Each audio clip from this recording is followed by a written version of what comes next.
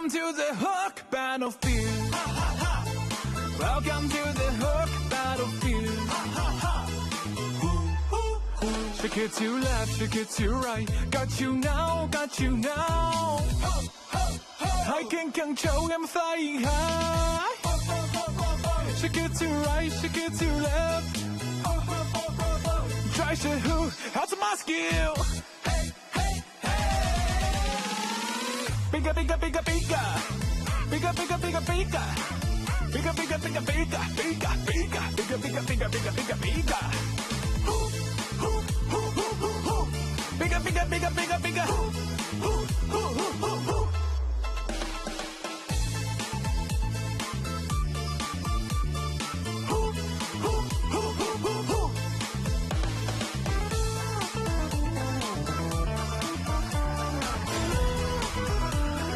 Welcome to the Hook battlefield. Welcome to the Hook battlefield.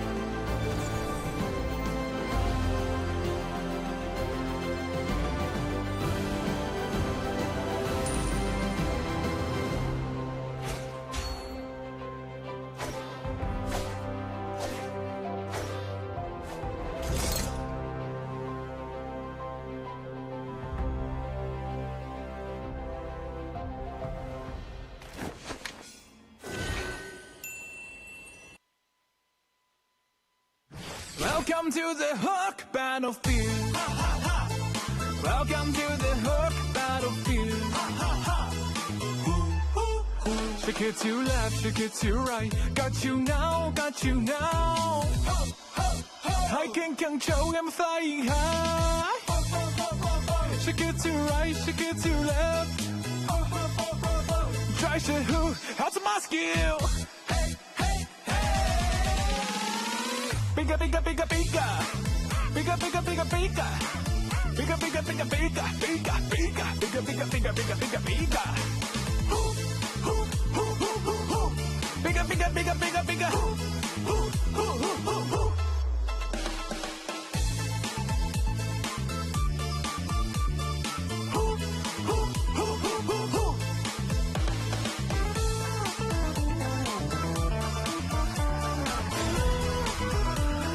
Welcome to the Horde battlefield.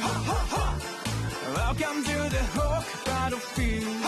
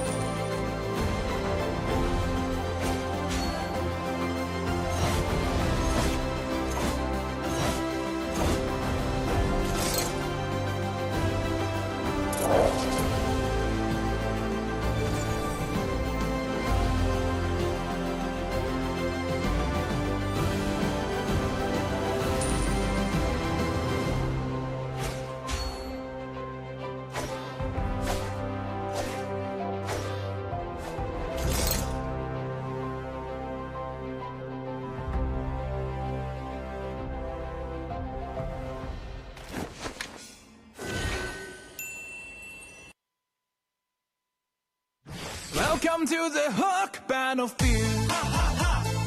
Welcome to the Hook battlefield. Shake it to left, shake it to right. Got you now, got you now.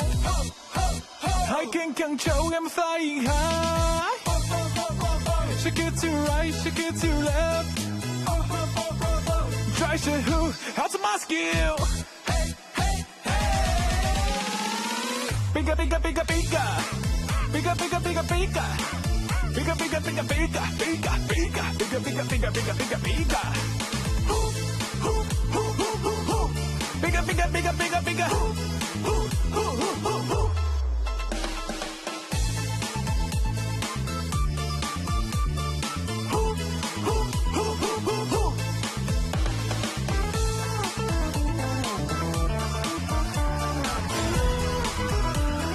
Welcome to the Hook battlefield.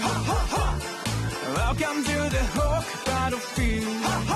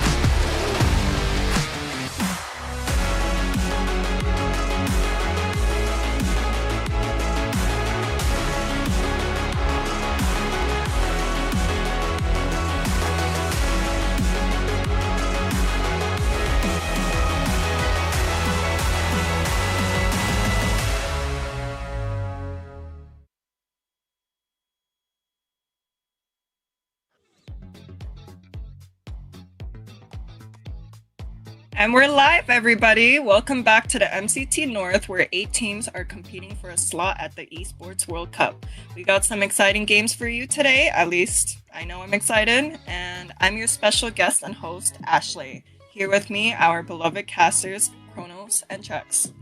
Hey, thank you so much, Ashley. That was an awesome introduction. You kept the beloved too. I thought you were really going to take it off. But of course, it is going to be an exciting day, and we're kicking things off super strong. It's, of course, day number 2, MCT AMER. Day 1 had ups and downs, but definitely a lot to talk about and a lot to recap, right, Trex? Yeah, I think day 1 was everything we kind of wanted from any day 1, but now day 2, it's Christmas morning. We have even more great games to open up here. A lot of players got their wishes on who they were going to get to face today. So I got some of my wishes on teams that were going to face each other today. So I think we got a really exciting set of matches ahead of us. Yeah, I know I'm excited for some of these games, you know. We have 4 teams, 4 of the argumentably strongest teams going against each other from the start. And yeah, what do you guys think, Kronos?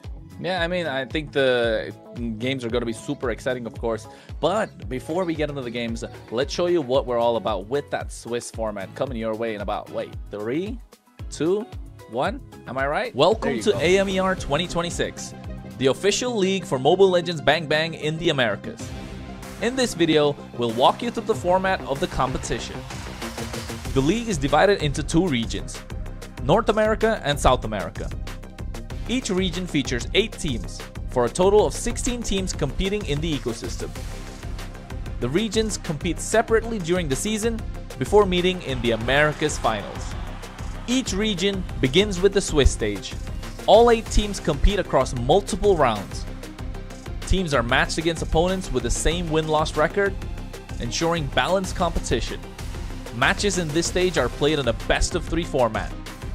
The playoffs are divided into 2 phases based on seeding. Lower-seeded teams begin in Phase 1, where matches are played in a single elimination format.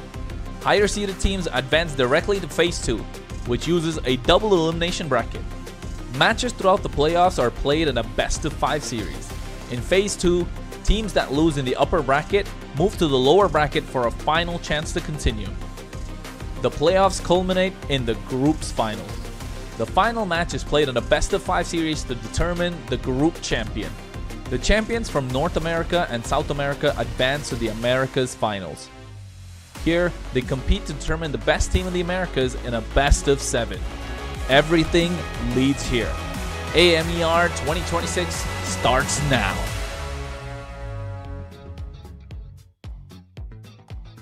You know what the best thing about the format is, Trex? Not everybody actually gets kicked out early, right? Everybody still has a chance to try and make it to the playoffs. Everybody does make it to the playoffs. The only part being you want to be those top 4 teams. Get a better seed rather than falling down and having to fight for like a last chance and not getting another chance at all, right?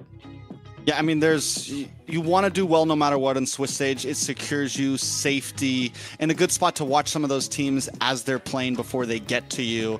Not only that, I mean, for me, I think the coolest thing about this whole format is they actually found a way to bring South and North America together into one Americas.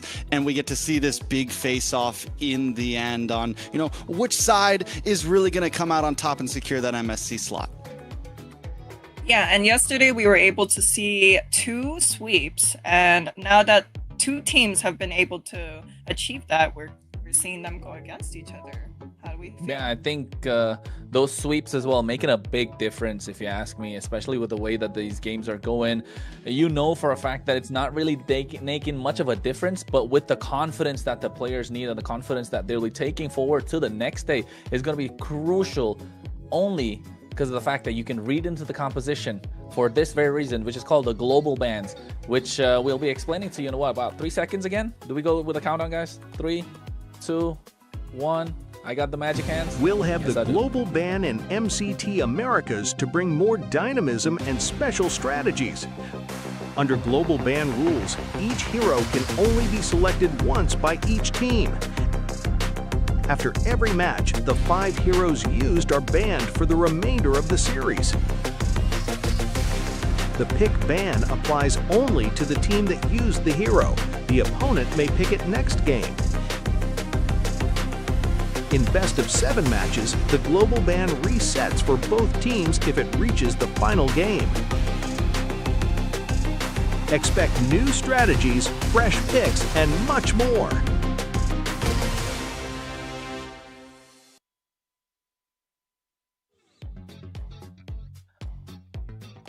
Yo, we're talking 30 bans in a best of 3, 50 in a best of 5, and what, 60 bans, or that 70? I don't even remember. That's a lot of heroes. Like half the heroes? Yeah, like half the heroes are completely gone, Trex. Like, I like the global ban. You were iffy about it. We're in day 2. Thoughts?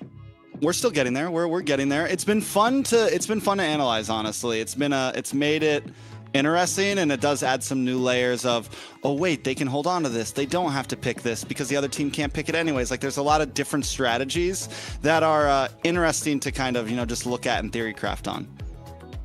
Yeah, but when you see 15 bans, 15 heroes that you can't play on your own team, I wonder how that's supposed to work out. Luckily, I'm not on a team. Luckily. Luckily. And you are. You're in Vendetta. I am. Did you give them a talking to yesterday? I did. Hopefully things will be better this time, and I'm sure things will be. We got some juicy matches today. We do. And I think those juicy matches are going to be crucial. That's coming our way, of course. We're going to find out. And I think, hey, we do see it. That was day number 1, folks. Stamina Esports losing out to the Night Horde, which was kind of like an upset, if you may call it. 2-1 in their favor. Alpha 7 dominating Leon 2-0 fashion. Vendetta getting the 2-0 against Influence Rage, although that game was really close. And the last one, Leviathan versus U2 Esports. That could have gone any way. Again, another 2-1. And hey, is there a pattern? Are all the red side teams kind of picking it all? Even though in the draft they were on the blue side? We're finding something. But day number 2, Trex. Day number 2 is going to be, I think, we get Leviathan up against A7 right in the beginning. This is something we got the interview with Yato. He said, I would really love to go against Alpha 7. He got his wish, and we get blessed with that right up front. After that, game number 2 is going to influence Rage up against U2, which I think is a great placement. Both of these teams went up against strong teams, put up a great fight, and it's going to kind of give us an idea of where do these two teams stand against each other. After that, Night Horde versus Vendetta. I am also very excited for this match because Night Horde with the upset yesterday, at least in some people's minds. Vendetta able to cleanly secure their matches in the end. Who's going to win this one out? And then the last one is, if either of these teams loses, this is a fight to prove that we can still maybe hold a chance in this. I feel like whichever one of these two teams loses here has a low chance of making it to a good spot in the playoffs. Yeah, I think the playoffs are going to be super important. This is the one day where you do not want to walk away with a loss, because after this, you go straight into the 2-0 bracket, and you want to be there, like Trex mentioned. And getting that upper seed, like you saw the video about in the Swiss format, is super important because you don't have to fight for your place. You don't have to fight for survival. And well, with everything that's going on and everything that's been happening so far, the first match of the day is going to be a banger, a certified banger. We may say it. You might as well get that verified checkmark going for it. And the lineups for those rosters, of course, we're going to take a look at it right now. And we're talking first about Leviathan. Ashley, Leviathan. Take it away. Oh, Ashley. For the side of Leviathan, we got Bethlehem, Oh My Foe, Yato, ISO, and Joy Bodge. Hey, Yesterday, talk about it. Yeah, I mean, I'll let Trex talk after, but like, yesterday was kind of a, tricky start for Leviathan, but soon after they were able to pick up the pace and show the world how much they have to bring to the table. Well, they definitely did have to show quite a lot, but then again, looking at this lineup, it's a star-studded lineup. We did expect a lot, and speaking of stars, Trex, I mean, come on, does it get better than this? Yeah, Alpha 7 North, Naths in the EXP lane, best player in the jungle, Cold in the mid, Zia in the gold, and Shark in the roam. If you want my honest opinion, yesterday they didn't really get tested. We got to see them dominate in a match, but we haven't really seen them, go against, in some of my opinion, some of the other top teams in this format. So I think Leviathan, we're going to get to see how good Leviathan really is, and we're going to get to see if Alpha 7 does have any kinks in the armor. Can Leviathan crack through, maybe steal a game, maybe steal a win? Yeah, and I think if anyone is out there watching, everyone's expecting this to go to a 3 games, right? If I'm not wrong, 3 games is going to be the way to go for this one. And it's going to be super exciting to see if they can actually hang. And with this global bans kind of in place, you know for a fact that teams with coaches have the advantage, right? Because they have an external mind kind of looking into it, not worrying so much about the game. Although, with Leviathan's performance yesterday, shaky, that 2-1 win, but definitely having a lot more confidence going in, right, Ashley? I mean, yeah, we even heard a player say, I hope we go against Alpha 7, and he sure got his wish. And I'd like to concur, we do think that coaches do have an advantage over the teams that don't have coaches, but we were able to see some of these teams win without these coaches, I mean, coaches or no coaches, we will go into the draft first, of course, but Trex, NA, no coaches. We know your flavor. We know the story, and we know what you like to say. Come on. No coach, no analysis, no problem. I do have a quick question for Ashley. I got a quick question, Ashley does have her ear to the ground, Do we feel, do you personally feel, because of course the average fan might say, okay, this is going to go 3 games. Do you think Leviathan can bring this to 3 games? Do you think they can win this? Honest opinion as a player, do you think this is going to be a really tough match for Leviathan, or do you think they can kind of even the playing field? I think it's going to be a tough match for both sides. I don't think this is one of the games where it's just going to be easy sweep. I think anything can happen. Leviathan could take 1 game or perhaps even 2 games, Who knows? Okay. I like it. And that's an honest opinion. It's not just you being unbiased caster, Ashley. Okay, if I was biased, I would be like, all right, this team got it. But that's for later, Fair enough. I mean, this is the matchup that we're looking forward to. The hype's already there. Looking at the draft, broken walls. I want to see probably a Hilda slip through, especially in the hands of Shark. He's going to be super annoying, super aggressive. And we did see a little bit of flavor of that Jawhead being pulled up yesterday. Of course, a lot of different picks across the board, and Xborg in the roam position. Not something you get to see quite often, but that's what NA is all about. And you can see already taking out the Marcel, something that would be on the red side. Yes, I hate that, man. I'm not gonna lie, seriously, it catches me off guard. But it's got to be the Jushin there, right, Trex?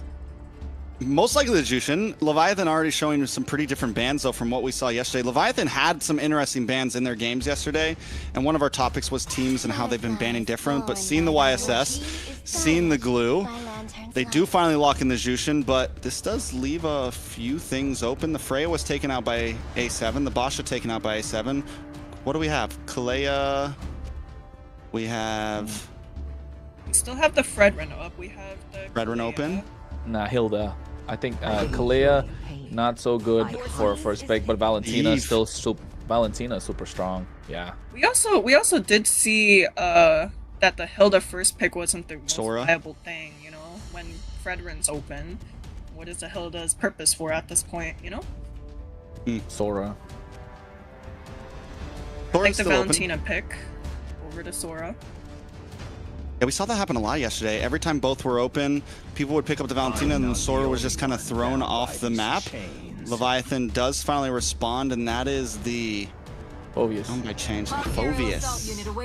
And the carry. Oh, is that carry? You guys are getting the voice lines down. I'm still like... Especially when the skin voice lines come in, then I'm really like, I got no clue. The fact that she knew the carry off the skin voice line is crazy. My God, you don't know how many times I've picked a carry up on my team. I should know. Well, I mean, Not just that, the Phoveus is such a simple answer to the Valentina, and it's great to be on the red side. Phoveus is so good, such a menace in the EXP lane. It's so crazy in team fights. Barely, what, in one game yesterday, we saw the Phoveus not die at all, like almost unkillable. The carry being picked up. It's got to be the others on the other side, right? It's got to be the Claude, the carry. Suyo, or Suyu. What are we thinking about that, Trex? Suyo, I'm not the Suyu.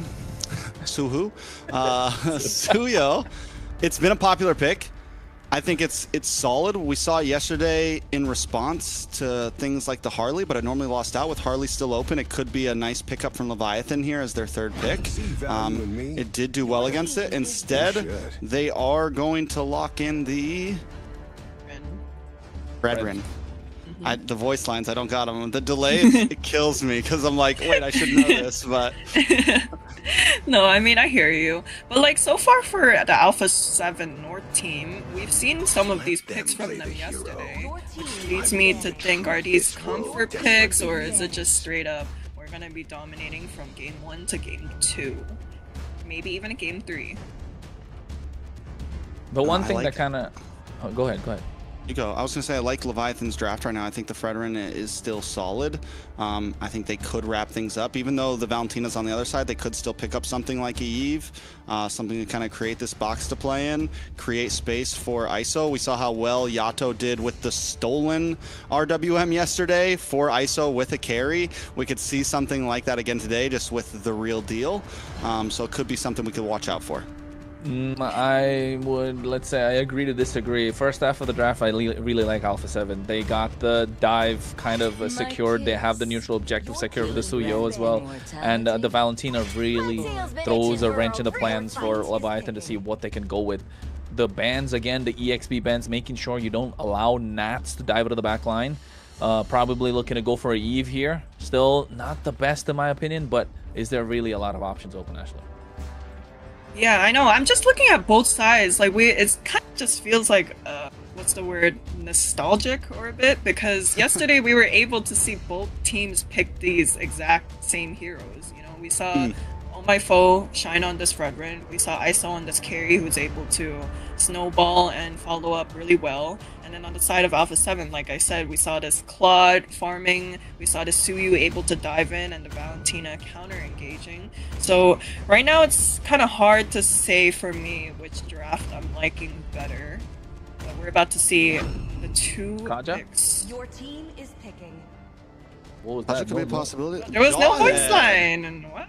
Jawhead. I mean, he doesn't have a mouth. You know, he's just a robot, so he doesn't get a voice line. Hey, the little kid. I'm sure she can speak a little bit. I was gonna invented one. Is that a chip? Oh, Chip? That's a chip. That's Chip. Chip on the side of Alpha 7, paired up with And a Lapu?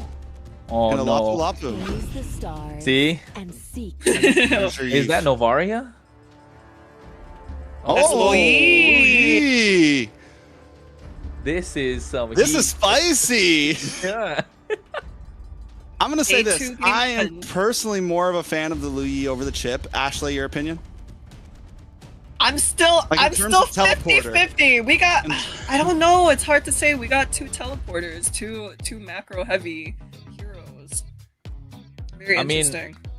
I mean, for me, I like the Jawhead here. It's so good. You don't allow the Suyo to play at all. You don't allow him to get any sort of neutral objectives. Yes, the teleports are present, but it's going to come down to those big retribution plays in the pit. So I feel like the ones to kind of get that advantage will be the ones to kind of take the game, especially after the second turtle, like we've seen how it's going about for the entire duration of day number 1.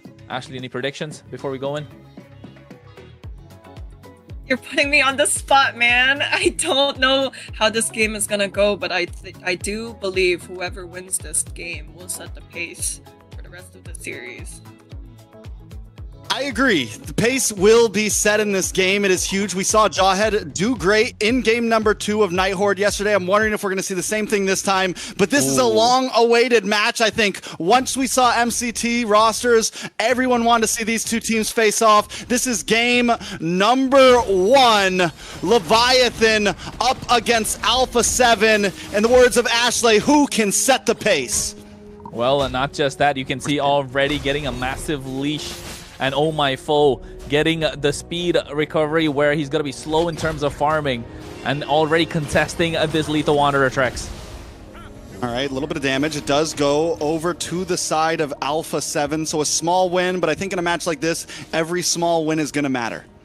Yeah, every single small piece that they can get, they will try and take down, especially with the early game advantage that Leviathan have on their hands. With this Lo Yi, with this Jawhead, you can see they're really shutting down Yato as much as possible. Once he hits that level 2, gets that yin-yang burst combo, it's going to be a problem. Meanwhile, on the top side, Xia pushed back by ISO a little bit.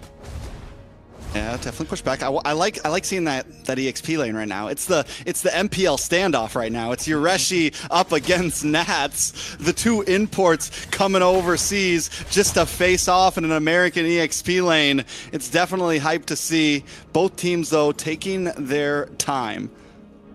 Yeah, they're definitely taking their time. 15 seconds to the turtle to spawn, and you know for a fact Leviathan are looking to go for a pick-off. Didn't really get to see a lot about their emblem so far, but rocking that lethal ignition, Yato is looking to burst people down as soon as the combos are available, and he can smell blood in the water, but I think Leviathan might have to give up the pit. No level 4 for Shark just yet. Joybaj gonna try to get in the front, gets a toss up onto Shark. Shark shredded down, first blood, but best player able to respond and get a kill of his own. Best player does finally fall. This will be a first turtle into the hands of Leviathan as long as Cold World can't do anything about it. Yeah, this is what I was talking about, Trex. That is going to be super annoying, that Jawhead. You're looking to lock somebody down. If it wasn't for Shark, it was going to be best player. But guess what? Best of both worlds for Leviathan. They got both, only gave away one, and that was Joybaj. And now looking to get Shark too. Oh. So much crowd control on the side of Leviathan. The taunt, the Appraisal's Wrath, and Bethlehem gets the kill. It's 3-1, 400 gold lead. Not too much for a turtle and that many kills. Alpha 7 still making it up across the map. Yeah, but Alpha 7 do definitely have a lot more time. You still want best player to go on the aggressive. You want him to be on the front foot as a Suyo would. But then again, he's not doing bad. 1-1-0. Only got the Fury Hammer. I'm assuming go for the Hunter Strike and then instantly build for the Sky Piercer. But guess what? He's thinking otherwise, Trex. He doesn't want that Hunter Strike. He's going straight for the Sky Piercer. No boots, nothing. Got a sock on. They want to fight. All right, a lot of damage does land on Joybaj. Joybaj trying to get away. Shark brought low. Blazing duet from Z into the backside, but he's just able to finally get the kill. BMI's back to safety as Cold World tries to run away as well. Leviathan going to try to close the distance. One more hit, and that is it. It's a 2-for-1 into the hands of Leviathan. Hey man, even the diversion to make sure he doesn't get away, that was super important coming from Leviathan. Already dominating the first half of the game. You can say 5-2, getting 1,000 goal lead. It's not a lot, but it's still enough to slow down Alpha 7, who have some sort of an early mid composition with this Suyo. So you shut him down, and now they have to rely on Xia to get to that power spike early, which he has been doing really well. He's been in these fights, making those rotations much faster compared to ISO. But still, it doesn't look like they have much of a lead. ISO able to get that corrosion site. You can see the movement around the map. Joybaj again there. That's what happened previously. But now the top side. Ooh, little 1v1 action. Nothing too major. ISO and Xia have been going at it. And I got to say, ISO's been holding himself very well against Xia. Next turtle is going to be up. Leviathan first on the rotations. No. Shark getting pushed away. A lot of damage on to Cold World as well. Nats finally pulling up to the fight, but Cold World might just go down here. Wait, no more damage. Bethlehem able to secure the kill, and even if he falls, it is totally worth it. Best player now on the run as well. Oh my foe doesn't want to let it happen. A killing spree for Oh my foe. Leviathan are on the move right now. Hey, I'm sorry, Oh my foe was not familiar with your Fredrin. Jeez, walk straight up to best player's face and say your best player just a tag, my guy. 7-3 is the score. They get the turtle. I mean, Joybaj got it. That's fine. But still, they get a little bit of a push on the top side working. Alpha 7 haven't got anything on the map yet. Not to mention, too, a beautiful diversion from Yato there to go stop Xia from stealing that bottom lane tower. Alpha 7, no, they lose out on Turtle. Let's try to make up some game on the map. No, it is denied by a quick scene diversion. And now they get a tower, they get 2 turtles. The gold lead's still only at 1.5, but you can see the pressure happening. Yeah, they're moving like a unit, right? Well-oiled machine. That's what Leviathan looking for right now, and everything coming off the back of Urishi. Bethlehem on this Phoveus has been leading the charge. Every time he's present in the team fight, they kind of win. A lot of damage onto Bethlehem. But the Infernal Pursuit is on. And here comes the ejector. No. Joybaj unable to get the toss, though. Forced to use the flicker back just to get to safety. Bravest Fighter does land down. And Best Player secures the kill. ISO with a Spleety White light wheel. Not able to do enough damage. Finally, Alpha 7 win out in a fight. Yeah, Alpha 7 getting the better. Called out a caster's curse, but look at Oh My Foe. He might as well just go down. I think they should go for the chase. Oh, I don't know. That's a lot of damage. Should be okay. And Bethlehem in those fights is crucial, right? Those dark waves are really making a big difference. And you can tell why. He's got that anti-cuirass warrior boots. He's able to tank quite a lot of damage. Cold World being the only source of magic damage kind of puts Leviathan in a better position. You know they don't have to go really for any sort of magic defense early on. And that's why you can see a lot of physical defense coming through. I think Joybot's still not able to tank a lot of damage. If he gets his targeting right, if he's able to pick off the right person, in this case, again, Best Player, if he's able to lock him down after the use of the Blade Surge Evil Queller combo, then yeah, Leviathan are going to be unstoppable. But Shark doing a great job just to make sure they have to go through him to get to the back line. And even with Joybaj not being able to take too much damage, wait a second, Shark does drop the shortcut. Nats and Best Player pull up. Best Player able to steal the turtle, but now the damage landing down on a Shark. Oh My Foe in the midst of it as ISO pops Spleety Light Wheel. Foe able to take out Nats, and Bethlehem jumps down on a Shark. It's Zia on his own, doesn't have the BMI just yet, trying to get a little bit of chip damage under the tower. Bethlehem able to lock on. The Blaze Duet comes out, but he is stopped. BMI's back onto the tower. Bethlehem looking for the final shot, but Zia gets the kill. Able to just escape. Not just that, they don't just get the kill, they get both of them, Bethlehem as well as Oh My Foe. It was 2v2, it was looking good for Leviathan, completely turning their tides, and this is what we were talking about. Alpha 7 needs to find confidence in their gameplay, and they have. This is the moment. Leviathan should not let up. Alpha 7 got a 1,000 goal lead now, and they are looking to convert that into some objectives, into something in the map that will give them a little more control of this river, of these team fights, because those diversion plays are very, very dangerous. Gank on the boss side. Zia in a little bit of trouble here. Shouldn't be able to get away from this. Joybaj able to get the kill. The diversion was clean. The strategy worked. These are the little plays that Leviathan does have to look for, especially now that they've fallen behind. I think they got to be a bit more careful, maybe went a little too deep earlier, and they paid the price for that. And the right targets too. Wait, shortcut drop down right on ISO. Ooh. Gold laner for gold laner, eye for an eye. They're not letting up. They're not letting up, and they're going in again. Bravest Fighter already expended. Weller does land down onto Bethlehem. He's brought down to about 50%. Yato on the top side getting chased by Nats right now. Bravest Fighter is out, but he is able to escape to safety. Bethlehem and ISO are both off the map as Alpha 7 tries to advance onto this purple buff. Oh My Foe going to have to give it up as Best Player secures it. Now in the mid side, a lot of damage does land down on Nats. Blaze Duet comes out and the flicker in. Joybaj goes down. Zia, BMI's back to safety as members of Leviathan are falling under the tower. And not just that, Trex, the items are starting to show. That Sky Piercer, that Best Player went in early on, just socks, no boots, nothing. It's starting to stack up. And alongside that, Nats just picked out the Chastis Pauldron, so you know ISO's gonna have a tough time. Diversion play into the Lord Pit. Is it worthy? Ooh, nice taunt on a Shark, but he's able to flicker away to safety. Leviathan, the diversion was not worthy. Yeah, and you can tell right now, Alpha 7 are slowly starting to turn up the gears. Everything is slowly working out. They got the right items at the right time. The Chastis Pauldron, the Dominance Isis, the Sky Piercers are stacking up. Now they need Cold World to start dishing out that damage. He had the Glowing Wand earlier, now the Lightning Truncheon. So you know this is Alpha 7's power spike. Leviathan needs to find a way. They've given up the early. They were strong in the early. The mid kind of fell apart. They need to hold on, knowing that this could be the game changer that Alpha 7 are looking for. And with this lore, if they're able to take the tier 2s, yeah, Leviathan are looking like they're in trouble. So close to being an orange buff steal for Best Player. Lord marching down the top side. Shark looking for the possible engage. Oh My Foe with the taunt out. Doesn't land on anyone just yet. Best Player with the surges. A nice taunt on Azia. He BMI's back. The Appraiser's Wrath does not connect.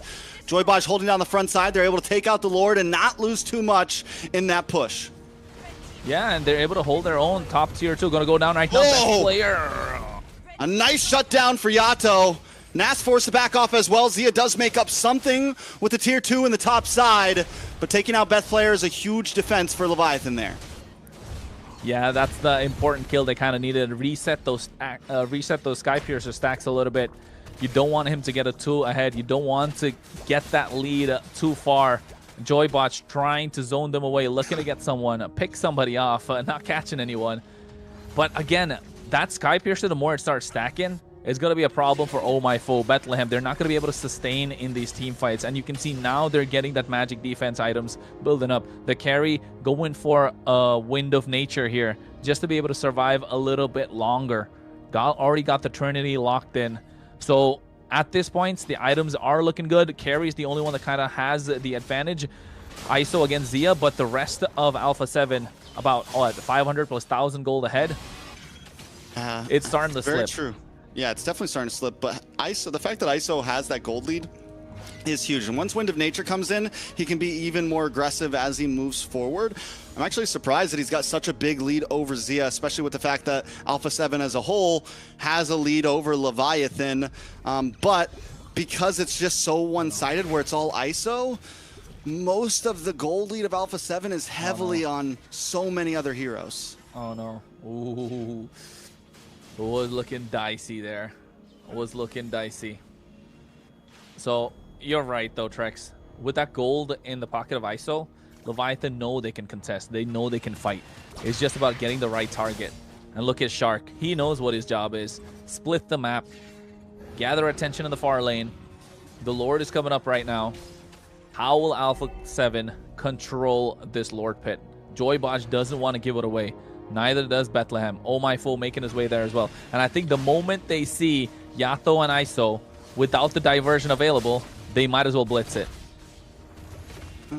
Here comes the diversion itself, but since they do create space for him, which is huge, they're able to make it. Yato's going to be a little late to the party here. But the contest for this Lord right now is huge. Neither team's trying to force it. Nats dashes in. Hits the Bravest Spider to the backside, unable to lock on to ISO. ISO looking for free shots. Nats brought low as Cold World tries to get in the midst of it as well. ISO continues to get more free shots. Oh My Foe backs off. Nats able to get a nice stun on ISO, and Oh My Foe on the backside as Joybotch locks on to Cold World, but he's unable to get the kill, and Shark responds with a kill of his own. It's one member down for the side of Leviathan, but everyone else has to go back to base. It looks like a possible another reset here. Yeah, it's looking like a reset. Leviathan, I don't think there was a call to go for one particular player, one particular hero, one target. It was split completely, and Nat's doing a brilliant job to make that happen. Able to split the fight front to back. Shark doing the same. Zia flanking from the side. Everything working out for Alpha 7 right now. Leviathan needs to be on the same page to make things work out. Look at ISO and Yato into the backside. A nice yin-yang overturn. Wait a second. Big damage on a Cold World. Cold World goes down as Bethlehem gets the kill. Lord falls. Best player finds Yato. It's 1 for 2 right now in the hands of Leviathan, but Nats falls as well. ISO just getting free shot after free shot, and up in the top side, Best player can't hold his own. It's a 4-man wipe. Nothing but Zia standing. 4-man wipe. A couple of taunts with those recalls coming in. TP. And Zia... Oh, he went in. It was perfect. The Blazing Duet BMI was perfect, Trex. But that Wind of Nature coming in clutch. ISO was able to stand there, tank everything thanks to the help of the build as well. Now Full has the Malefic gun. Yeah, I think this is Leviathans to take it all. Lord coming down. Can they take it here, though? I will say this. It's only Nas pops up. Best player about to show up as well. They need to be careful. We've seen Leviathan bite off a bit more than they can chew in some of these games. And if they do that again here in this push, it's going to look bad. Alpha 7 will take advantage of it. Hey, they do have a pickoff. Joybotch has the flicker available. They have ISO there as well. He has full build right now. Anyone that's in front of him will get completely melted down. Talk about butter out on a hot day in Arizona. It's not looking good for Alpha 7. They need to find the right angle. Will he take the risk, though? Are we going to see a big flicker throw, something like that? There it is, right when I say it. He's brought back, and Zia's taken out. It's a perfect target. Shark's going to fall next. Leviathan are stampeding, kicking through the door. It's Nat's Best player and Cold World against them all. A lot of damage does land down onto Bethlehem, but it's just not enough. Yato finds another one. Bethlehem goes down, but the minions just aren't here yet. ISO is feeling it tonight. 4-1 and 7 on a carry. He was aggressive early. We saw that in the first minute, pushing Zia back, and now with the help of this Jawhead, completely unleashing the beast. Talk about a monster, a gold medalist for a reason, Trex. Oh my lord, they are about to end this here. Oh no. One tank minion, they just got to lock on a base. It's Cold World. Nats. Yato. Oh, Yato's low. He's taking out Cold World, able to get the kill. Leviathan need to back up. They got to get out. Shark shows up, pulls up, and another kill from Cold World. Target is locked. 4 down for Leviathan. Is this the throw of the day? Yeah, it's a massive throw. What are you doing? I don't think it was necessary. They knew Nats was there. He had the bravest fight, a land shaker. Used the raging stash to get the clear as well. Yato just tanking too much from the base crystal. And now you had all that control, all that advantage.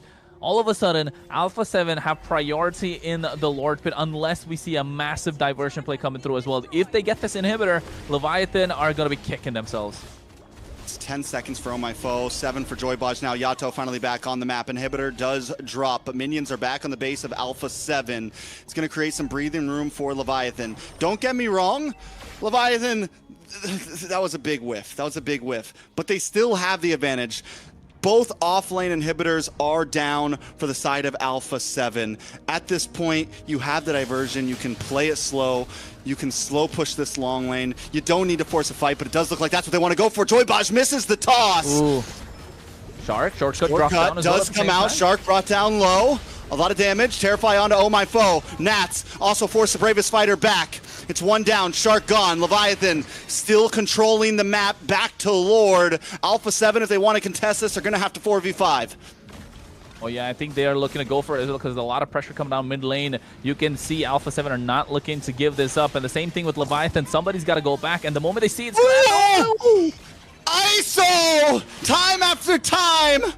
Finds the 1v1s, finds the wins. It's Nats now with the bravest fighter. Diversion is coming out from Yato. They're going to replace down at the base. Into a beautiful position. Nats and the rest of the team have to go back. They're going to use that to push the minions in and head back to the Lord. But watch for Nats. Can he make a game-changing play here, or does he play it safe? I think he's got to play it safe. But never mind. Shark. Best player looking to come to contest. Shark from the back as well. Cornering. It's a sandwich. Is he going to go for the shortcut here? It's 3v4. No Zia. Just ISO. Leviathan, though, still play it safe. They don't want to risk it.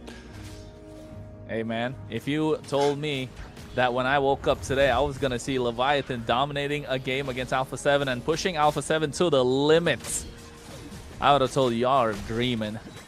You are dreaming. But with the way they've been going. She kept it real with us. She called it. She kept it real with us. She said it could go any way. That's why she's the pro, right? Not us. All right. It's 5v5. Back on the map, Oh My Foe, controlling the Lord. Watch for Yato, Baj, Bethlehem. The whole squad's pulled up right now. ISO shows face. Do they know Alpha 7's in this bush right now, though? They know. They know. They can smell it. Oh, diversion. Look at Oh, go there. good position. Big jump on a Shark.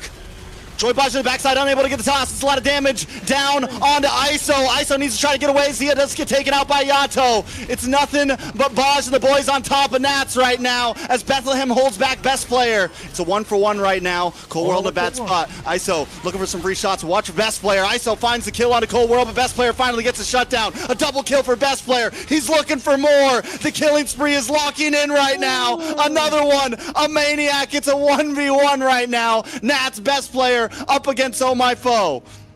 Yeah, and the waves are already crashing in. This is the problem with the Suyo, right? So mobile, the low cooldowns.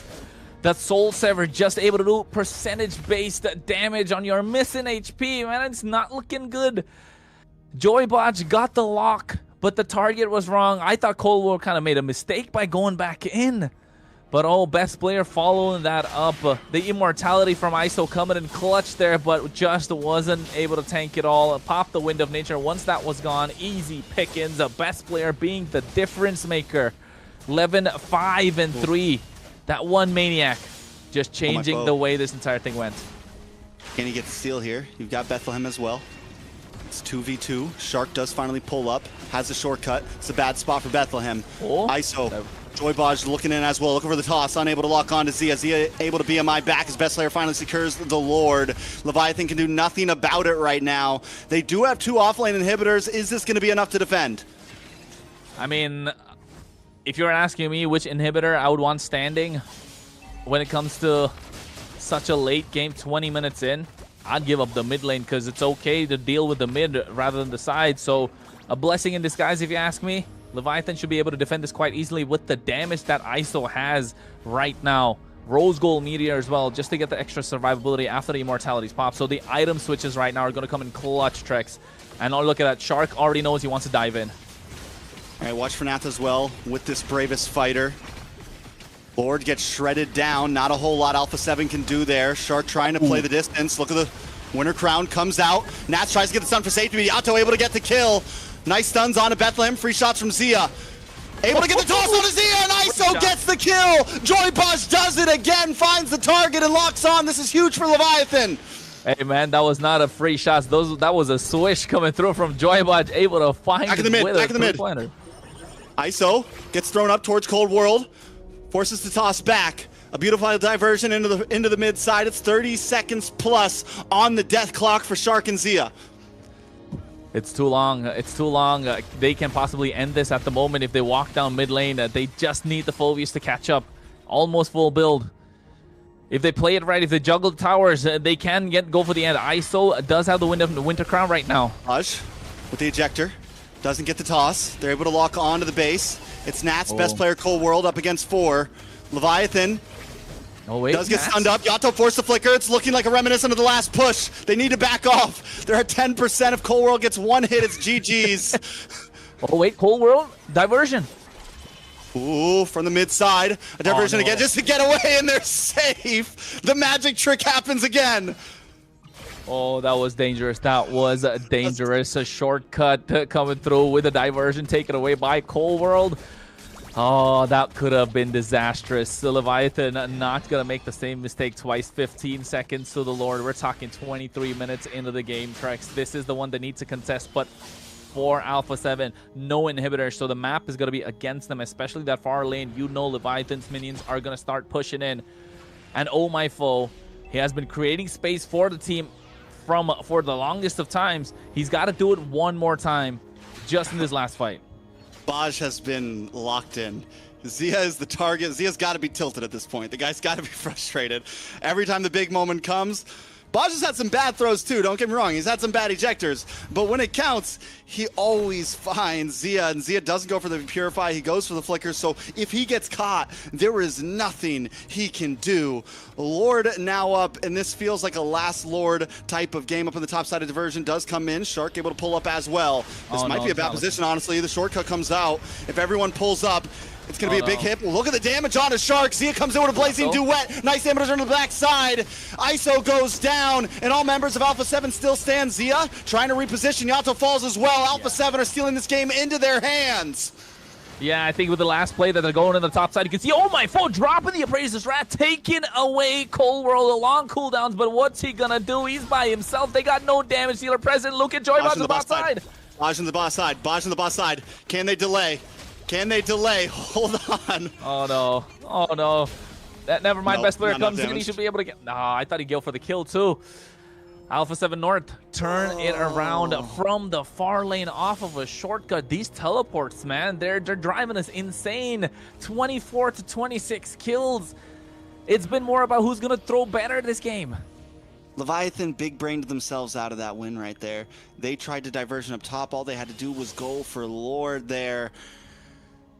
And you got to think, if you're going to diversion at don't do it next to a teleport spot. Shark's able to pull up and bring the whole team, and now Alpha 7 making this go the distance. ISO's going to try to defend, but it's not going to be enough. Alpha 7, after a long, grueling game, 24-plus minutes, are able to take the win. They took the win all right, and I think it was a hard fought, though, for Alpha 7. It took a long time to get there. Just a couple of mistakes coming in from Leviathan. Yes, they were locked in, but yeah, got a little greedy towards the end, right, Ashley?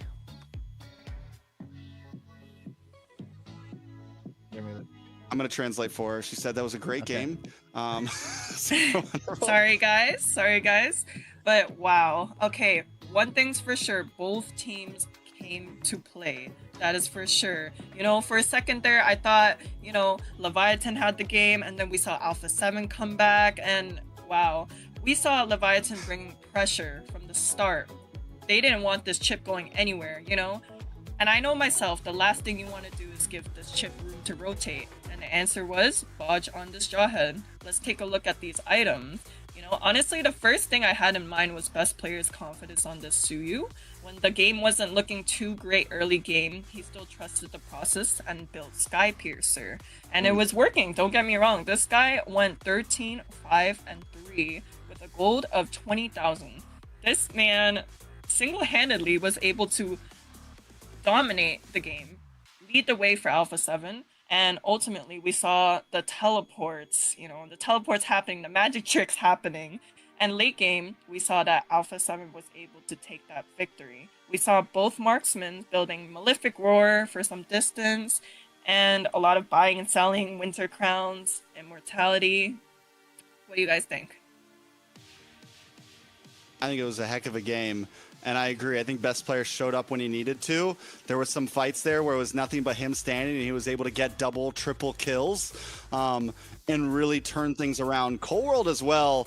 In that last push, him and Nats, when they were able to finally like turn the tides a bit, when Leviathan, every time, let's put it this way, every time Leviathan made a big mistake, I feel like Cold World and Nats were able to really take advantage of it in some of those spots. So Alpha 7 just showing, listen, if we're going to go the long haul, we can keep our composure. Whether we're losing, whether we're winning, we're able to go the distance.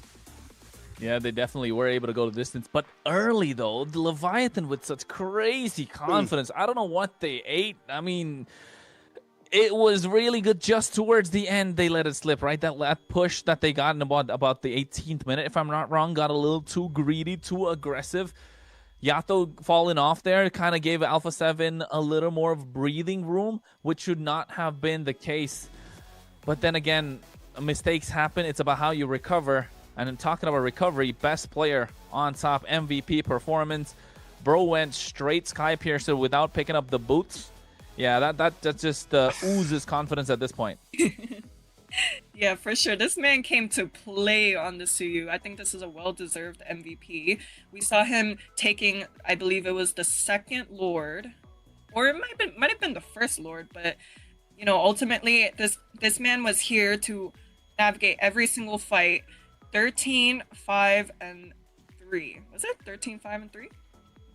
Yeah, and I mean, even there, the fact that he had kind of a rough start, like he was kind of getting bullied a bit in the beginning. He takes a death. I think, what was it, first hurdle, he takes a death. After that, we saw even in some of these highlights a little bit before, he gets taken out and chased down by Omafo. But once they got into that 12+ minute mark, best player just comes online. And this final play here, man, that was the fight I'm talking about, where he's by himself, he's able to find 3, he's able to quickly turn that fight into the hands of Alpha 7, and just overall, when some of the other team had their bad moments, best player stayed steady.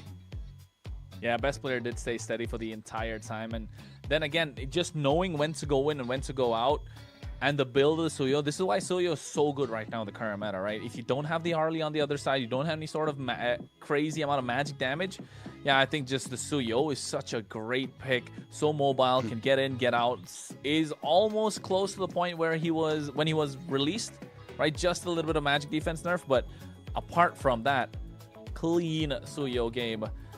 Capitalizing on the mistakes of Leviathan rather than having pushed their own agenda treks, if I may say so.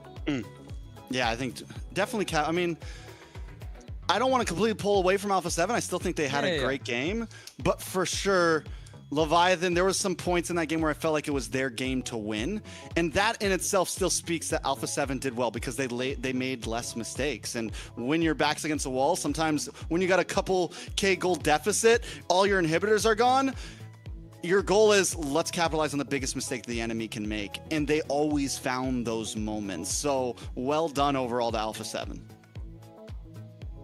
And hey guys, let me be clear about something. I came to this desk prepared to congratulate Leviathan for this game, but I was like, after seeing that last fight, that last fight where the Suyu was able to fight going from the Fredrin, and we're forgetting to give our flowers to the gold laners as well, because most of the damage were coming from the gold laners and the mage. You know, we saw the Malefic Roar on both sides, so they weren't easily able to get caught, you know? And even though most of the game was going on the side for Leviathan, at least for the early and mid game, we were able to see Zia on this Claude also farm up, you know, keep the gold difference at not such a big difference, you know? I mean, if I'm Zia, next game, I'm all walking down Joybot, right? You're gonna make sure he's gonna have a terrible revenge game. arc. It's gotta be. It's gotta be. If you're Zia at this point, he must be tilted. He must be. I mean, we know Zia's the one that's really vocal when it comes to the games, when it comes to communication in the draft, or rather looking at how the shot calls are kind of made. He's probably the most vocal player that they have. But for that one player to get tilted, hopefully he's not. And if he is, Joybot is either gonna have a great game the next one, or he's just gonna end up being in a corner. So it could be either or. Yeah, I think one of these, honestly, Zia maybe underestimated a little bit, because it's true, when you're on the Claude, you have a great BMI, you have a great flicker, you could have easily gone for the Purify there. And I think it's just, he felt safe, he felt confident, didn't think Joybot was going to catch him so many times, because that was, I mean, Zia was getting locked down that game. And I think coming into this next series, Alpha 7 has to look at this in a sense of, okay, we won that, but it was not an easy win, you know? And I think, honestly, Leviathan can play a very similar game. They just need to tighten it up a bit. Leviathan can eat, like, at this point, it's still 50-50 for me for game number 2, unless somebody really just cranks up the gears here. But both teams need to come into this and look at some of the mistakes they made and think about how they're going to win game 2. Yeah, well, one thing's for sure with this global bans, we have 5 heroes that are banned for both sides of the teams. So now, technically, Leviathan and Alpha 7 can pick up the opposing lineup. What do you think? Technically, yes. Technically. If it's not let through, of course. But is that really gonna be the play though? We'll not know. We'll know only when we see the draft. I think again, Leviathan with the Coach Tyrant, right? Wait, a little birdie told me the mastermind behind Leviathan is actually their player foe. There you go. Ooh. Little birdie has told me that. Okay. So I mean, hopefully, like when right now that they're in the game after almost 30 minutes, the pressure is not getting to them. They need some time to calm their nerves before they get to the next game, because you know some decisions in the draft can be based on instinct. But then again, that's the reason you need to have a bird's eye perspective while picking out the draft, so that you can see what the player's comfort is. Yeah, I mean, it's only game number 2, but still, I think if I was Leviathan, if I was a player from Leviathan Tracks, I'd just be like so annoyed. I'd be kicking myself after that performance. Yeah, I mean, definitely anytime you have a bad loss like that, you have to collect yourself. But that's what changes the boys from the men, the girls from the ladies, you know? You got to be able to get the dust off your shoulders. You got to be able to come back in and say, okay, that's just another game. We play this one game at a time. There's no difference from the last to now. We just need to play just as good, or if not better. Coming into the bans, though, that YSS ban from Leviathan. Ashley, give me the tea on this. What's up with that? Hey, I mean, I can't tell you exactly what I'm thinking, but, you know, YSS works as a flex pick. It could go to the jungle, it could go to the gold lane. More or less, it's a alright pick, I guess, but we're seeing a Kalea ban once again. That leads me to think maybe Shark on this Kalea. Very good combo. I know Best Player has been a very great Guinevere player in the past, so that is a good ban, I would say. Yeah, that's what I was about to say, that Guinevere has been really good in the hands of Best Player for a long time now. But Kalea taking off, Vis and Shin are probably going to see a Freya go here as well, right? You don't want to give it in the hands of ISO. Kind of saw a little bit of that yesterday. So Boxy is gone. Freya's going to be down next. The Phoveus was such a monster. Again, very underrated, if I may say so. Phoveus was great with Bethlehem, but I do think he started to get, once the damage came online for Alpha 7, You have to know, like, when's my time to really shine and when do I, okay, maybe don't dive as deep, right? Because once Zia was able to shred, once Beth Player started getting those stacks up, Bethlehem was not lasting as long in the midst of multiple members. And he did his job well, but he's not buying the same amount of time as before. So we definitely need to readjust. But at the same time, do you want to give that over to Alpha 7? Is that maybe a possible final ban here? I'm thinking that. I am a daughter of Northern Freya. Vale. Ooh. I swear to Yeah, I was protect thinking it of till Freya my Ben. last breath. Yeah. Let's see. Oh, we wait. have Marcel. Hilda open, Marcel. You're right about that. Sora. Okay, can so Valentina. Leviathan can freely pick it up without Yes. Valentina getting picked up from Alpha, so that's a Exactly. huge risk. So it's either Marcel or Sora right here. What do we want to give? I think they have to ban the Marcel, man. Yeah, Marcel There's is no too way much to you give can- away. Yeah. He's gonna be so annoying, right? Just gonna go with a tracking shot straight to the back line. Level 1, just walks into your jungle. What a lot are of- you really going to do? Exactly. I didn't cure the pain. Right, there we go. A He Marcel gives a ban. countdown too. Yeah. Valen, yeah. What? Oh, instead of this. Because Okay, you okay. prevent you're denying the Sora, you're denying the Grok, which are two comfort picks on their side, and not just that, they can't even pick up the Valentina. But still, as a first pick, it just proves so much, right? You can take away so many massive ultimates, and now they really have to think on what they're gonna go for. I'll say this though, you know, we always say like you pick up the Valentina to counteract the Sora. I don't think it completely like nullifies the Sora. Like the Sora is still a good pick, Oh, yeah. and you can see Sora composition still beat the Valentina composition, you know. But yes, it's definitely helpful. It sets yourself up for a good place. Crowned by heaven's men. We'll see. My legacy Zeton? shall endure. Sorry, Zetian. Zetian Glue. Okay. Okay, the glue pick is good. We've been seeing a lot of glue picks over the Valentina.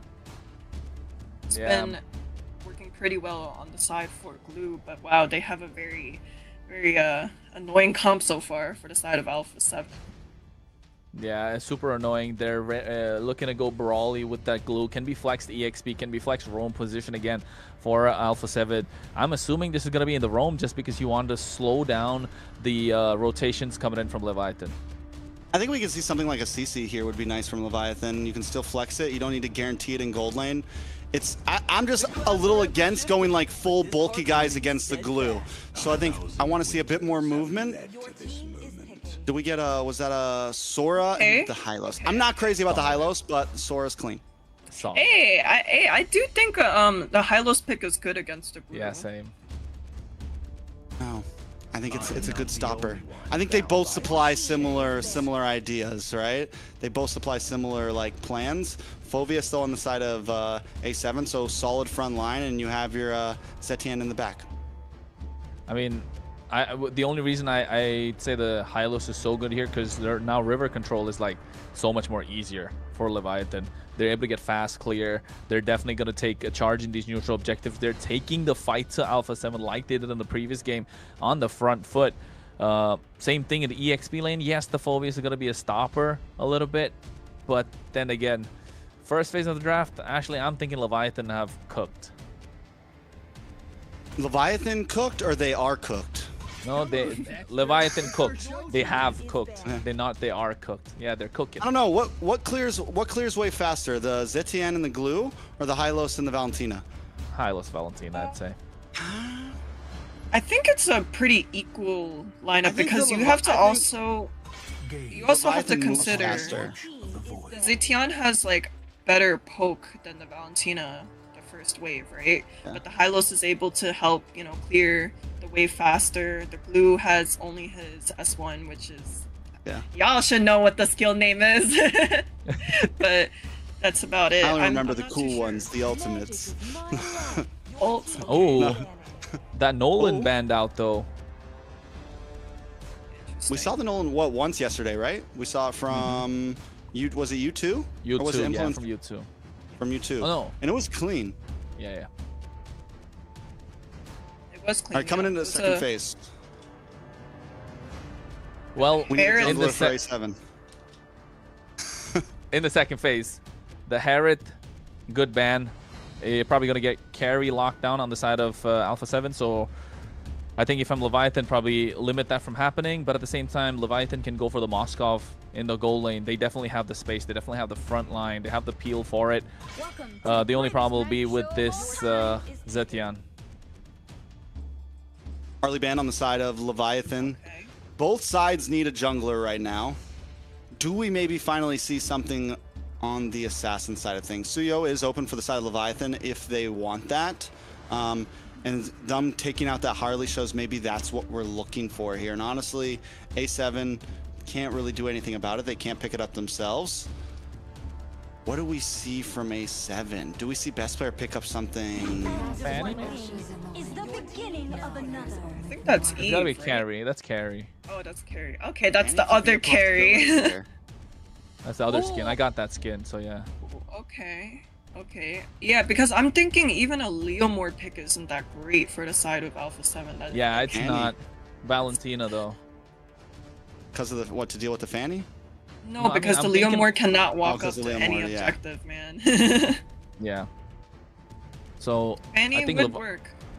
I think Leviathan lock in a Leomord plus what's good in the goal lane against the carry right now. Maybe Obsidia to kind of prevent deny a little bit of the Fanny or the Lancelot that could come through at the same time, right? They can't even go Suyo, so Moskov is what I told them about earlier. Is picking. Akai? Akai! I heard that voice. I'm like, we haven't heard that voice line yet. That's a new one. That's a new one. Yeah, that is true. That's true. It completely wiped off my mind. Okay. How do we feel about it? I'm 50-50. Thing I'm is, not a fan. I am 50-50 as well because Alpha 7 has an answer to the tanky front line, you know? Yeah, they have the carry. What do you think, Trex? What It's do we think? preemptive. It's preemptive. If A7 does want to go for a Fanny or something, it's a decent answer to it in a sense, at least in terms of Lord Pit. If they go for something bulky here, it does great against utility jungles. And that's really like, what else do they even have? They go for the Leomord. It has to be. Which it's, I think the Akai's, it's a safe pick. It's a safe pick. It's a safe pick. They just need damage though. It feels more like Leviathan with that Akai pick have forced Alpha 7 on this Leomord, right? Because it prevents the Fredger and it prevents the Fanny. So, I mean, in a way, I'd still say Leviathan dictated the pace of the draft. Any last thoughts, Ashley? Honestly, for me, I think I'm more towards Leviathan side for the drafting purposes. I don't think it's going to be easy for this Leomord to walk up. They have a Hylos, they have an Akai, they have a Sora. There was literally, Guys. Nats can't do anything. All you need is a big heavy spin and your pursuit's pretty much done for. Shark no longer has a way in. It's definitely right. There's just so many stiff arms on the side of Leviathan to stop the dive of Alpha 7 North. Yeah, definitely they do. And I think Leviathan are looking to go crazy with that first turtle, right, Trex? We'll see how exactly it does go because this is game number 2. Leviathan down 1 match point for Alpha 7. Game 1 was a close one. Will we see another like the one before? Who will take the dub? Well, already starting off a great, both with the purple buff, looking to mirror each other's rotation at the same time. But I think here we're looking to see best player. He needs to pick up level 4, get some poke down on the side of Leviathan, so you know he can come out and finish the job. Shark already being annoying on this glue, and you can tell Leviathan want this river control. Ooh, Shark once again looking like a possible first blood. It's what we saw in game number 1. He does use the flicker. That's going to be big. Leviathan with good control. Overall, do we feel like the early game goes into the hands of Leviathan here? I think it does, Trex, especially with this Hylos, right? At least till level 4, you know for a fact the Sora is going to be annoying, and that level 4 plays, that turtle pit is going to be massive. It just comes down to show how much will Alpha 7 poke out Leviathan before that fight. If they're able to get a good poke down on Bethlehem, on Joybaj, even Yato, then yeah, they're going to run away with the game, not just the turtle. because they've completely controlled the early game where Leviathan are super strong. But if Leviathan can hold out, not really lose a lot of HP, not really trade a lot of these spells for the next 20 seconds, you know they're going to be fighting, and they're going to be fighting super hard because the best player doesn't have any answer right now. Can't walk up to get any points in the turtle pit, and then Yato will be looking to take away the steed himself. The fact that Oh My Foe, though, is on this utility jungle, and it's not like an aggressive utility jungle like something like Fredrin, means Leviathan does have to think about how they're going to approach these turtle fights, right? Without a major damage dealer in the early phase, they need to be a bit more reactionary. Shifting Clouds does come in. Bethlehem trying to get some nice damage on a Shark. Doesn't quite connect, and now Nats, the best player, ride down on a Joybaj. Is able to come back. The Fury of the Phoenix locks in. Joybaj gets stunned. Cold World looking for some more shots, but the IMU responds with the Fury of the Phoenix of themselves. Nice Terrify onto Nats there. Alpha 7 North take control of the turtle pit. Yeah, already using the heavy spin early on as well. This is what we needed to see from Alpha 7. Right now they walk in. Oh my foe, what are you doing? Oh, it's a lot of damage. He doesn't have the heavy spin. He's going to get chased down, taken out. Nats with the first blood. Best player able to secure the first turtle. Shark brought low. Bethlehem looking for the final shot. Is able to finally get it, but will pay the price for it. Cold World gets the kill in response. It's 2 for 1. Possibly a purple buff and a turtle over to Alpha 7. Yeah, this is what we were talking about, Trex. It's going to be difficult for best player to walk up to any fight, but if the rest of his team can push back Leviathan, this Leomord's going to be unstoppable. It's looking like that already. 0-0-1. They got 2 kills on the board. Alpha 7 Narc taking control of the game. Now Leviathan needs to find answers, and he's got to come through this gold lane with the item. He's going for a swift crossbow now. Not very far behind his ISO, but they need him to scale, and they need him to scale fast. Because other than him, you have Yato on this Valentina, just not able to get the right skill. But Bethlehem trying his best. Yeah, it's definitely going to be a time game, though, for the side of Leviathan. We're talking mid-game, 7-8 minutes. Once Yato gets 2 items, once ISO gets 2 items. Look at the damage on it. Bethlehem going to get pulled back from best player, taken out. Another kill into the hands of Alpha 7. A 1.5k gold lead at about 4 minutes in.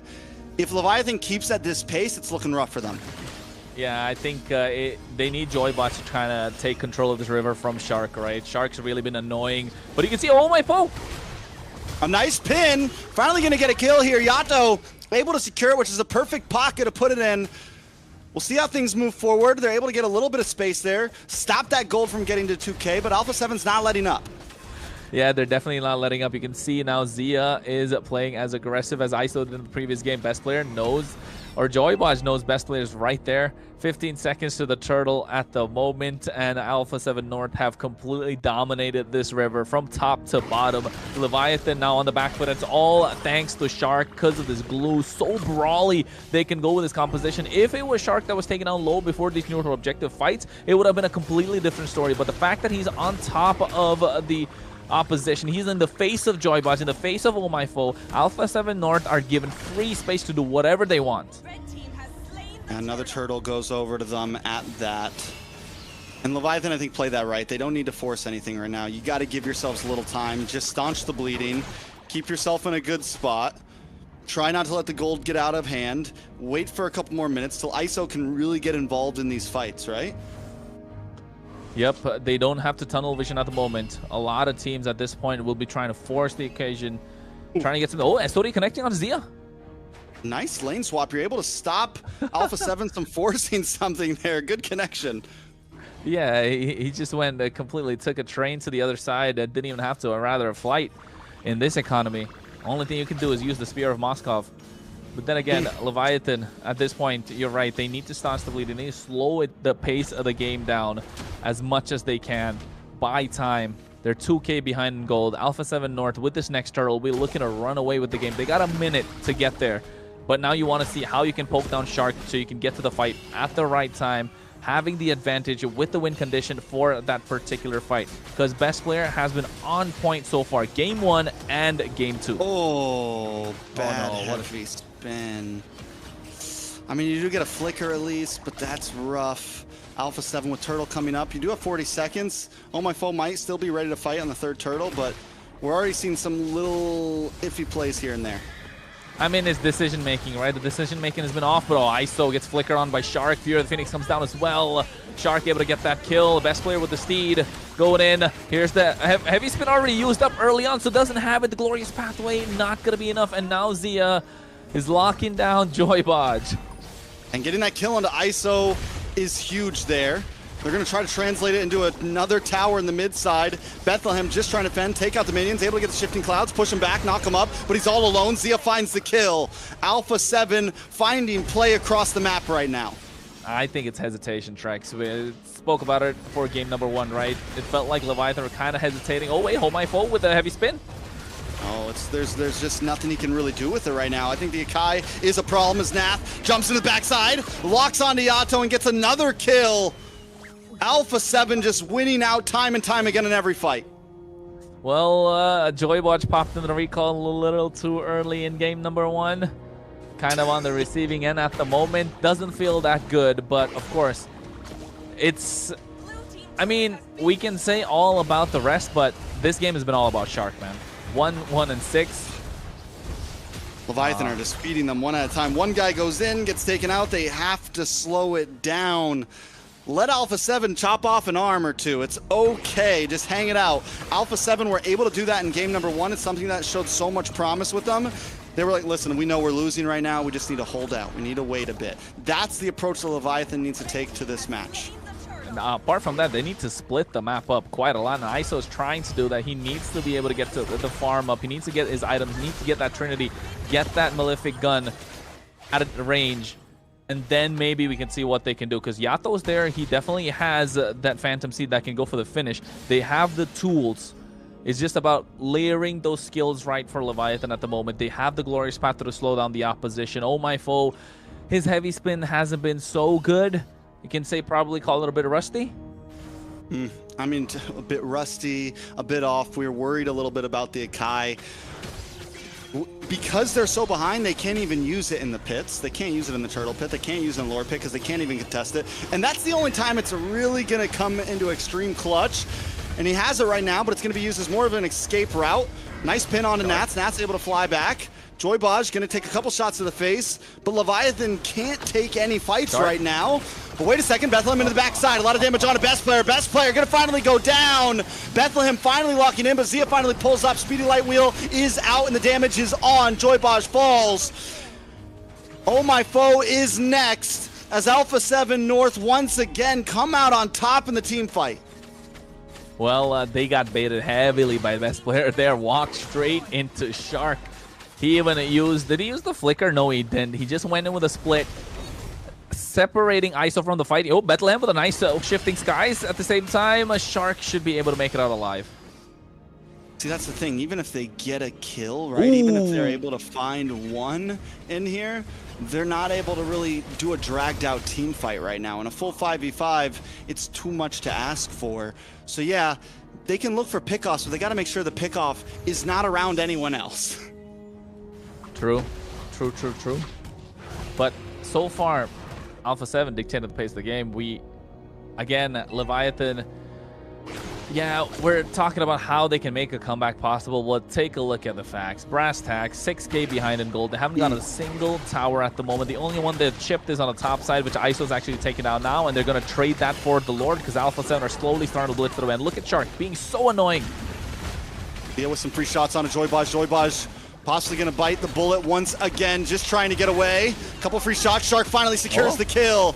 Lord is getting shredded down up on the top side, though. We do see ISO taking away some towers. Shark with the split taken out by Bethlehem. It's a 1-for-1, but Lord finally falls into the hands of Best Player. Bethlehem now in a bad spot. Zia finally locked in, and Nats gets the kill. What do we think about ISO going to top side? Was it the right play?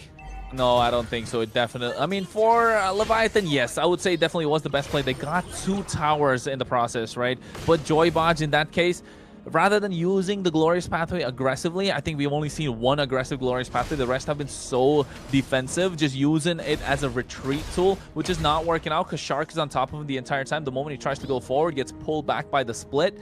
So far, I think you said Joybodge locked in game number 1. Doesn't feel like that in game number 2. He's locked out right now. My guy is at the door knocking, looking for a way in. And Zia, on the other hand, is online this game. He's 4-0-3. Game 1, he was shaky. We were questioning his reality, but now he's come to play. Lord about to crash down. Oh my phone to the backside with a heavy spin, trying to push Alpha 7 away so the rest of the team can shred down on the Lord. Zia looking for a target, and Nats with a mega kill onto Oh My Foe. They've broken through. ISO falls as well. There's no damage left for the side of Leviathan. Alpha 7 looking for the finish, looking for the sweep, looking for a few more hits. His best player re-engages. Bosch finally does drop, and that will be it. The recalls are out. Alpha 7 with a strong, clean 2-0. Oh, they're not. They're waiting. They're rubbing it in the entire time. Oh, I didn't think it would be that terrible for them. It just came down to a little bit of micro decisions in the game, especially before that first hurdle. We spoke about it, Ashley. They need to walk up and try and prevent best player from getting there, because he's not going to be able to do anything. But guess what? Shark being a massive difference maker. That glow creating the space. And Joybodge, along with Yato and Oh My Foe, just couldn't walk up. Yeah, we were wrong again. Or at least I was, you know. I was expecting a little bit more of a, you know, Leviathan side, this Leomord being denied from entering any objective fight, but we just saw otherwise. Shark on this Glue and Cold World on this Zetian was able to push out the two frontliners from the first turtle, the Lords, and like, you know what, everything, right? Most of the time we were seeing the heavy spins being used as a counter engage rather than, you know, frontline engages, hard engages, and, you know, that was a pure domination from the side of Alpha 7, you know, and at least I was right about one thing. I did say whoever goes the first win was going to set the pace for the rest of the series, right? And I'm super curious. Let's take a look at these items soon. I can't even say it was like, you know, full builds. You know, that game was a pretty short. Yeah, it was a pretty short, short game. Yeah, it was like, what, 13, 14 minutes long game. I think that might have been the shortest game. Yeah. Which is crazy after such a long game that we saw in the previous one, with how much of a nail biter we saw in game 1. This one just turned into a 12-minute stomp fest. And I can't help but say, yes, the Kai was definitely very underwhelming. I think I would have liked to even see something like maybe the Suyu in the hands of Oh My Foe there was definitely a possibility. Maybe Leviathan's got in their own head, you know, thinking kind of like, oh, maybe it's preemptive. Maybe they're going to pick the Fanny. But no, all they got to do is pick up the Leomord, keep it simple. And A7 just stomps through. Taking a look at the lineup, this time we see a stark difference with Zia than what we saw last game. 4-0-7 on the carry. He really got to shine. Yeah, I think if you think about that last pick as well, right? Going back to the draft a little bit, that if instead of that Akai, like we spoke about it, if he picked up the Leomord, you could see so much more coming through.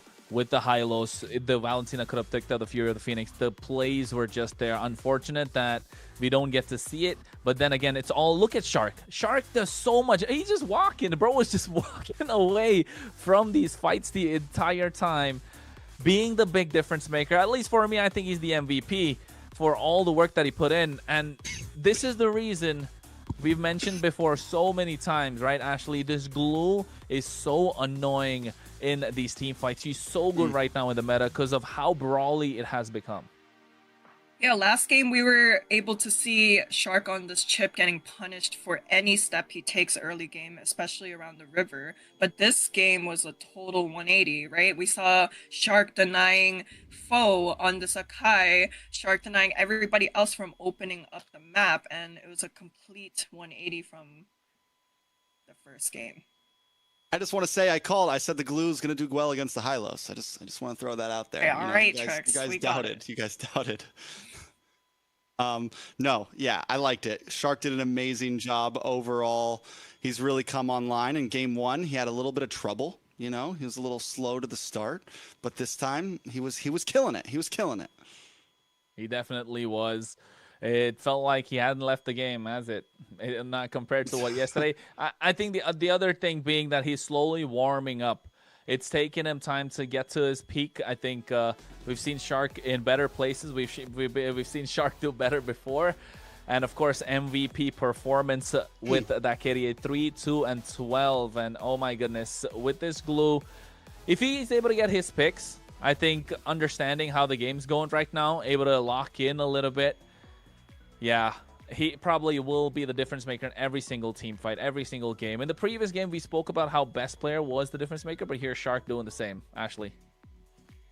All right, but before we move forward, I'd like to give a special shout out to someone who are kind of like y'all behind the caster's table, and someone who will always be my coach. Midnight was here Lord. watching every single game to show his love and support to his. Did he message you? Did he tell you to give him a shout out? No. He was actually no. Okay, gun to my forehead. No. You better shout me out, Ash. No. He was here watching yesterday and today, just like the viewers. But you know, Alpha 7 has a soft spot on his heart. So here we are with our MVP, Shark. I'm Shark. glad. He's not with us. He's not with us yet. Yep, we're waiting. We're hanging out. I don't know what you're talking about, Ashley. No, I think overall it was a great game. Shark with an amazing MVP. From game 1 to game 2, Alpha 7 just got better and better, and Leviathan seemed to make more and more mistakes, and that's the pressure we talk about. You know, can you last through? And we saw how well Alpha 7 was able to hold themselves together in game 1, and how when the pressure got harder and harder for Leviathan, they just seemed to fall apart. And that's something we have seen with some of the players from Leviathan in the past, and I think seems to be the mistake we always want to see them work on. But enough about that. We have our special guest finally coming in. I wonder who it is, guys. We got our Somebody MVP. already gave a spoiler. Our glue player coming in. It was supposed to be a surprise, Ashley. Soon. The surprise is coming soon. Excited. But then again, like, talking about the pressure that Leviathan were not able to take, right? Again, speaking about the way the coaches are trying to take this game, after what, a 30-minute game, felt like Alpha 7 are able to completely reset, while Leviathan had to go deep in a thinking mode, be like, hey, what do we got to do here? That really did change the way that they approached the game, right? Because you could clearly see Alpha 7 were reset for the second game, but Leviathan just didn't feel like it. Like you said, they were locked out, waiting for somebody to open the door, or maybe lock themselves out. I agree. I think at this point, though, Alpha 7 secures a nice 2-0 lead. One more win, and they get an immediate slot in the in a safe part of the playoffs. I think we scared away Kronos. I'm not trying to get scared off. He was pulling magic tricks like Yato in game number 1 right now. He's got the diversion going on. He's got the shark chip play happening right now. Everyone's about to pull up. There he is, and that is how you win the game. That is how you win the game. You disappear, you come back. Doing what we can. So at this point, do we think Alpha 7 has a guaranteed spot? Like, do we think doesn't matter who they go up against, even if it's Vendetta tomorrow, like they're in there? Nah. Like the only sorry, Ashley. No. Why were you tilting your head like that, huh? You sound very sure. Yeah, what do you have to say, Kronos? What do you think? I mean, the only reason I'd say is we saw Vendetta even yesterday, right? They played really well. They played good, but you could see what troubles they had to try and kind of finish the game, especially in game number 1. But for Alpha 7, it feels like they are limiting themselves to try and finish the game. In game number 1, they had everything. They had all the tools, but they just didn't take charge. They weren't able to lead the game, which is what they kind of had to do. But in game number 2, able to reset, able to find their rhythm.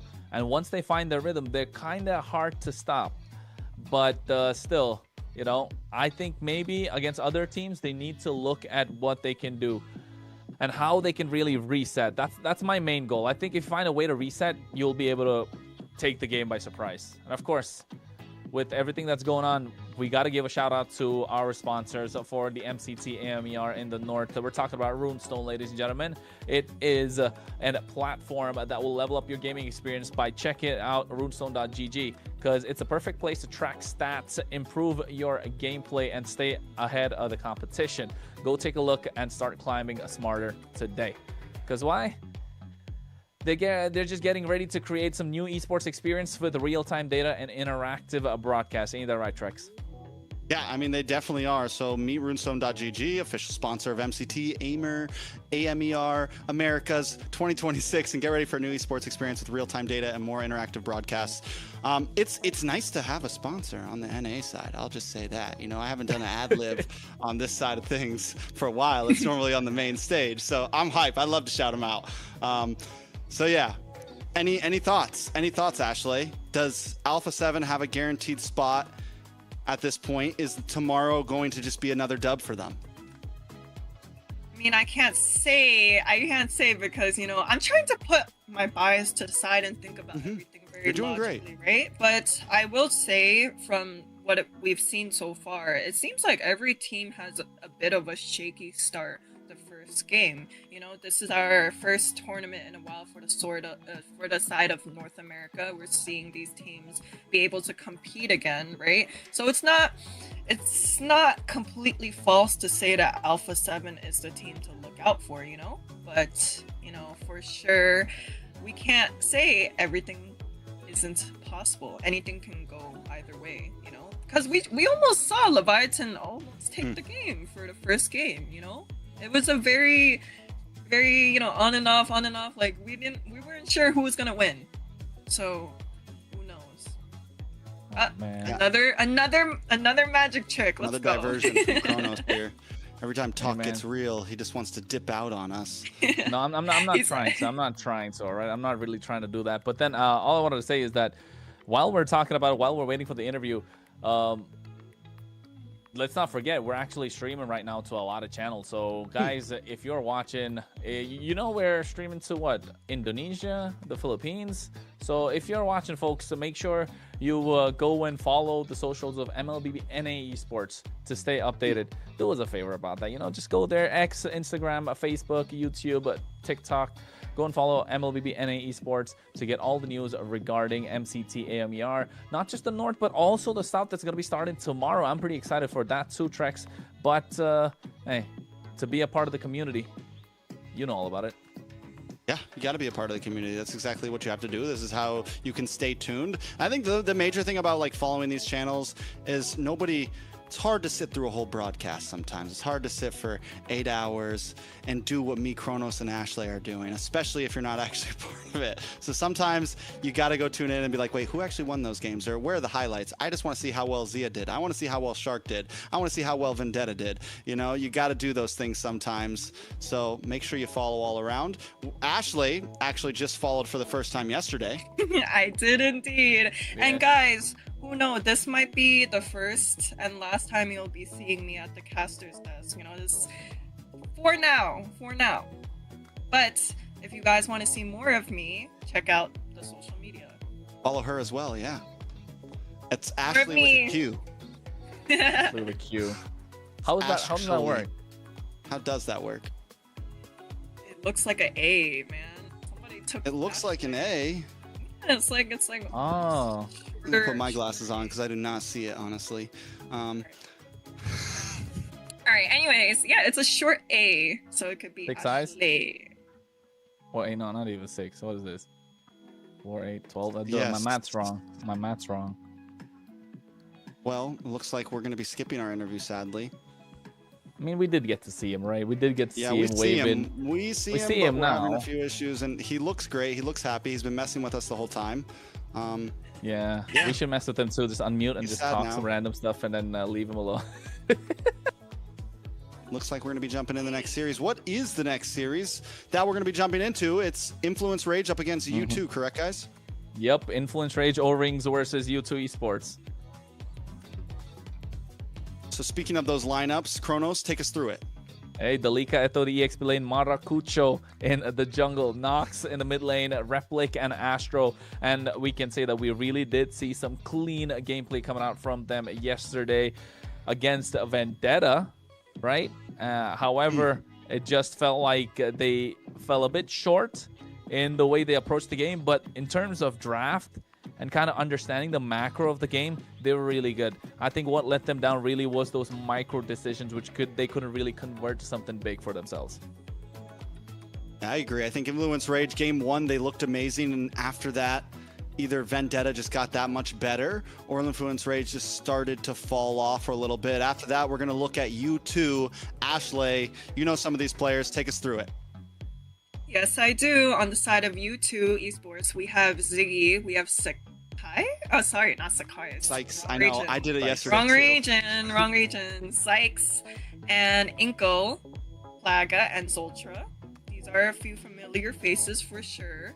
You know, to give a little bit of a background story, I went against these guys back in like season 1 of what we had in the NA scene for the tournament. So very excited to see how things are going. Yesterday they fell a bit short as well, but nonetheless they were able to take a game off, I believe. So who knows, maybe they locked in this time and they'll show us better results. Oh, well, I agree. I think U2 looks good right now. Both of these teams, for me, being the non-Canadian or USA teams, a lot of us are looking at these new faces and we question things, and both of them really showed up yesterday. So I think this is going to give us a good place. I'm like, okay, I feel like at least one of these teams can definitely be contenders and have a big possibility of securing a safe slot in playoffs.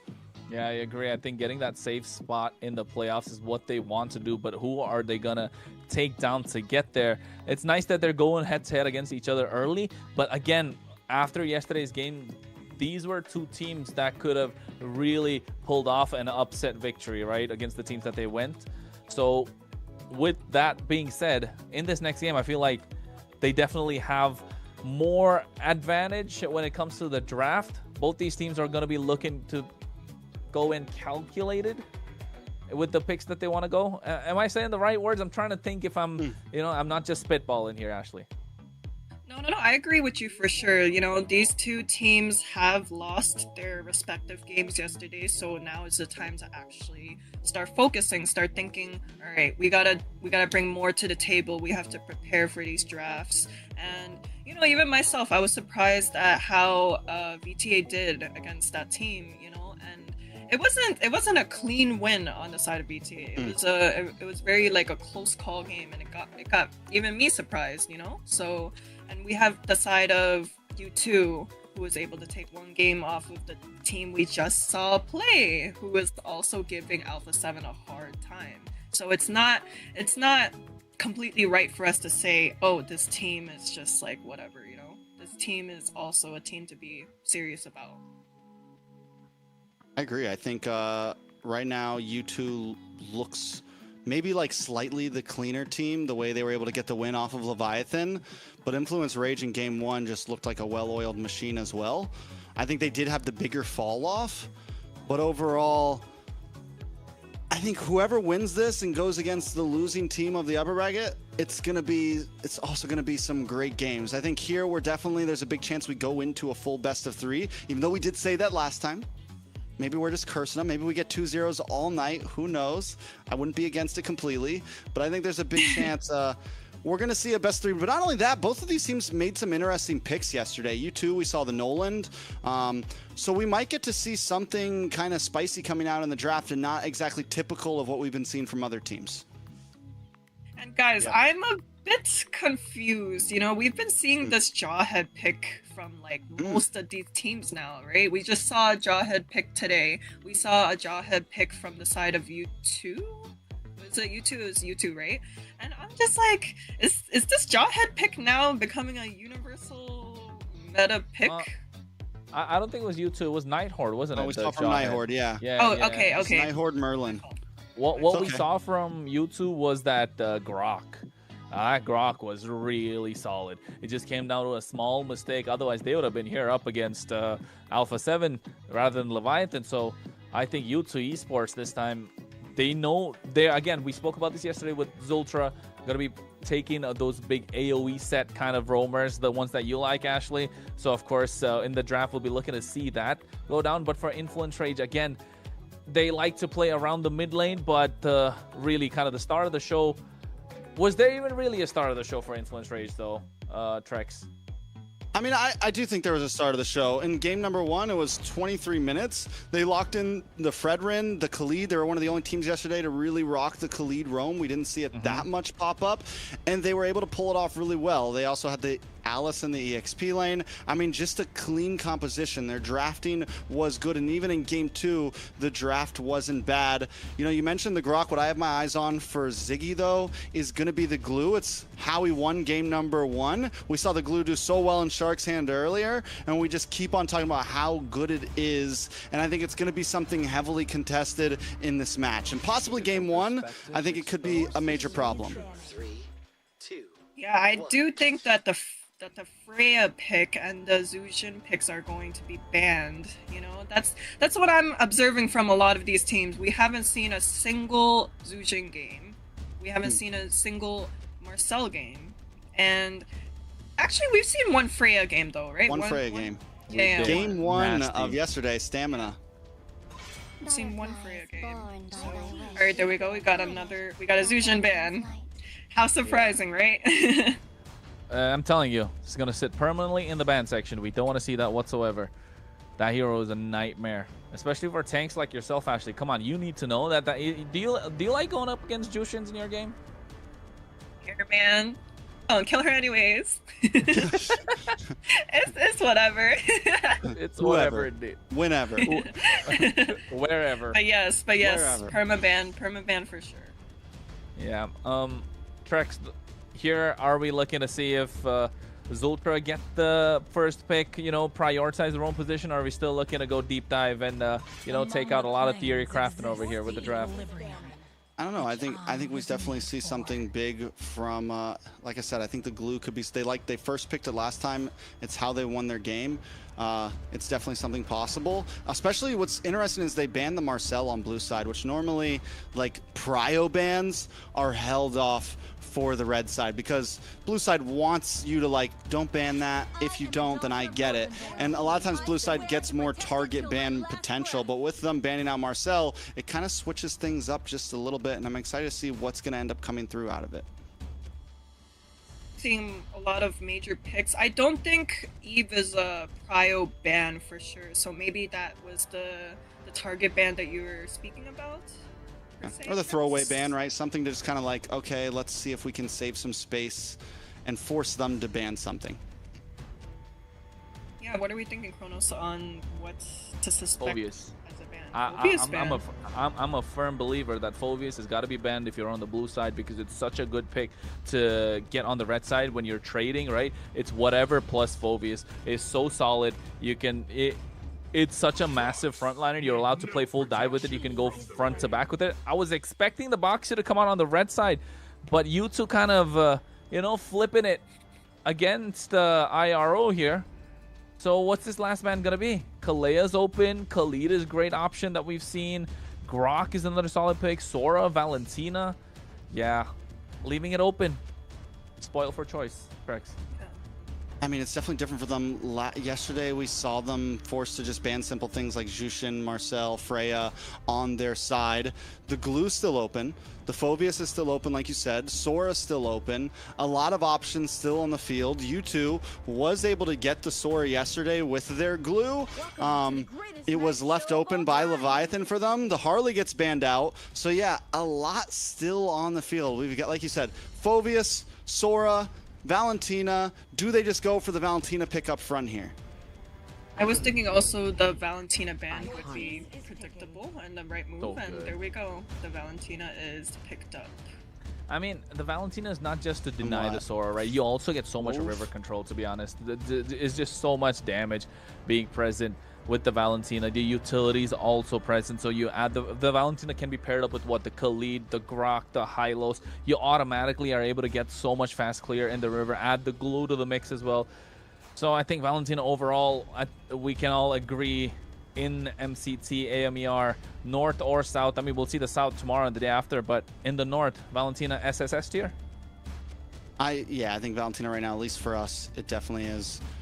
On the other side, do we think we see what, like Phobius Zitian here? Something simple. We've seen it in response to the Valentina in previous games. I'm not too sure on the picking Zeton up right now, because I think Zeton usually does well Ooh. against counter gauge picks. You know? What is that? They're not holding anything back. No holds barred. Go double marksman right now. Both looking pick down up 2 the guns. Valentina, man. Okay. I mean, you don't give out any ults there. I guess the ZTN can be dangerous because you also give over the Fury of the Phoenix, but you still have the easy one up front. Definitely an interesting pick. Sora's still open. Glue's still open. So many options. Is that a YSS? Yeah, I love that. I like the YSS here, but he's going to have such a difficult time against the Claude, to be honest. What was the second last pick? pick? Your team is The glue. Was that the for glue? Zoltra. Yeah, that was the glue, right? Okay, okay. I think wait. I Oh, think no, they it hurt. wasn't one. Fredrin Glue. Yeah, I I think they hurt you. Why is this too? I know I'm. You guys All are right. No, Well, at now, least- we're not crazy. We're not crazy. Listen, at least I can't say I'm getting. All right, so with Harley banned out, do they just go for something like the? Ooh, Suyo's still open. Not great Suyo against the Fredrin though. I mean, Suyo would be a- so you're not for the Fredrin, but against the glue, though. That's my glue, thing. Yeah. The Noland. Or the Uranus. Sora. Okay, Sora, yeah. Oof. Okay, it's not bad. You spoke about it earlier, Trex. You said that there are compositions that can go against the Sora. We've seen the Sora work out against the Valentina. It's about how they can get control of the game early on. That's what you want the Sora to do, get that snowball going in your favor. So we're going to see that now.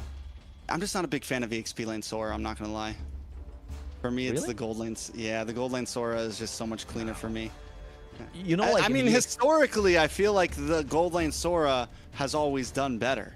I Like mean, yeah, from of course. M7 to now, like historically, the gold lane Sora has been the stronger pick. Of Yeah, course. but you know how long it's been since M7? We're talking Yeah, but about also, but you can't even MCT flex it North. now. Like, at least it's good in the XP lane because you can flex it, but they can't flex it right now. So it's just an EXP lane Sora in the first half of the draft, you know. No, I'd say Sora is so good in the EXP lane because there's no one in the EXP lane that can beat the Sora. The only way you can beat the Sora is you kind of wall the Sora with the Uranus or with the glue. And in this case, they're kind of forcing this glue from the roam to go to the EXP to free up the space for these neutral objectives, to free up the space in the river. So I would say Origins or O-Rings are still cooking. I'm not gonna let that go, am I? You're not. It's okay though. I was still right. I mean, the graphics said I know. O-rings. It would just caught you off guard. I was watching that. I was like, wait, what? What's he talking about? Yeah. Ashley's like, what are they talking about right now? I'll send it to Rockband you does after. come You out can watch from the you retweet. two. Influence Rage starts banning out marksmans. Here's another thing though. Picking up the Sora in the XP lane. Yes, it's bulky, but it's not a setter, right? They're still missing they're missing crowd control. They're missing big set potential. Like, it is a setter, but it doesn't supply that tanky front line that something like a Glue and a Fredrin have. So do they go for a utility jungler here, which there's not a lot of options left? Or are they just going to go full big damn here? Like, pick up a Leomord and we're just going to go damage. Yeah, I mean, we saw in the previous game, we were thinking that the Leomord pick wasn't going to be possible against like something like Glue, something like the Akai, but they were able to make things work. So now I'm looking at the side of, Influence Rage. I'm thinking maybe the Leomord could work, possibly. For Influence Rage? Yeah, I agree. It could work, but then again, the glue is just going to be so annoying. It's how they're going to slot this glue from U2 Esports, right? That's going to be the big talking point, if you ask me. The Glue's going to be annoying no matter who they pick. Like, what can you really pick in the jungle that's not going to get annoyed by? Owen! Again, Your team is picking. Okay, Gatot. that's good tot. Wait, we haven't seen a Gatot like You don't know the forever. Gatot line? I don't know the lines. I don't know the Muscle lines. I know the iron. skills. Muscle Do you know iron. Good Tot's ultimate? Huh? Do you know his ultimate? You know it. All I know is I'm going in. I'm going in. I like it. That's a vibe. It's a vibe. All right, you two with the final firebacks, they need a gold laner, and they need a EXP laner. Off lanes need to get locked in. What are the choices here? Yeah, the Gatot's great. The Moskov. Why are we seeing a Moskov come in at the moment? The Phoveus again. See, the Phoveus just doesn't go away. You can talk a lot you want about the Phoveus, but he's been there constantly throughout the entire series. And I think day 1 highest picked. Day 2 again got to be highest picked. They need to wrap it up with the jungle. The Suyo, Leomord, they're all there, but I don't think they're the best options. I'm thinking maybe about an X-Borg, if that's okay. No, never mind. We forgot about the Guinevere. But it's not so good though, is it, Ashley? I mean, it doesn't need to do damage. You've got a Sora, you've got a Claude, and you've got a Kimmy. You're just get the retry. Just do your job and get the retries. I don't even think you hold down the front line that much. You look for small sets. I'm not completely against it. I agree, me neither. I don't know. On the side of Rage Origins, we have a lot of hiding abilities. You know, a lot of going in and out. On the side of U2 Esports is a lot of go in, you know, and a Moscow, but yeah, I'm not too sure. I think I would say I like the side of U2 Esports draft a bit more, but what do you guys think? It's an honest draft, right? It's straightforward. There's nothing too crazy about it. Everyone knows their job. It's telegraphed. It's simple, but it's also very easy to pull off. Whereas, like you said, Rage Origins, there's a lot more to it, and it's gonna be yes, there's possibilities, but it's gonna be hard to pull off. Kronos, take us in. I cannot get enough of this graphic, to be honest, as we go into 2026 MLBB AMER Championship Tour, folks. So we're talking about match number 2, game number 1. But before we get into it, you got to see our pretty faces once more, because we got to pause in the game. So, hey, you're going to be with us again. We're hanging out. Trex was just getting up to go somewhere, but guess what? They tell them you can't go nowhere, buddy. But you know what? I mean, all that aside, looking at the drafts, Trex, you spoke about an honest draft coming in from U2 Esports, but for Influence Rage Origins, yes, it is looking a little dicey, especially with that jungle Guinevere. But you spoke about it. Just got to get that stun, get that retribution. More than that, what I'm looking at is the dive capability that they have with that AOG. I'm just going in with the Blazing Duet, and then you got that Kimmy in the back line doing a lot of damage. And the Kimmy, people underestimate the Kimmy in the early game. You think she doesn't have the damage, and all of a sudden your HP super low. Right, Trex? I agree. I think there's definitely a lot of possibilities for Influence Rage. The dive potential is insane. They just have to watch the way they approach the dives, because there's a lot of walls, there's a lot of stuns, there's a glue, there's a Phoveus, there's a taunt from it's like, who do you try to knock up with the Violent Requiem? You need to hit at least 2 or 3 members or catch them off guard, because when it's a straight 5v5, it's gonna definitely be hard to dive in and not just get locked up instantly. No, guys, I was thinking about how the draft of Influence Rage was going to work, right? We have the Kimmy on mid lane, a Claude on gold lane, and we have 2 jumpers. Oh, actually, 3 jumpers if you want to count Sora, but the Guinevere and the Gatot, most of the time when they're engaging, they're going to go from like point A to point B by literally jumping there, right? So I'm thinking about it, and I'm like, how is the Kimmy going to be able to find an opening to really like follow up with the damage when we have such like long range jumpers setting for her? I think their fights are going to be heavily focused in those, like when it comes down to Lord pits, that's when they'll shine, when you're not super far away. Yeah, well, you're right about that, Trex. But folks, you don't gotta wait any longer. We're going straight into match number 2, game number 1. U2 Esports from Mexico versus Influence Rage Origins from Colombia. Blue and red, respectively. Kronos and Trex to bring you the action. Of course, our host, special guest, just grabbing some snacks while we're at it. Maracucho up against Sykes. Jungler versus jungler. And, you know, we talked about it before. The Gwynny does do well against the Fredrin. Wait a second, a lot of damage on to Zultra already. Oh, you're not giving Zultra the control that he needs on this glue, and that's what they needed to do anyway. Maracucho, you said it right, doing superb on this Guinevere, already applying the pressure. Yeah, and I mean, if Maracucho can find the right targets, can get onto Sykes in these pits, it can be huge. And if U2 Esports, like in this early game when they are more spread out, let Rage catch them off, like find little pickoffs, because there is lots of pick potential for Rage Origins. That can be a major win condition for Rage. You two at this point, I think, just hold it together, play it safe in the early game. You don't need to get too crazy, and just play for this first turtle, second turtle, third turtle. And not just that, maybe for the mistakes that Origins will probably be making as we go into the game. And you're right, those neutral objectives are going to be super important. Oh, look at the bot side. Friendly fire. Standoff. Replic versus Plaga. We watched both of them have some amazing moments yesterday. Even though both these teams lost, Replic and Plaga both had some great gameplay in the gold lane. Yeah, I agree. And right now you can see already Zultra taking on low. He's playing with fire, a little bit four-man dive coming on at the same time. Violet Requiem able to secure that first blood. Yeah, this isn't a composition that you want to exactly get in their face. Zultra maybe being a little bit too aggressive. Ziggy does get vision on this turtle, but at that point, Zultra is going to be a little bit late, and you two might not be able to fight it.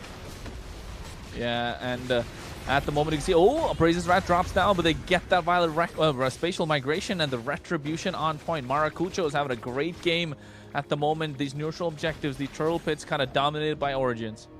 At 1-0 into the hands of Maracucho, plus a turtle. Rage Origins making quick rotations, moving around the map, and you two, after losing Zultra, are a little bit slow to the game. Taking a look at the items, nothing too out of the ordinary. We do see Delika go for the Juggernaut a little bit early. Just pick up a pair, just regular boots, nothing too crazy. And already going into some other items, we'll probably pick up tough boots here, just to make sure that we're not going to get too stunned up when all of you two wants to jump down onto us. Yeah, I agree, and I think even Ziggy as well probably going to go for the Dominance Ice early on, which is super important for them. My only thing is who's going to get that Chassis Pauldron first. That's going to be the game-changing item, right? Because you got both attack speed marksman on either side. And Noxus as well, if you kind of count him as a marksman, even though he's a mid laner, mage, whatever you want to call it. Origins have 1-0, but look at how slow the game's been going. Yeah, I mean, at this point, but I think both teams know what's on the line. And neither compositions are exactly hyper-aggressive. And neither of these teams came off as hyper-aggressive yesterday. They were able to win versus kind of slow playing, map control. Well, not win, but almost win their games. You two, especially in game number 1 against Leviathan, their macro was on point. Their communication was on point. Oh, that spatial migration almost hit. He didn't even get the Purify, but look at Delika, Eto, and Ziggy, but at the same time, Zultra, he's just not able to get anything in this river when you're playing the glue. Is Kimmy the answer now, Trex? I mean, Kimmy does seem like, honestly, in all reality, it's not a bad answer to the glue. You can constantly kite, you can stay away, but here comes the grab, the slam. Oh, and you can see already they're getting on top of Replic. Now he gets to go back with the help of the Purify. A lot of damage being dished down. Astro going in with the Unbreakable. Turtle in the favor of Rage Origins. Maracucho goes to spatial migration. Now the Violet Requiem is... Oh my goodness, what a coming through. They were going in all right, along with the Shifting Skies. Ziggy goes down first. Replic able to get that kill. Sykes is going to be next to follow as Nox is able to find that one. They get their hands on the Turtle. Rage Origins, all guns blazing ahead of the 8-ball. Yeah, the blazing duet from Replic was perfectly timed there. A nice Spear Destruction down to the boss side. Plaga's not going to go for the lane switch. But Rage Origins just overall 2k gold lead, second turtle in, 3 kills. They're going to be able to take a tower here most likely. Ziggy can do nothing about it with Astro, Maracucho, and Replic all down here. They're just controlling these fights and controlling this game. They're controlling the fights, they're controlling the game, they're taking the game by their pace, they're setting the tempo. So this is going to be crucial for how U2 Esports are going to bounce back, right? They played a really good game yesterday. We need to see the bounce back from them. But Influence Rage Origins just so clean at the moment. Oh, a lot happening. Zultra going to the split, get the grab as well as terrifying Astro. Not able to use the AOG to get out of harm's way. U2 Esports get a kill back. That's where U2, I think, is going to be able to really capitalize when everyone jumps together, when they stay as a unit. Obviously, they have to be careful and watch out for the Violent Requiem or the big AOG, but overall, the strategy is Ube-esque a little bit. You know, it's let's stick together, let's make sure the Plaga's getting free shots, let's make sure Inke's getting free shots, while the rest of the team is just holding down the front line. Yeah, they're holding down the front line really well. You can see already Radiant armor built for Sykes. Apart from that, I don't know how to take this though, Trex. You gotta help me out. Do you like the concentrated energy on the Guinevere as the first item? I mean, it seems like everyone has. We saw the same pickup yesterday. I don't think it's bad exactly. It's a little bit aggressive, but it seems like Rage Origins wants to be an aggressive team. Oh, they already get the kill with the help of the Shifting Skies and the Blazing Duet. Delika Eto doing so much work here on this Sora. And this is what you spoke about earlier as well, right? It's not like the Valentina completely cuts off the Sora, but the Sora definitely has advantage if you can get the snowball going. I definitely have an advantage, and Delika Eto has been doing a great job with it. Replica, I mean, normally you don't see a Claude pop off in a fight this early on. Normally it's like we hang out in the side lane, maybe we jump in, but we've seen 2 Blazing Duets already that were extremely important, that have been shredding down. Replic has been so proactive on the map, not just trying to get the gold lane experience, but be a part of team fights, even in the 4th, 5th, and 6th minute. And being a part of team fights is what they're doing. Rage Origins moving like a unit. Like you mentioned, Ube-esque at the same time. Split coming out from Zultra. Oh no, he's going back. I don't think Zultra's going to survive this. The AOG just separating him from the fight. He's trying to buy time, but he knows he's going to go down. Patrick looked goofy. Goofy enough for Origins to take down. Zultra's not having a good game here. We saw some great plays from him yesterday, but you mentioned it a lot yesterday. We also saw some slight mess-ups, and we're seeing more of those today in game number 1 against Rage Origins. Zultra has to be able to be the one to set things up for his team, and if he can't do it, they get, oh no, they go for the Shifting Sky, but look at that, Blake is going to the Blazing, doing a lot of damage, being dished down, but at the same time, you see Maracucho with that spatial migration, getting the knockup, but Ziggy is bouncing on top of them. A 1-for-1 trade, goal for EXP, and U2 Esports looking to bounce back. They find another. Here comes the Shifting Skies at the same time from Delika Eto as well, looking to get on top of Sykes as well as Zultra.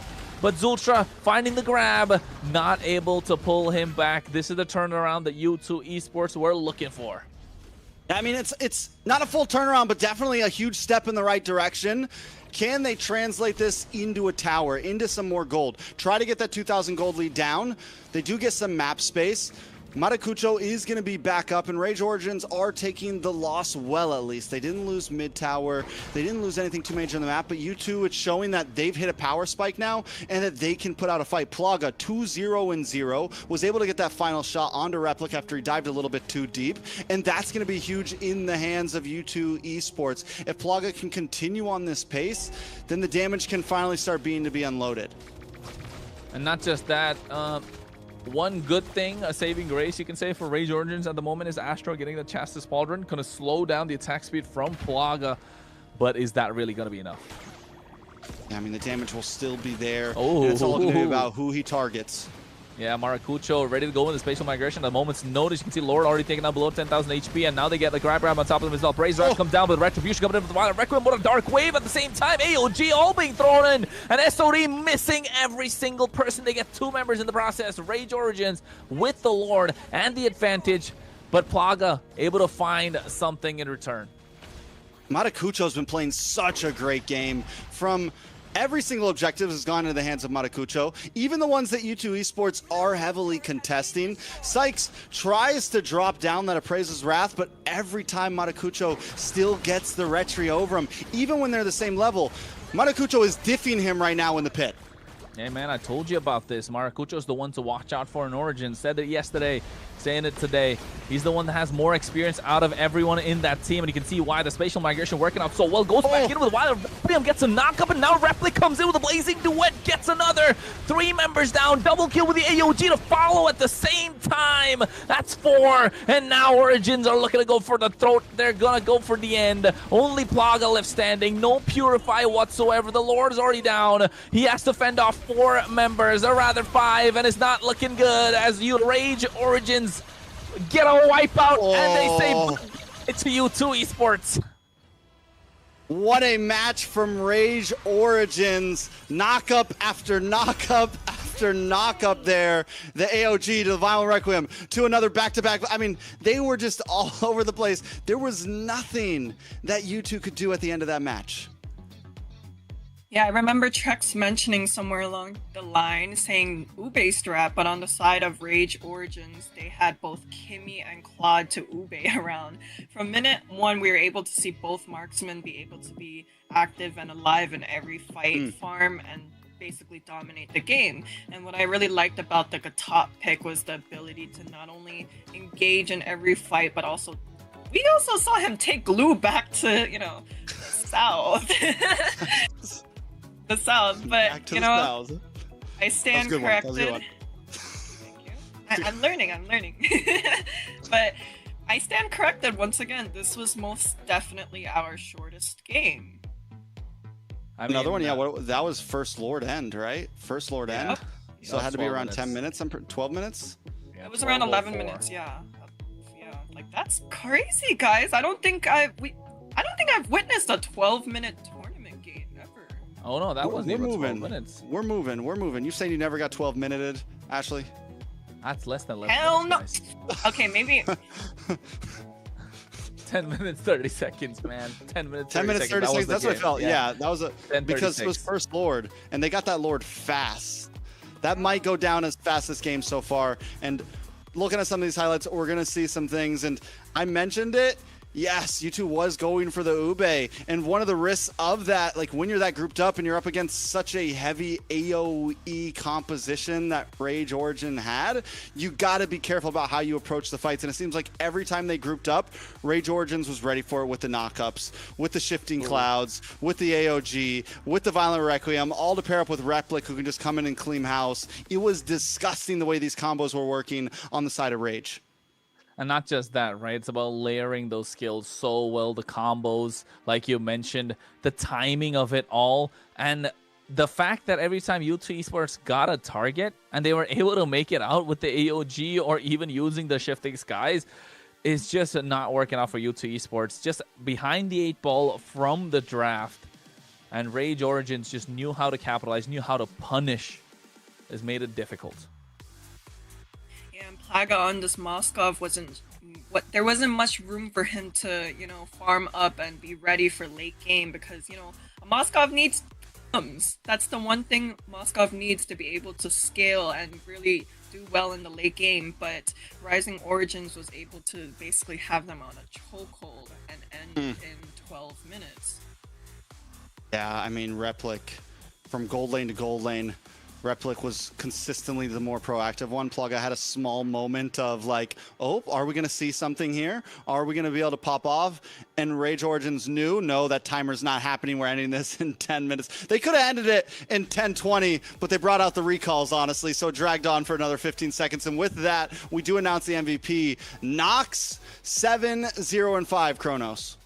Yeah, 7-0-5 on this Kimmy. We spoke about it, but we kind of made a face right when we saw that first pick in the draft alongside the Claude. We know they were locking in with those damage dealers, and spoke about it early as well on this Kimmy. You're really looking to see how the damage is there in the early game. It's present. It's not like it's lacking. Usually you have some mid laners that look to scale, but this Kimmy has damage from the get-go and scales so well if you have the right frontliner. You can see the positioning working out as well. Every time present in the fight, in the back line, pew, pew, pew, pew the whole time. And then a lot of damage just goes down. And all of a sudden, U2 Esports are like, hey, how is all this penetrating through all the front line? And that's what Nox was doing the entire time. Yeah, and fun fact, guys. Very fun fact. Kimmy was actually one of my first, you know, one-trick heroes back in the days. I don't know if you remember, Trex. Okay, you're not a real supporter. Okay, well, this was back. That was back when Kimmy wasn't meta? Is that what we're saying? Kimmy was just like... No, Kimmy was gold great. lane Kimmy? Yeah, it was a gold lane Kimmy. Okay. So I had like, what, 2,000 plus games on the Kimmy? Oh my lord. I don't think I knew you in those days. I don't think I knew you ever as a gold laner. Well, unfortunately, and this time I can say this with no ego, the Kimmy that I was seeing today was a lot, you know, different from what I used to be on this Kimmy. It was a lot better. You know, this guy was able to initiate fights with his ult and also be able to follow up rather than what I thought initially. I thought it was going to be hard for the Kimmy to walk up with all of the Gwyn and Gatot jumping 20,000 miles away, and that's why this guy has a well-deserving MVP. Talk to us about the Gatot, though, Ashley. What do you think about the Gatot? Going in. That was good. Good, That was really good. Yeah. I mean, he was having like spot on ults. Sorry, I call it go-ins, but he was having spot on ults. He was able to take a glue all the way back to around the tier 1 turret, and yeah, I love the Gatot pick actually. Like that was a very good pick from the side of Influence Rage.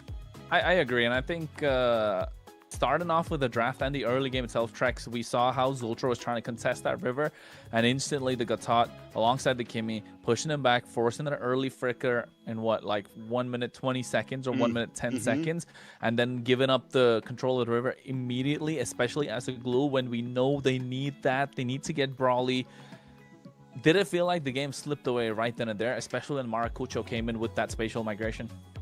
I think once we saw Zultra start to get a little bullied, the game wasn't exactly given over. If Zultra wouldn't have kept on trying to be so aggressive, I think Zultra needs to be like, okay, wait, maybe this isn't the composition I want to walk up on as a glue. But he kept on doing it, and that's just opening up space for them to deal with that. Another thing is, we've been wondering, all right, how do you deal with the glue? Glue's just a pain to everybody. Don't pick a hero that walks up. Pick a hero that jumps in. You know, go for things like the Gatot. Go for things like the Gwenny. Go for someone that doesn't have to, that can just jump over that skill 1, that's not going to get stumped up, that can easily close the distance, right? And if you do get the grab onto me, I'm taking you back to the south. Ow, where'd you learn that one from? You like that? You like that? What you call it? Callback. Yeah, I'm writing notes. Just like how I'm writing notes on, okay, glue pick a tot. Glue pick a tot. It just works out, you know? Well, that was only game number 1, though, right? That was only game number 1. We still got game number 2 for them to get the victory. If Influence Rage Origins are looking to go for a sweep, or U2 Esports looking to get a comeback. So at the same time, I was trying to take a look to see if we would probably have an interview if that happens. But anyways, that for later. I think I'm a little thinking that too far ahead.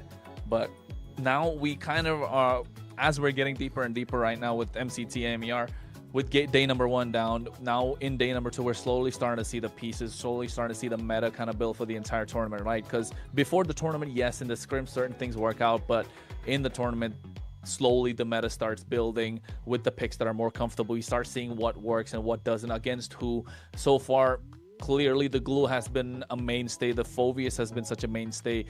There's been Valentina that's been constant. The Harley's always banned out. The Zetian for some reasons always there as well. It's not so prominent in other regions, but here in AMER, the Zetian's doing so well.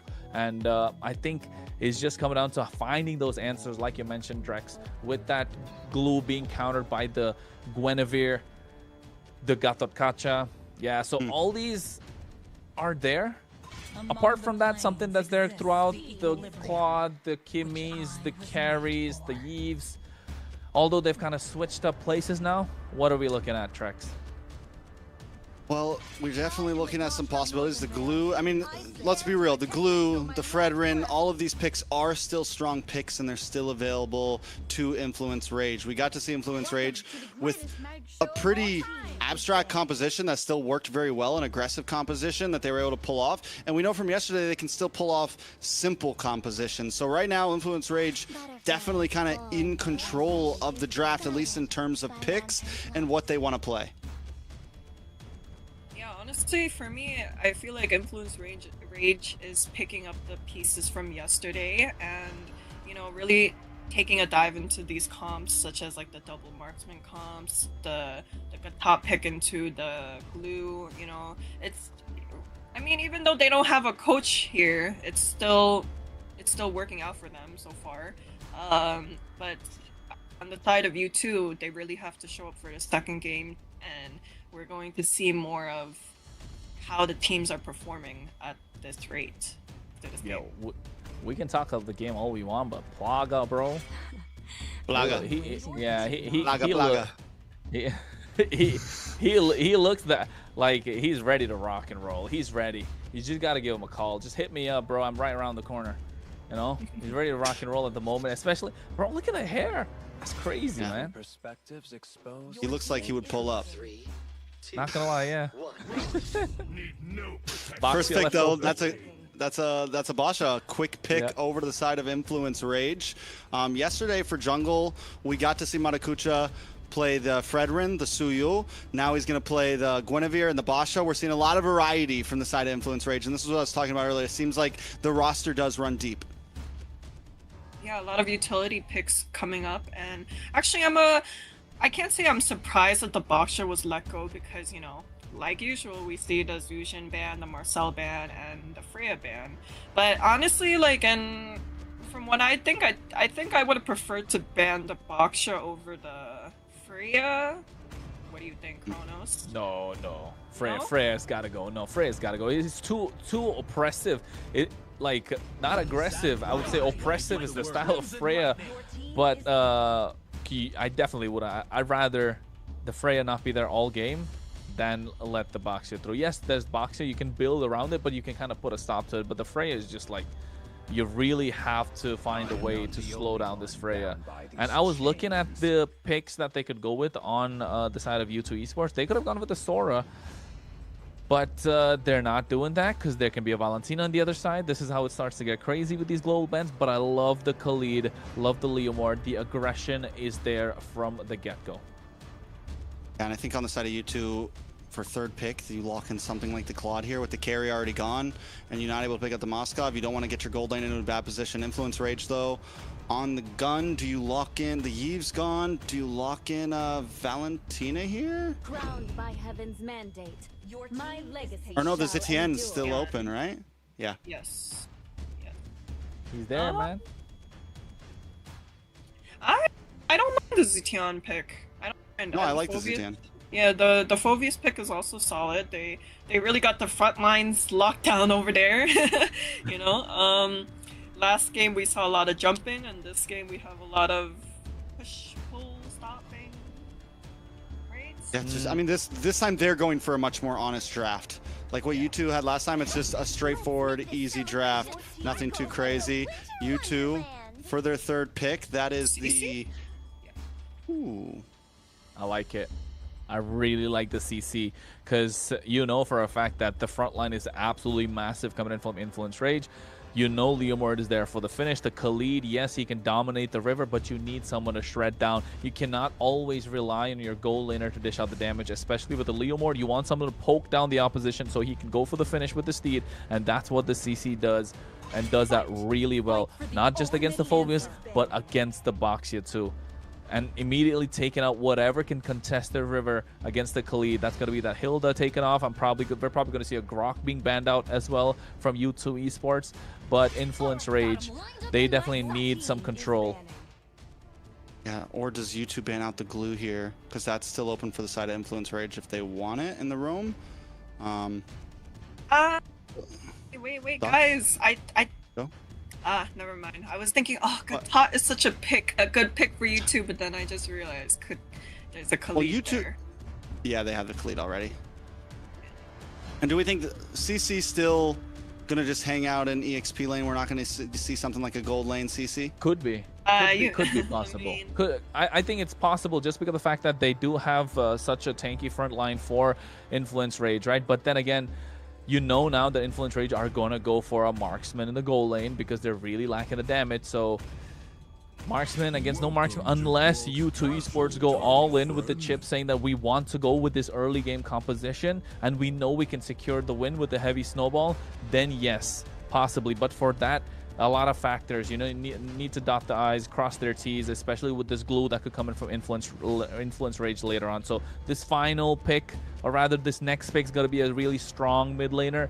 Probably the Valentina is not available right now. Zetian's not there. Kimi is already banned out. Jushin's not available. What are we looking at, Ashley? I mean, we're looking at not that many options. They have a Lilia open. They have perhaps a Lunox, but Lunox, it's still yeah. not. I don't know. I still don't like the Lunox Nox pick, there isn't really much open. Barza? No. But against the Basha, it's not great. Eve, no? Not against anybody. banned. Eve. He's banned. Yeah, Eve is banned. Oh yeah, first. No, Farsa would be like a terrible pick here. Zeton to counter engage. Louis? Baksha also. We saw the Louis earlier. No, not against the box. You have a fast-moving composition, though. I mean, it's not horrible. I mean, look, kid, I don't know. I'm not a fan of Kadita, maybe. But then again, that's like a super crazy pocket pick, but it still works, if you ask me. Apart from that, looking, yeah, I think Lilia. Lilia is a solid choice. I think it's a very safe pick here. Yeah, I'm just not crazy, but I don't think she has this. I think she's lost every game so far. No. VT played Lilia. That was a win. Oh yeah, game 1 they won, and There you then go. yeah, game There you 1. go. There's your Lilia. Yeah, so this is what I was talking about. They lock down the mid laner. Now you wait to see what Influence Rage will go in. Are they gonna go with the fight? Are they gonna go with a marksman that's super late, like a Moskov that's kind of present right now? They do have the carry that they can play too, or rather carries banned out. Moskov Harriet is something they can go with, but then you're gonna have a lot of magic damage output. So are you gonna lock in the Obsidia right now, which does really well against the Leomord? So depending on that, maybe they will look to lock down in the CC in the gold lane. So U2 Esports draft still a lot flexible. Yeah, they still have that option for a final CC to gold and pick up something in the EXP, but then also they do lack damage at that point. So it's kind of a weird spot. Picking up the Lilia, it's good, but you don't have huge bursts just yet. They do go for the Herets, like you said, heavy magic damage on the side of Influence Rage. Literally all magic damage. Obvious is physical, isn't he? Yeah, he's turned into physical now. Yeah, he used to be magic, right? Basha's ult is magic, but still, it's heavy magic damage. It's honestly still doable though, because on the side of Influence Rage, there's no direct magic burst. Rather, I mean, other than the Harith, Zeton, and Baksha. No. I'm saying like from the lineup that we see right now, you know. Like, there isn't any direct burst other than the Harith. Everyone else is kind of there to, like, hold his hand and just escort him everywhere, let him do his thing. So I do like this draft so far. I mean, I like Influence Rage drafts as well, and you're right, they kind of need to make way for the Herald to reach his power spike. But then again, for that to happen, Dalika Eto on this Phobius needs to dominate, not has to. He needs to. Baksha needs to rotate faster as well. Maracucho needs to get the work done. But U2 Esports, I think, full dive. Trex, full dive. Full dive for sure. I do like at least their spread. For me, both drafts have my concerns. The amount of magic damage on the side of Influence and literally 0 physical damage, essentially. And then U2, on the other hand, the Lilia pickup is still a little sus for me, in all honesty. It felt like it is definitely just a last choice pick. But the Claude is clean, the Leomord, everything else works out. Very true indeed. As we're getting ready to go into the game, folks, a beautiful graphic like always. It's going to be game number 2 in this best of 3. U2 Esports needs to find a way to find a comeback. Otherwise, Influence Rage O-Rings are going to take it 2-0. It's 1-0 already. And now in the game, Maracucho Sykes was going to make it out first out of the jungle. Yeah, Maracucho had a great game last time. Now you get the hands on a Basha, which has been one of the most contested jungle picks we've seen. I'm expecting great things from the side of Rage Origins here, but U2 Esports with a good spread of damage. You get Plaga on a hero that Plaga did good with yesterday. Overall, there's a lot of possibilities. Look at the damage on a Maracucho. Zoltra, first blood. Yeah, that's why you don't walk into a Lilia, right? You don't walk into Lilia level 2, super strong, has a lot of those glooms, taking too much damage. Influence Rage at this moment gave a little bit of advantage away, but at least it was as early as it was. In K right now getting knocked out by the title strike. Zultra going in, Nox forced the flicker. Oh, Astro has a job on his hands. Not only do you not walk into a Lilia, you don't walk in. Yeah, I understand that it's a roam Khalid, but either way, level 1 Khalid, level 2 Khalid packs a punch with that first skill. It's going to bring just about any hero down to about half health if you land all 3 of those shots. You pair that up with the Lilia, it's a dangerous early game combo for Control. Yep, the early game is what they need to contest, and they're able to do so as well against U2 Esports, but if it wasn't for that early first blood. U2 Esports, Zultra, surfing around. And what's that song that goes, I am the world? Is that it? Or I don't know what you're talking about, but yeah, I got you. First turtle control over U2 Esports. I thought you were going to go with a completely different song, and then you said that, and I'm like, what is he talking about? I was thinking like what were you thinking USA about? Or who knows, you know, he's like surfing around. But anyways, first turtle does go to the side of U2 Esports, completely uncontested by Rage Origins, which I do think is a good move. Pre-level 4, this isn't their game. It's gonna, everyone needs to hit the spikes. Oh! Hey, Black Shoes baited out as well. Only from the title strike. Even the Purify, this is going to be clean. Zultra goes in with the Raging Sands from 3 members, but no follow-up come through. Look at Maracucho, goes straight into the back line. Inke, look going to be the target, but here comes the Steed. They get the kill. The Fury of the Phoenix to put them in place as well, but Maracucho get taken down. Tsunami Slam to lock away Zultra, and they find one more back. Luckily, Sykes saved that there, made it an even trade. But that Zultra re-engaging, for how good U2's communications were yesterday with all of them in the same room, today there just seems to be some disconnect overall. Yeah, I agree. I think they're not on the same page. Different ideas, maybe, before the fight starts. I don't know what it is. They need to shake it off, because if this keeps up, they're going to be a 2-0. But meanwhile, on the top side, U2 Esports, at least this time, they were on the same page. I mean, don't get me wrong. I still feel like that fight was worth it. The 2-2 trade. Sykes getting 2 kills this early on is huge for a Leomord. So yes, still worth it.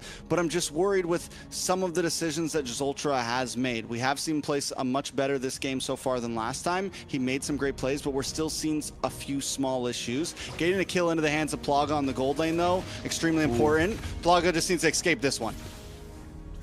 He makes it out alive. I think he's doing really well against Replic in the goal lane, of course. Applying the pressure where it's important.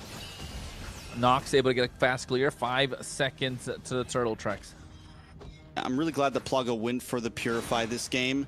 Like I said previously in some previous matches, Claude is one of those heroes that you can pick up the Purify so safely just because of how much he can move and groove without a flicker anyways. On the top side, though, walk straight into Zultra, forced to flicker out as well. A clean and easy turtle, not trading anything away. No kill, no gold shield, no jungle creep. U2 Esports seems like they found their footing. Watching these two teams play has been, it's a little refreshing, you know. It's much less brawly. It's very much more, okay, we're gonna move for this. Another kill down on the boss side. Sykes able to pick one up. 3-0-1 on this Leomord. It's getting scary and scarier every minute. Yeah, that's where you want to see a Leomord if he's on your side. If you're on the opposition, I don't know. I'd be scared. He's almost got the orange buff from Maracucho. Now able to get that tier 1 on the bot side. And you can see Zultra and Astra just hanging out, man. Zultra and Astra just hanging out with each other the entire game. I like it. I like it a lot. Sykes as well. Another tower goes down on the bot side. Now U2 Esports are going to be able to group up. We're going to see Ziggy get more involved in these fights. We're going to see Plaga get more involved in these fights. Does Rage Origin have a pop-off point? What is the power spike? I mean, I'm thinking, yes, Replic, Starlium Scythe just did get locked in.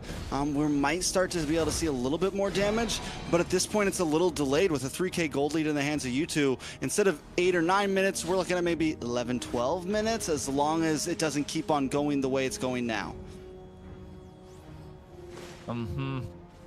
At this point, you're right. U2 Esports can just double down, get another fight in their pocket, and then next thing you know, the lead will be a little too much for them to make a comeback from. But Zaman Force drop down, Replic dashing around. Plaga. Yeah, literally like no damage from that. Like Zultra was just able to kind of walk away cleanly. Nox as well, getting a full skill set onto Zultra. and nothing major happens there. This is the deficit that Rage Origin's at, and that, like I said, it's going to be a while until that damage really starts to come in for Rage Origins, if it does. And not just that, right? Astro, he's the only one with the real hard crowd control, like the Tsunami Slam. Who's going to lock down? I was going to ask that, but Zultra's going to be the target. Raging Sandstorm to make it out. Nice view of the Phoenix has popped in as well. They get the turtle, and here comes the Steed, looking to take them down, but the Leviathan flickers out of harm's way as Origins will have to run away. Yeah, perfect combo that you could think of. You get the Tsunami Slam, but again, it's on to Zultra. And Zultra's just too tanky right now as the Khalid. He's able to withstand so many shots. Rage Origins, they are still playing it patient, which is good. Astro looking for something here. Doesn't connect, but they are able to at least defend the tower. Yeah, they're able to defend the tower well. But then again, I was just saying that never mind, I can't speak my mind, man. Dalika after going in, Infernal Pursuit going to be taken down by NK, and you can see Zultra just zoning away the entire lineup of Rage Origins by himself. Yeah, and U2 Esports doesn't overpress it. They find that moment, they get that kill, they back off. It is a slow chokehold at this point, slowly just taking the breath away from Rage Origins. We get a tower, we get a kill, we get another 1,000 gold, and Rage Origins can literally do nothing about it right now. They don't have a way in. Even if they get a Tsunami Slam, it's not enough. Lord gonna be coming up here soon. And do they even contest it, or do they just hold on for a bit longer? I think they just let it go, hold on a little bit longer. Oh, wait. Never mind, that was so disastrous. It could have been so dangerous. But what I was trying to say the entire time is, Trex, yes, they have one hard lockdown with a Tsunami Slam, but who are they going to take away? NK has a Purify, Plaga has a Purify. You're not going to take down Sykes because he's not entering the fight anyways. Zultra's not going to be the target, even though they're using it against him. He's going to walk away just like that. And there's nothing they can do about it. Nothing they can do about it at all. At this point, the oppression continues. 5K gold lead. U2 Esports. After game one, with how well Rage Origins did, it's refreshing to see that U2 Esports want to try to tie this up, and it's looking like it's going that way. Lord is up, Plaga shredding it down with Sykes. Rage Origins doesn't even try to contest it. They know that they're getting diffed, which I think is the right move. They're not falling into the trap of, oh yeah, we're going to try to make a big team fight happen. They're looking for a hopeful mistake. Ooh. Zultra, Raging Sandstorm, going catching 3 members. U2 Esports, all that for a tier 1 in the mid lane. It opens up the map. I would love to see how far ahead Zultra is right now, what his build's looking like, and how behind Replic and Nox are, because there is just 0 damage on the side of Rage Origins. It's not that they don't have items exactly, it's that U2 Esports just have too many more items. I mean, even this, watch this, can they get the kill? Yeah, Ziggy already popping the Vengeance as well. They threw everything at him just to get that 1 kill. And now you can see NK is going to be an absolute menace trying to zone them away. The one blessing is that they've already cleared out the mid lane. Yeah, and they finally do find a good target with the Tsunami Slam. Astro's been looking for it, but he keeps on just getting Zultra. This time Ziggy, not the tankiest hero as CC, so at least you're able to kind of burst down and secure something right before Lord gets to you. Well, at least at this point, U2 Esports find a way to back off if you are Origins.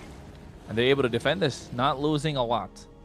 Yeah, and they take the choice of letting the Lord crash down on the top inhibitor because they still have the Holy Shield, and they save that tier 2 in the mid, which is a good call overall. They bring that top tower down about half, but it's nothing that they can't recover from. Taking a look at the items, Plaga holding about a 1,200. Oh, Plaga finds Astro. Yeah, but he sees the Man Force as well just to zone them away. Sykes comes in, here's the Blazing Duet.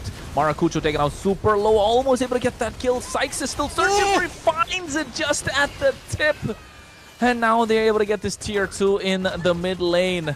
U2 Esports not backing off. Sykes did not want to let that one get away. A quick dash through, on bar through. I mean, just clean play. Kill onto Astro to pop it off. Maracucho goes down again. It's 1, 3, and 2 for this Basha. One of the most contested jungle picks we've seen so far in the MCT, and it is just not performing right now. Yep. I think the idea is that this Lilia that someone said he didn't like is working so well. Because at of the this Khalid. point. True. True. You know what we're doing here. But I like the endless battle being picked up by Sykes. 4-0-2. Got the perfect snowball game that you're looking for on a Leo Mort. Oh, look at Ziggy. Yeah, Malefic Roar Roar. comes in. Yeah. That's huge. I mean, and then Replic finally does get in the Holy Crystal. Finally a Holy Crystal. Some boots for Astro, you know. Maybe a little late in the game, but it's okay. I mean, at this point, we're seeing something come in, but Ziggy, that might be the reason why this Basha is not doing so well. There's so much shred. Oh! God, that immediate conceal play just after he got the boots as well. That interaction is crazy. Curtain call come through as Zultra could go for the Raging Sandstorm. There's a tornado being used up. Replic of Zaman Force just bouncing around. Title strike. Maracucho gets that kill. Ziggy now looking to back off. Kiting. Oh, Trex.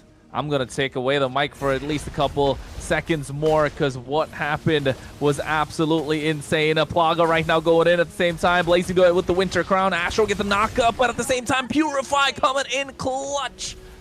U2 Esports still hang on. Yeah, but still, what I say, Rage Origins, around 12 minutes, they finally do find a moment. Holy Crystal finally locks in for Replic. Items are starting to come up. Yes, they don't get the Lord, but we're seeing the possibilities of what they can do in a fight now. The game has gotten to a point, and don't get me wrong, they're still at a 5K deficit, and they were finally able to win out on a fight. Maracucho was looking for the drive-by, not able to get there. Sykes, rather, with that Phantom Steed coming in with Barbie, able to steal it away. And that item you were looking at, right? You saw the Holy Crystal, and you saw the boots being picked up by Astro. So the boots coming in 12 minutes, actually selling the boots that he had earlier because he didn't have the conceal. He got the favor, sold it, picked up the boots again, but this time added the conceal, and you could see the activeness that they had on the map, completely taking charge with that conceal, flickering in with the title strike and catching the right target. So they're still playing Mobile Legends here. They still are looking for moments, even at a 6K gold deficit. Can they defend here to look for more? I don't know. I think they need to be active once more. Flicker's already present for Astro, but he's taking too much damage from NK. Maracucho's looking to flank someone, just driving by. The top side's going to fall down. The Lord is full HP. Hacking away at the inhibitor. Raging Sandstorm with Flicker catching two members. Here comes the Steed along with the Fury of the Phoenix as well. Tsunami slams to take down Zoltra. Maracucho's the one to get that kill. Waga looking to get that inhibitor in the mid lane. Goes over the Blazing Duet. Gets pushed back by the Armament. Here comes the Winter Crown at the same time. Replic with his Zaman Forge drop down. He's dashing around. Gets that one kill. He's on a killing spree. The damage is finally online. But is it too little too late, Trex? I mean, they lose two inhibitors, but they are able to take out Zoltra. They are able to take out Plaga. So it's not a complete loss for Rage. I think no matter what, they were going to lose some inhibitors in that push. And the fact they got something, maybe more here. Oh, wait, here comes with the Steed. They're able to clear the wave. NK, this is what the Lilia provides, a lot of wave clear. Look at the way Ziggy is playing the off lanes right now. Bot lane just slow pushing in, forcing Rage Origins to give up the map space that they just thought they earned.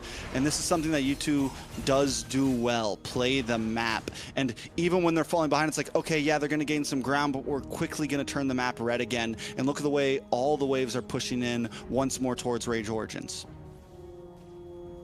But, yeah. And oh wait, conceal play. Are we going to see them be active again? He goes for the title strike, Astro, but gets caught out this time. Not able to pull off the flicker. Gets a Tsunami Slam, but onto Ziggy. Here comes the Fury of the Phoenix as well in place. They get the one kill. Here comes the Raging Sun from Zultra on the back line. Nox is being pushed back. Here comes Plaga with the Blazing Duet. Look at catch Nox. They find 3 members, possibly 4. And Dalika at the left standing. And I don't think he's going to be able to defend. He's a lonely. Phoveus just came back. Now looking to get back some HP. You got 4 minions, 2 cannons trying to defend as Plaga locks down the base crystal. They look for a wipeout, and they get that in the end. It's a stomp for a stomp. Influence Rage starts it off, but U2 doesn't want to go down just yet. They hold a strong 5K gold lead through most of that match. Ashley, what are your thoughts? Yeah, definitely. The pressure from the side of U2 Esports was definitely pressuring we were able to see what Rage Origins did to U2 Esports in Game 2, right? We saw the Lilia and Khalid played a huge impact and a huge threat starting from the laning phase, you know? And it took everything from the side of Rage Origins to even take down one person. We saw mid-game it took like, what, 5 people to take down the Leo Mord, and it was honestly easily punished, you know? Flicker, conceal, encourage, like all of that was being used to take down one person. And now that I think about it, guys, and correct me if I'm wrong, I believe Kalea has a 0% win rate so far in the MCT. Very possible. Someone has been doing their homework. Very possible. She's got Wikipedia up right now. She's like, ooh. Don't even correct me if I'm wrong, because I already know the answer. I'm right. Well, I said correct me if I'm wrong, even though I'm never wrong. I'm kidding. Whoa. I'm kidding, guys. I'm kidding. But yeah, like I agree. wonderful performance. Like we're now going to Game 3. Kronos? No, go ahead. You're saying you agree No. Go ahead. No. Go ahead. I definitely agree. I think you two played a great game. I want to point back to the fact that I'm ready to see the items, because I want to see if Zultra just has nothing but magic defense on. Because honestly, the fact that they were just able to absorb so much damage speaks volumes early on. It's like, what do you just pick up Radiant Armor first? You just go into straight magic defense. And even when they finally, it took so long for them to come online, and even then it was still hard to get kills. Just to get one member, they had to blow a whole kit. Everyone had to use their ults essentially just to get one enemy hero, right? And maybe turn that into 2 or 3. So it was a hard fought battle from the very start from Influence Rage, and that never stopped. Yeah, and I think that lack of physical damage was really showing, because now Dominance Ice adds magic defense as well. So is such an important item. The life drain effect is so crazy. So probably the only physical damage, physical defense item that he had was definitely the Dominant Size. But apart from that, I can imagine just full magic defense, not going to be taken down so easily. And this is what a Khalid provides, right? This is why we want to see Khalid more often prioritized by teams that have played before. And, well, hey, U2 Esports kind of pulling that off. Now it's a 1-1. Going into the next game, what can we expect, Ashley? There you go, putting me on the spot again. Like every time I'm like, I'm like, oh, I like this draft more, and then they end up losing. I'm like, okay, I like this draft more. They end up losing. I'm just Welcome like, to being a caster. I mean, yeah. Now you know how we feel. Now you know how we feel. I mean, she got a new career path now, don't you? I mean, just saying. If you want to in the future, the door's always open, right? That's what Julie said. I don't know. There's still a lot to go, but hey, at least now, the caster's curse makes sense to me. It all makes sense to me now. We try our best, but a lot of times we're wrong. That's just the situation.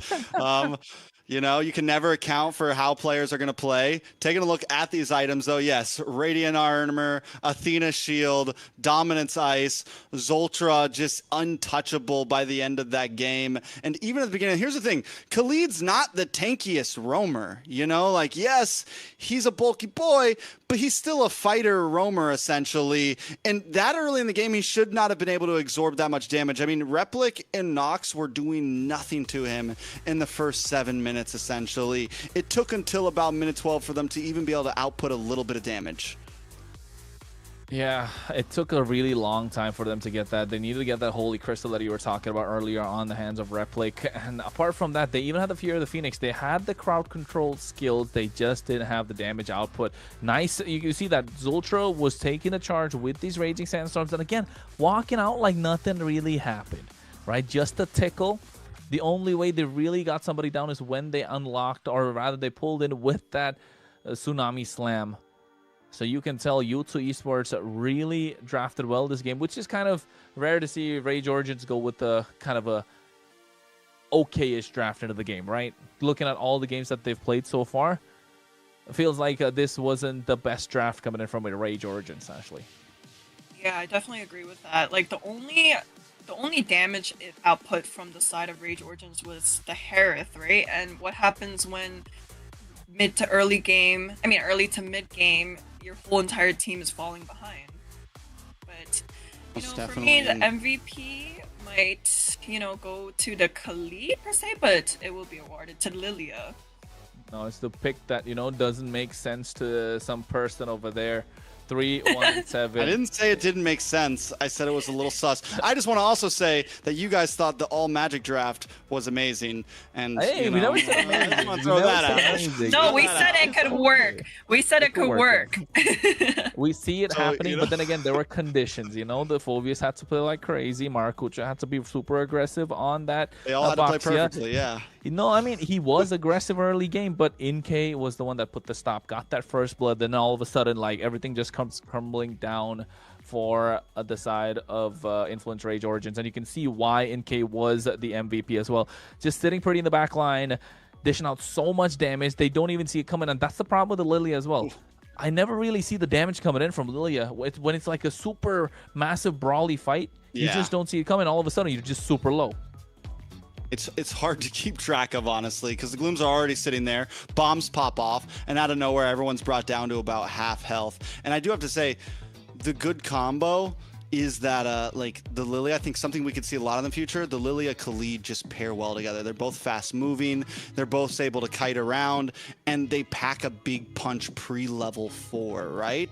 Pre-level 4, you can put a lot of pressure down, and if you're able to get a first blood like they did, it just turns into more and more. Yeah, like the trio mid was just there, and like all games start from the mid game, the mid lane, the jungler just connecting as a trio, and that's what we were seeing on the side of Influence Rage. Wait, sorry, Was just there. U2 and Influence Rage. But yeah, now that we're seeing that the Khalid and Lilia matchup was definitely a lot stronger than what we saw with the Kalea and Zetian. So what do you think, Kronos? We're proud of you. We're proud of you, Proud of you, Ashley. You get in Zetian. there. We're proud of you. Not gonna lie. I just gotta get bullied enough times to really from day like. one to now. Yeah, it's like I can't go out there and get bullied again. Yesterday was horrible. That's how. See, I told you guys. That's how you make Ashley get better. You have to, Like, All right, don't make this a competition, okay? I don't like getting bullied. Yeah, come on, Trex, don't be a bully. But then again, folks, you're watching the MCT. If you didn't know what you were watching, MCT America's North. That's happening day number 2. Of course, don't forget to like, share, subscribe, do all that good stuff. Of course, follow all our social. We're talking about MLBB Esports. Let's see if Fernando can pull it up for us as well at the same time. And we're there on X, TikTok, Instagram, Facebook, YouTube. There we go. Look at that. Clutch. Fernando's on his game today. yeah, and don't only forget to follow all these, but also don't forget to like the stream that you're watching right now. Help push MLBB Esports across the map globally. Yeah, because I followed them yesterday. Sorry, guys. Got roasted for that too. Laugh. I got roasted for that. No, we're not roasted yet. But yes, it doesn't take lots just to drop a like. It does help us out eventually to grow the scene here in North America. And not just that, you get to see us all the time. And while you're at it, you can follow us as well. TrexCast right there on every platform that you find them. ChronosCast for myself. And of course, Ashley with a Q since the A wasn't available, right? Yeah, her keyboard doesn't have an A, actually. That's the problem. Yep. That's why now there's an S in my name, an extra one. Ashley. Ashley's. Like the potato chip. Is that real? Like, is it really Ashley's? No, do you want to hear the background story of it? Are we- Sure. Yes. While we're Yeah, we waiting have for it, time. sure. We have time. Yeah, sure. Story time. Let's go. So apparently my name was taken. My name was taken. So I was like, Taken by okay, who? it was just taken. I Like on guess it's MLBB? yeah, like I just couldn't go with my original name, so I was like, you know what? Just add an S to it. That's the story. We were like waiting for a big. That's, yeah, I reveal. thought it was. Yeah, Yeah. we- No, because no, No, listen, because That was a the sentence. the person who took the name is me. It's on my account. Like I took the name, so why can't I go as Ashley? It's okay. It's okay. Wait, what? What exactly? Like you took your own name Like, and then you had to change it again. So what? Yeah, because Like your going second account? going into the MCT, like you have to make you have to get a new tournament. Oh, I got you. Makes So now you're sense with all that Ashley's and MCT because you had to make a new tournament account because your actual account is Ashley. Yeah. You could have just changed your normal account. Work out here, Trex. It's not. I would send you. Listen, if it's hard times, I'll send you the name change card. It's not, you know, like That's not how it works. if you're struggling over there. Like, Times are tough. Next thing you know, you'll start hearing somebody in the chat say, "My mom's kind of homeless." But then again, folks, at this point, we're looking at game number 3, 1-for-1. Broken Wall is going to be the map where 30 bans going to be in this game. We already see 20. That's out, 10 from each side. That's what global bans is. If you don't know what global bans is, don't worry, we'll explain it to you. Follow our socials, we'll update you with all that good stuff. Influence Rage on the blue side, U2 Esports on the red. Jushin, Sora, not gonna go anywhere. What are we talking about? I just want to say shout out to production for adding no coach to the side with no coach for now, and I need that. Hey yo. Can you? Then tomorrow we'll have like no coach, no analysis, and then by the last day, no coach, no analysis. Okay. What do you say, guys? No, golly, guys, no problem. I mean, Left me hanging on that one. Actually, thoughts on the draft. What are we going to see here? Next time. Oh, there's a carry ban. Okay, that's interesting. We actually saw a carry ban last game. It was ban 3, which was still interesting then too. I'm saying it's interesting now because carry wasn't picked up by either of the teams. It was banned. Yeah, but like now, I mean, for the side of Influence Rage, they could have picked up the carry for themselves at one point, but they just got rid of it straight away. So, does that mean maybe we're gonna go with another tanky jungler? I am trying to like look at all of these global bans right now and just process it. So it's hard. I'm like, wait. Who do we got? Fredrin's still open for Influence Rage. Marksmans are limited on both sides. Moskov's still open for Influence Rage. So there goes the boss ban. Marcel, yeah, Marcel's gonna come out from YouTube, right? Banned. They're not gonna let the 3. Yeah, they're gonna ban that out. I think first pick for Influence Rage in this case. Then they haven't played the carry. Yeah, they haven't played the carry. They can really lock down. The carry is gonna be such a hot pick here for either side. No, it's not. Oh yeah, carry's banned. Sorry, yeah, I didn't see that. We just had a whole conversation on this. Sorry. I spaced out. Not gonna lie, I was looking at the bans and I just completely spaced out. But here it's got to be the Marcel. The Marcel's got a ban through, but I think they're taking their time to see what could be left open because Sora's not gonna be able to play on the blue side. They do have the Valentina that's there. Oh! Marcel, pick up. Marcel's coming.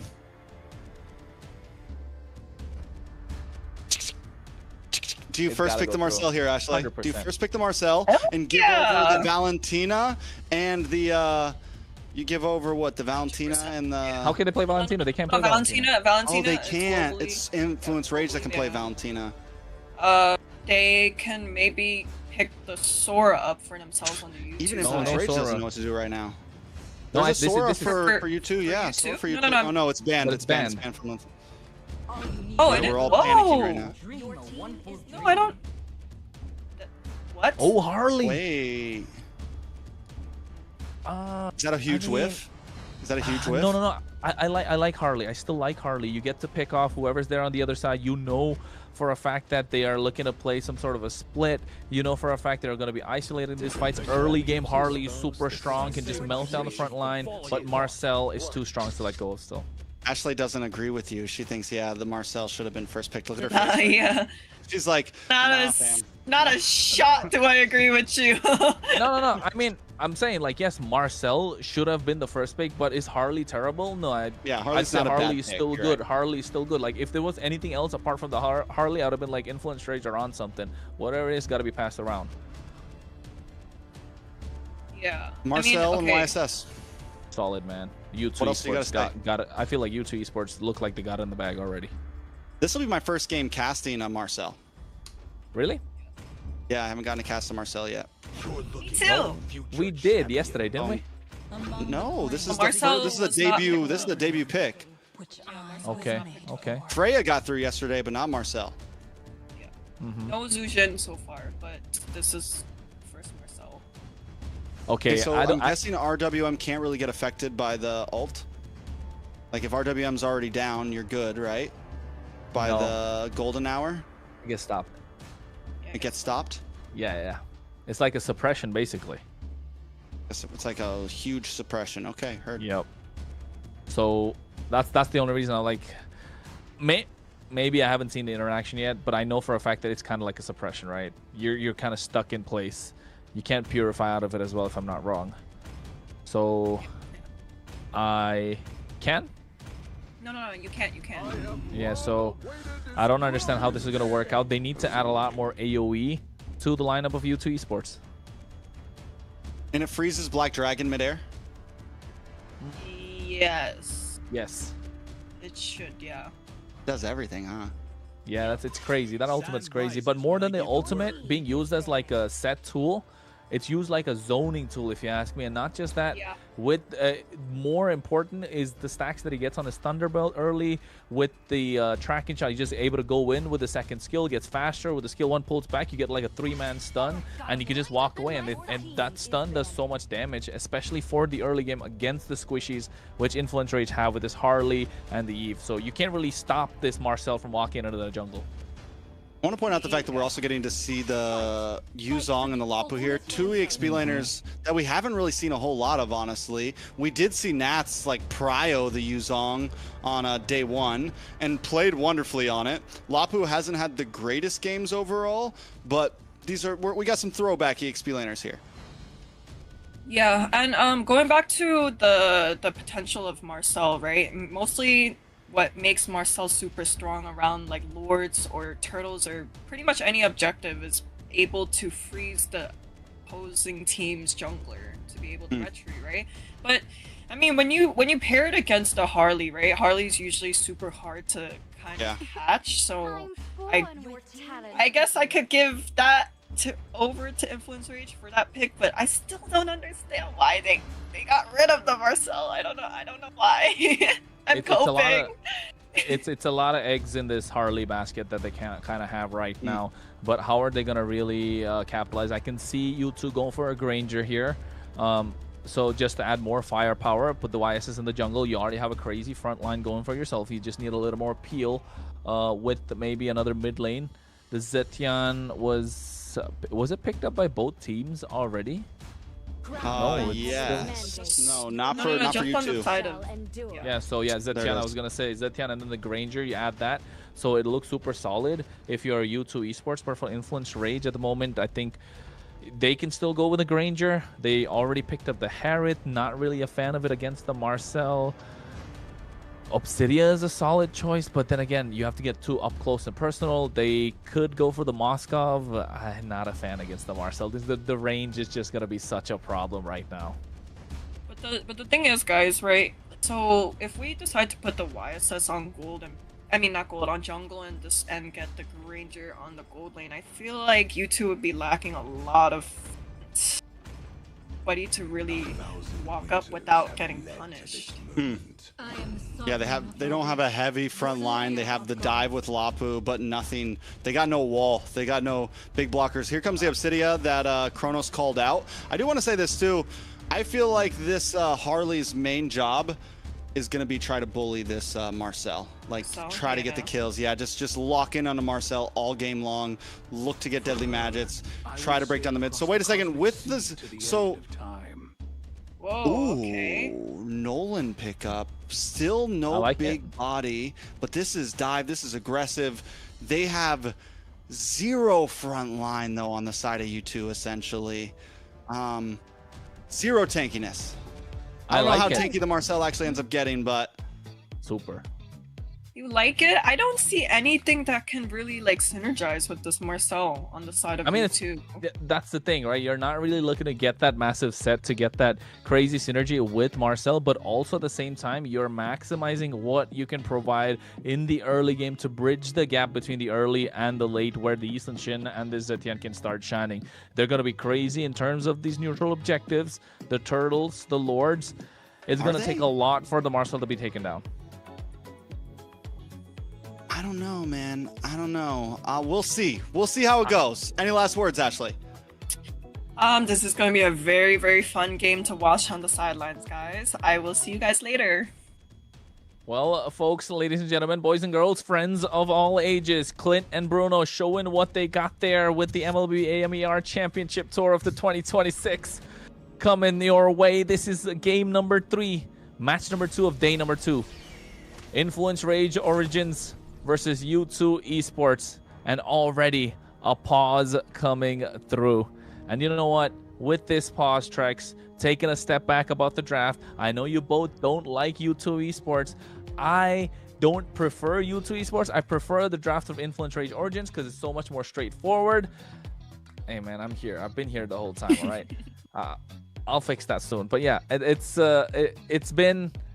the draft of Influence Rage Origins is so much more easier to execute, straightforward compared to what the Marcel provides. But transitioning from early to mid to late is going to be so much more easier for the side of U2 Esports if this Nolan can get the snowball going. Again, a lot of ifs and buts, but if they do, it's going to be super hard to stop. I will say this. We saw Sykes Nolan on yesterday. It's the only game they won yesterday against Leviathan. So we know he does perform well. This is a pocket pick of his, even though it's not the most popular jungle pick out there right now. We've only seen it pick twice, and both times, this is the second time, and both times have been by Sykes himself. My worry for the lineup isn't it's not that I'm doubting the Marcel. I think the Marcel is going to be great. It's just, yes, the goal is to those neutral objectives. You're not going to catch Harley. Harley's not going to be sitting in the pit waiting to get shot. He's going to be sitting on the sidelines waiting to come in at the last moment to find those picks, right? And outside of that, like Ashley said, there is zero front line for U2 right now. Even their Lapu, who's their big tanky guy, is going to be diving in. There's no real stoppage, essentially. I agree with that, with what you're saying, but then again, that front line, I think if Zultra is able to get those stacks going early on, yeah, it's going to be enough. But then again, the early pressure from Harley is just way too much to deal, and you can see already how much damage that Marcel is dishing out to Harley. We'll see exactly how it goes down. The possibilities are definitely there. One weak link is possibly going to be the Subsidia. No major meta marksman for the side of Rage Origins, but they have some other decent picks to hang out. I think the idea for Rage Origins coming in to these turtle pits, into these neutral objectives, is don't stay too grouped up. Look for angles. Oh no. Oh, Soldier low. First blood of Matakucho. That's what we were talking about, right? Yes, he can go and he can be annoying, but the damage from Harley is just way too much. And the problem is if you start feeding Harley the kills, he will run away with the game. Yeah, and I mean, his only way to get away is going to be the flicker. It is still a semi-stationary hero. Yes, it has potential with its skills, but you still have to be careful, and Harley is the perfect answer to it, I feel like. Yes, definitely. I think Influence Rage Origins read a big-brained U2 Esports. Can we say that? I think so. I mean, I think there was still a lot of possibilities for U2 Esports. I think they just went maybe a little too heavily on damage. But again, this is comfortability for them. Sykes on this Nolan has done a lot of things. Nice use of the Fury of the Phoenix as well. Ziggy coming into the fray. Here's the Black Dragon trying to disengage. Zultra going in, have not the tracking shot. Inkay gets petrified with a Furious Dive, not able to take the whole thing thanks to the Boy Crystal, but now, oh, the Fracture able to get that kill. Sykes finds it. Here's the RWM to be able to get Ziggy. They get themselves the turtle. Plaga comes in. Nice use of the Mount Chucker as well. Astro, glorious pathway, makes it out alive. All right, so 1 for 1. Zultra still doesn't have a level 4 just yet, so we couldn't make a huge trade. 1 for 1 plus the turtle over to the hands of Rage Origins. Still about a stalemate. Sykes is going to be huge, I think, in this game. You mentioned it. If they can get the snowball and they already got a kill into his hands, that's a major win condition for you too. Rage Origins, on the other hand, we already know they need to bully down on Zultra. They need to bully down on the back line, and that's what Delika is trying to do overall. Yeah, and that's what they've been trying to do. Look at Zultra. This is what you want to see. Being really annoying. Just front line for the opposition. Nice golden hour coming in as well. Astro just caught in place, not a lot of damage to follow. Sykes goes in, glorious path to make it out alive. Again, attention on the gold lane should be there, with Obsidia having a tough time, Trex. Yeah, Obsidia is going to continue, I feel like, to have a tough time. As we get into the game, the possibilities are there. I'm not saying her late game doesn't have potential, her mid to late game, but the rest of the team of Rage Origins needs to kind of carry through that to get Replic to that spot. Have you seen Marcel? It's quite a lot. It's so annoying. Wait, never mind. We'll talk about that later. Here comes the Phoenix, but at the same time, you can see they go in Psycho with that fracture, but the wrong target. It's going to be Astro. Deadly Magic. Did he even use it? He did, but it didn't. He didn't get enough shots on after to really stack up the damage. It's okay, though. We're seeing the possibilities. Rage Origins approaching these fights definitely at the angles they need to. U2 Esports, though, they're just biding time. They know they don't need to like force fights right now. We need to get Sykes online. We need to get Plog online. We need to get Inke. I mean, pretty much all of our big damage dealers, which is more than half the team. And once they get there, you know, maybe not even second turtle, but third turtle, the possibilities can run up. Zultra just hiding, making sure he doesn't get spotted out. Nox looking like it's going to be the target. Here it comes. Goes in for the tracking shot along with the frame moment as well, but nice flicker. Astro falling with the glorious pathway. Sykes was looking to snipe him down, but the turtle should be in the hands of Rage Origins. Black Dragon just to go for the disengage. Nice use of the golden hour, putting them in place as well. As you can see, Ziggy's going to be the target. He goes with the Petrify along with the Furious Dive. Able to get Zultra. Should be going down. RWM to steal the deal. Astro slowing them down at the same time. But the Deadly Magic onto Ziggy as Dalika Eto makes it out alive with the slightest bit of HP. And Plaga falls down as well. They trade 3 for nothing and even get the turtle. Yeah, Zultra can't seem to, and that's the thing, he's not finding big golden hours. It's 2, and it's on Dalika Echo, and if you try to engage onto them, then the rest of the team jumps on you. So we're seeing some of the issues happen with U2 Esports since everyone is kind of a backliner essentially, or wants to come in at the last moment. There's no way for them to really get those big sets outside of Zultra landing a golden hour. Yep, and oh no, not looking good. Even to get the Hunts of Bone at the same time, but Maracucho gets taken down. Oh no, it's not looking good. 2 for 1 trade, and on the top side, Plaga still able to survive. Rage Origins kind of fumbled that one. That's huge for Sykes. That's huge. Another kill into his hand, and this is what we said the win condition kind of turns out to be. It is all of our baskets on Sykes right now. Plaga secures a kill too, but he has died, so he's still standing about the mid. But wait a second. No. No. Petrify. He wasn't able to fracture out. He didn't have that. Dalika Eto has been clinical with this Furious Dive Petrify, hasn't he? Very clinical, finding targets. Even with the first one that Dalika pulled off, that he takes a death, but overall that's okay. Wait a second, a little bit of shots. Glorious pathway at the same time. You can see they slow them down, and the golden hour to create a little bit of a separation. Here goes with the bravest fighter at the same time. Raging Slash committed as well. Nox able to make it out alive, but Obsidia kiting, and they get Nox. Plaga going in. And the rest of U2 Esports get control of the river. But look at the turtle. Maracucho already going ham at it. Yeah, but he's all alone, and they are moving fast down there. Yeah, they are super fast. They get the turtle in the hands of Inke. Maracucho didn't want none of that smoke. All right, so what happens from here? Look at the mid tower. U2 Esports, even with them losing some fights here and there, they've kept gold at a minimum, and the pressure's on. Oh, the pressure is definitely on. They're using the Phoenix Descent at the same time. Glorious Path, they did not able to make it out alive. That was the Hylos with the Revitalize that they took down from full HP. And now here comes the Mountain Shocker as well. Look at the cast them down. Dalika, the Furious Staff just to make it out. And we're starting to see the pressure. I gotta say, the fact that that golden hour is 3 seconds long at the, I mean, with everything it does, it is a 3 second long stun, which is insane if you think about it. Here you could kill 2 or 3 heroes in 3 seconds easily. You blow enough skills off. So that is the danger that it is providing. Zultra, yes, had a little bit of a rough start, but we're starting to see now that U2 Esports is kind of moving together and being more aggressive. We're seeing the possibilities. Yeah, we're looking at the possibilities, all right. And oh no, Maracucho, Zultra really wanted that one. He even flickered to get that framed moment on the top side. Replic able to get that tier 1. Mountain Shocker providing vision of where everyone is at the moment. They get the tier 1 back on the bot side. Unless Maracucho has other ideas. No. I thought they'd get a kill too. Maracucho's playing it safe right now. He knows that if he goes too deep and messes up, there was no vision on YouTube. Wait a second in the mid lane, a little bit of damage. A little Both bit. teams That's going to half disengage. HP. Yeah. That's half HP of the Hylos, so there's a lot of damage. It's enough. It's enough damage, but it's not a full engage. And I got to point out, the gold right now has barely moved to either side. So U2 Esports definitely holding an advantage with that, right? Especially with Replic not really having the moment to pop off yet. It still could be a few more minutes for that. Lord is up, and I feel like Maracucho shouldn't be the one starting these off. Maracucho needs to be more of, okay, I'm gonna wait to come in and try to steal Lord last minute.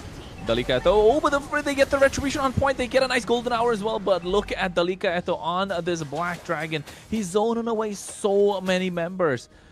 Yes, he finally got the moment, but hey, if they're able to zone out just with one Black Dragon and now the Lord March on the bot side, never mind, it continues. They get the glorious pathway. Are you going to go? No, the Hunt of Bone able to catch them as well. Replic finally able to pop off, but only getting one kill.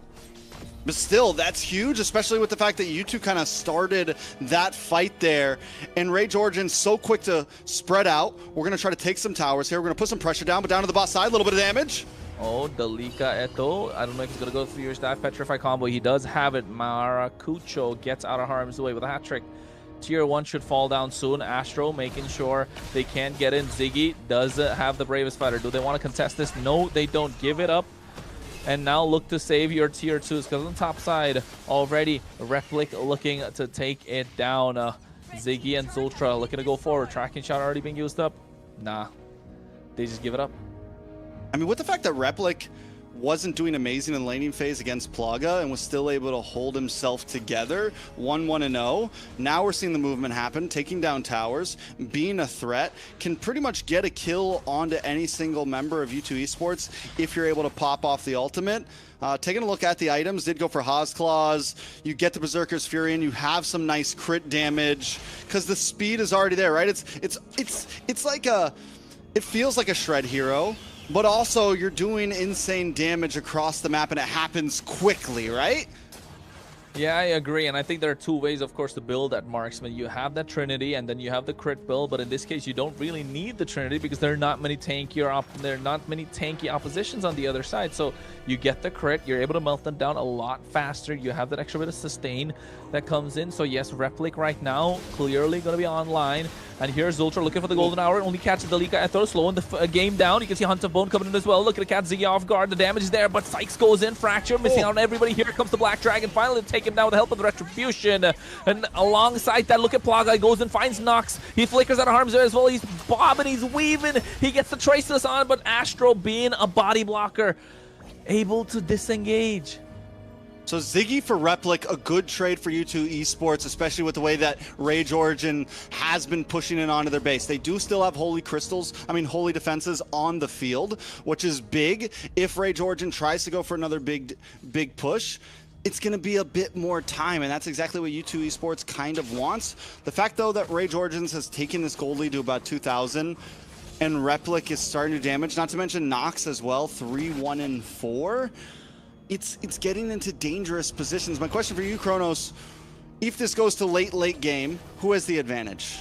If it's going to go late game, my guy, Rage Origins definitely have all the advantage. You can see the macro that they're playing with. They can pick everybody off with that Harley as well, and Replic's going to have a lot of damage online. Sykes needs to pick somebody off, and he has to do that soon. But Zultra, oh my god, the deadly red do a lot of damage. Alongside that, you can see the View of Phoenix popped in as well. Lord, 10,000 HP. No, Maracucho is able to get the Retribution. On point, Astro peeling for the team. Ziggy can barely do anything. Yes, they trade back, but Rage Origins definitely get the better of the trade. Here's the thing, even if Zultra, this is the problem we're running into, because there's no big body blockers, and that's what we were worried about for you two, Zultra can make his way in, right? He can find his way to Maracucho in the Lord Pit, but the rest of the team is being held back by Astro. It's being held back by Dalika. And Sykes goes down, a shutdown at that, which is a good chunk of gold into the hands of Maracucho when he's already ahead. Yeah, that's a big bounty, all right. And you can even see Replic got that Malefic gun.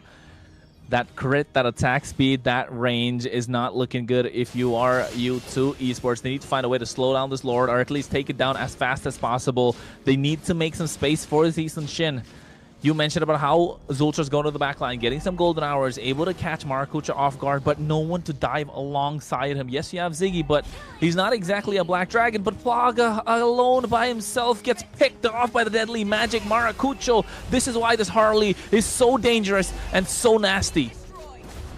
All right, so Rage Origins making their push in. Black Dragon comes out once again. Towers are dropping. U2 Esports, do they have the shred? Plaga's not on the map. The wave clear just isn't completely there.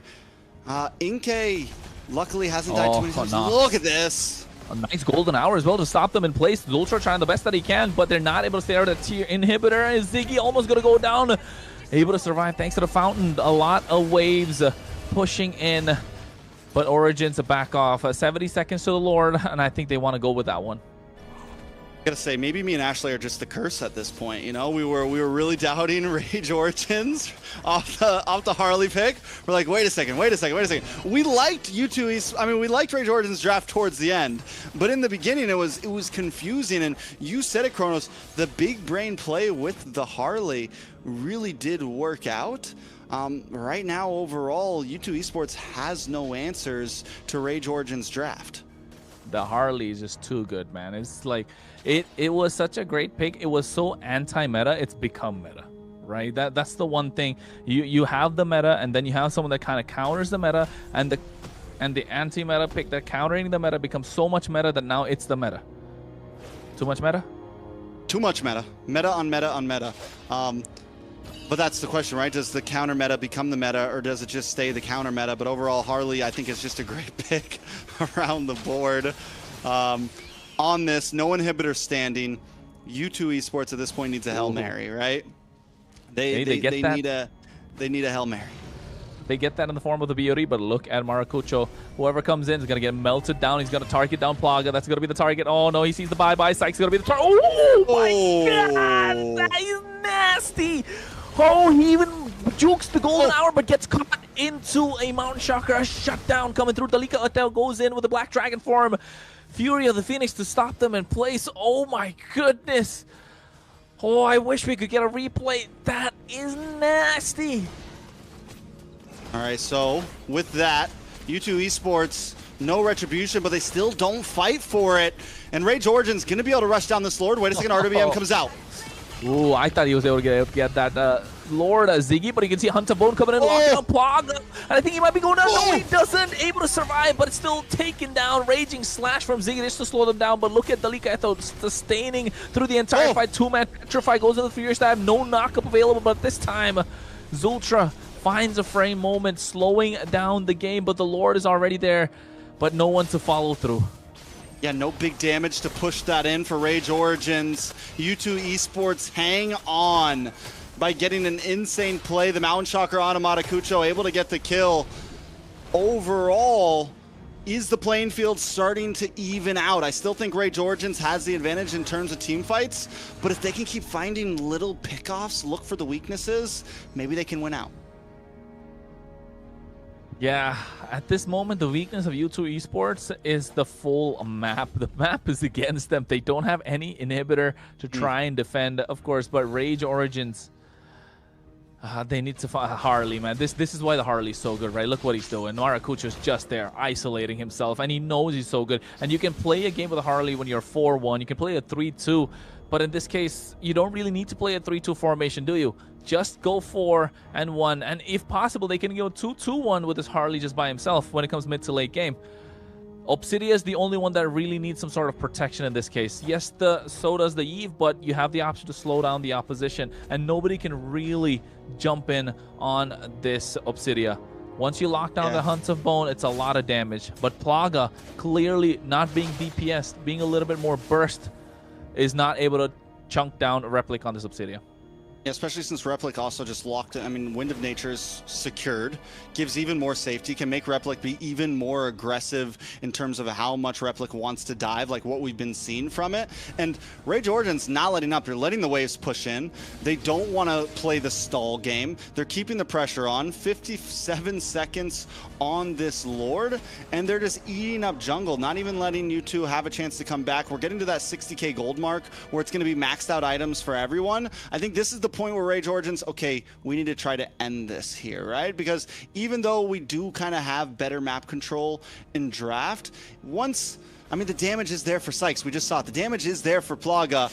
If a big golden hour does lock on, the risk is what I'm saying is still there against Rage Origins, and they have to be careful on how they approach this. Yeah, they definitely have to be careful, Rage Origins. But the thing is, nobody's ever really take down this Hylos. That's another thing as well to look at, right? In case the one that really needs to poke down this Hylos, but by the time you're poking him down, can it really burst? Look at that. It's a full fraction. It's a full combo coming in from Sykes. I mean, not exactly a full combo, but that barely was a tickle. Yeah, I don't think there's, I mean, you get some heavy crowd control and everyone unloads their ults on him and maybe something happens, but U2 Esports don't want to let this Horde go easily. Yeah, Zultra, tracking shot. Astro, the Glorious Path Whistle, slowing them down.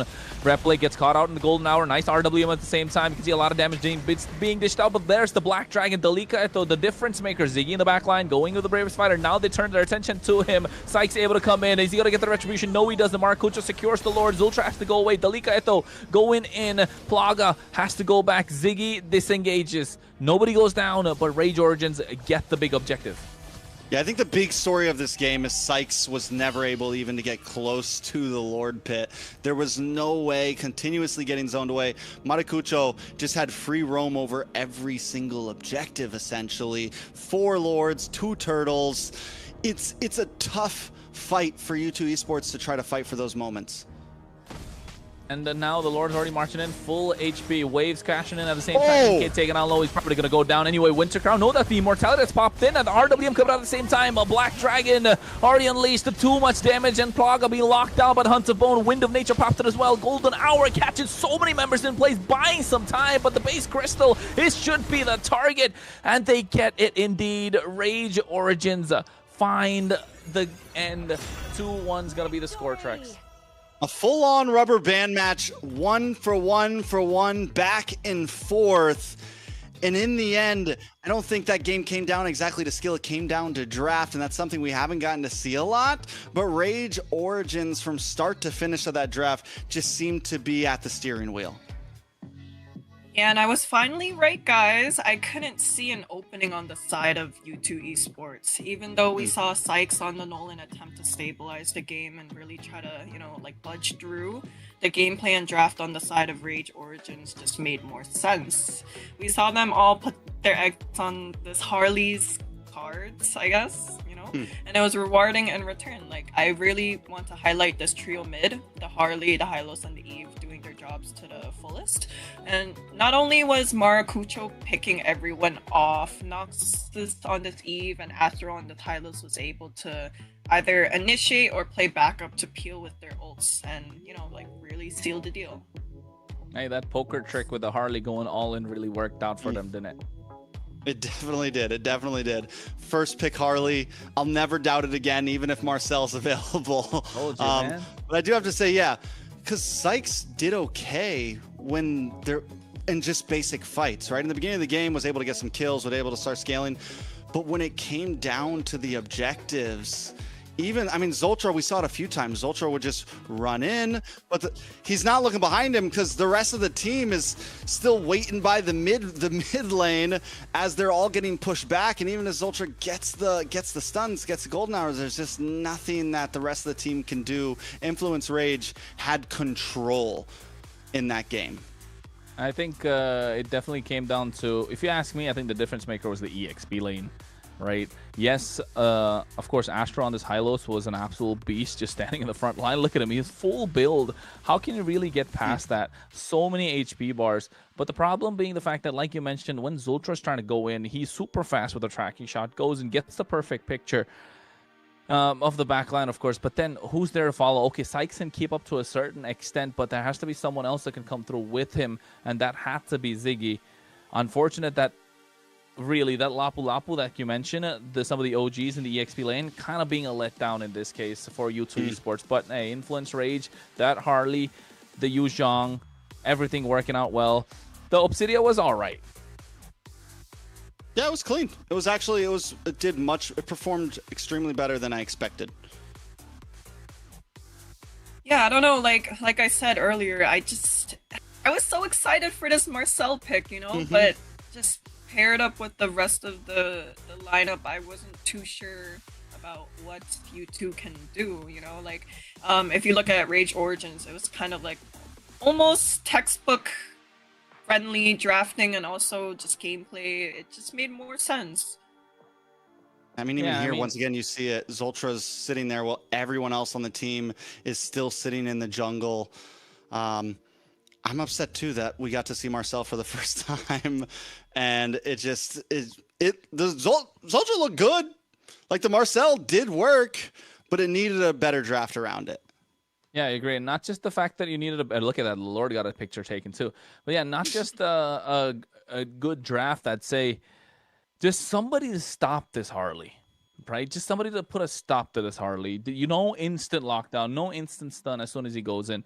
So that being a problem, when you have such a broken pick in a Harley that can't be stopped, I mean, you're really asking for trouble. You're looking for trouble at that point. And you could see the amount of damage, especially when Sykes kind of walked in there. Even Maracucho tried to bring his attention to us, like saying, you know, a couple of recalls, but like, hey guys, I'm here. They're walking up to me. Check this damage out. And next thing you know, oh my, that was nasty damage. I have not seen damage like that in a long time.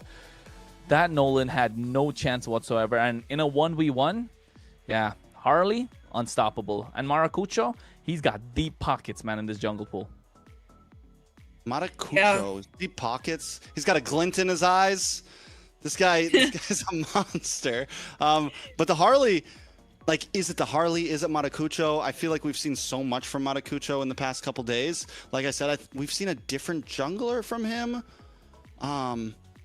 Almost every game. It was yesterday, it was Fredrin, Suyo. Today it's Guinevere, Harley, and Basha? No, Guinevere, Harley. What was this? What was this pick in game 1? I don't remember at the moment. Doesn't matter. He's played a lot of jungles. He's doing great, is what I'm saying. Yeah. Agreed. You would almost think that he was playing the global bans every single day. It was just leading on top. Right, that's a good point. Everyone plays different junglers. But he didn't repeat anything from yesterday, so at least I'll give that. Oh, game 1 was Guinevere. Game 1 was Gwenny. Yeah, game 1 was Guinevere. I think game number 2 was the Boxia. And then game number 3 now coming with the Harley. There you go. But yeah, I think apart from that, I think the game coming out clean. I think Influence Rage is definitely a team that's caught our eyes the entire time, right? Along with U2 Esports, but Influence Rage have been so consistent with good drafts, all 6 games, if I may say so. So definitely a team to look forward to, and I think a team that other teams that are going against it have to really think on how they're approaching the draft, of course. And speaking about approaching the draft and approaching everybody that's watching MCT AMER North, folks, don't forget to like, subscribe, follow our socials. But of course, we got some treats for you. But before that, take a look. That's what it is. MLBB Esports. Be a part of our community. All of them are right there. Instagram, X, Facebook, YouTube, TikTok. It's a little difficult to say X at the moment, but yeah, X, right? That either way, we got some treat for you guys. The Diamond Drops is here, and we're talking about Bonox. So make sure you check out the chat. The moderators, of course, give out a lot of instructions on how you can win this. You got to be active. It's quite simple, just to boost the so-called algorithm, if I may say so, right? Just boost it for everyone who watches MLBB all across, and just follow the instructions. Be active in the chat. You'll get yourself some diamonds. Of course, it's going to have it in 6 active channels across the board, and just be aware of that. I mean, I like free diamonds. She needs free diamonds because she can't afford a name card change. She needs a name change card. So if you guys are in the chat, like the stream and make sure you send Ashley a name change card. Her name is Ashley, not Ashley's on the account. No, that she needs a name change card. Yeah, today it's an Ashley. It could be Ashley with a Q too, right? That is true. I couldn't buy off 3 names. I couldn't buy off the Instagram guy to give me my actual name. Fair enough. It happens to the best of us. Very tough Well, game. it does indeed. And I think now with that game of the bag, it was a really, really back and forth. A rubber band series, you call it? I like it. Rubber band, it bounces back and forth. That's an old line from way back in the NSL days. I mean, Shout out to A1C Tank. Hey man, there you go. See, shout out to some of the OGs, of course, of the NA community. And with this being a brand new start for the Americas with AMER MCT, it's been nice, right? Trex, seeing a lot coming through. These global bans are really picking up. Gets us thinking, gets the players thinking. It gets the audience thinking that have been watching, like, oh my God, what's going on right now? You know, which team can they go with? Of course, a lot going on, a lot of new faces in the games, a lot of old faces coming back too. And with everything that's there, with what, 50K on the line for both North and South combined, EWC slot available as well, and a wild card slot. Gonna be North versus South in the Super Grand Finals. Do we call it Super Grand Finals? The Super Grand Finals? That's such a lame. You got a grand finals for the North. You got a grand finals. Grand finals, final form. This isn't even my super grand finals. What are you talking about? I mean, I'm just trying to find a nicer name, man. Come on, don't hold that against me. But of course, folks, like we said, do support us, like, subscribe, all that good stuff. And with that final game being in the bag, I think we're just probably waiting for a couple of things to see if we're going to get what we need. A couple of interviews here and there. I think we're probably going to get it too. So Trex, what's the good news? We will be getting an interview, but we're not going to talk about it just yet. Ashley, Okay. Don't spoil it like the last one, especially because last time we didn't get it. And it's probably because you spoiled it. But Probably. I'm new to the job, guys. I'm sorry. She doesn't see it though. She doesn't see it that Okay. we're getting it or not. By the way, she can't see it. Oh, She did doesn't know. Did if they we're do getting it or this? not. Did they do this purposely? They're like, No, she can't screw up if she doesn't know. fair enough. but then looking at match number 2, right? Influence Rage Origins, U2 Esports. I think both of them kind of played a clean game.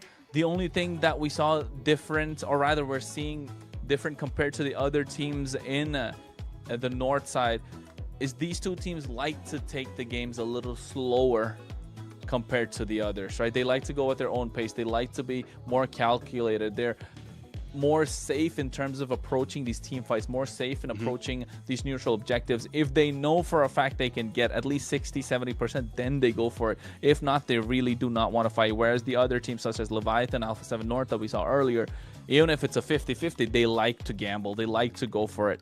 And even if it's like a 70-30, they still believe in that 30% that they can get the job done, out micro the opposition. But in this case, for Influence Rage Origins and U2 Esports, they're looking to out macro the opposition, right? Correct me if I'm wrong, Trex.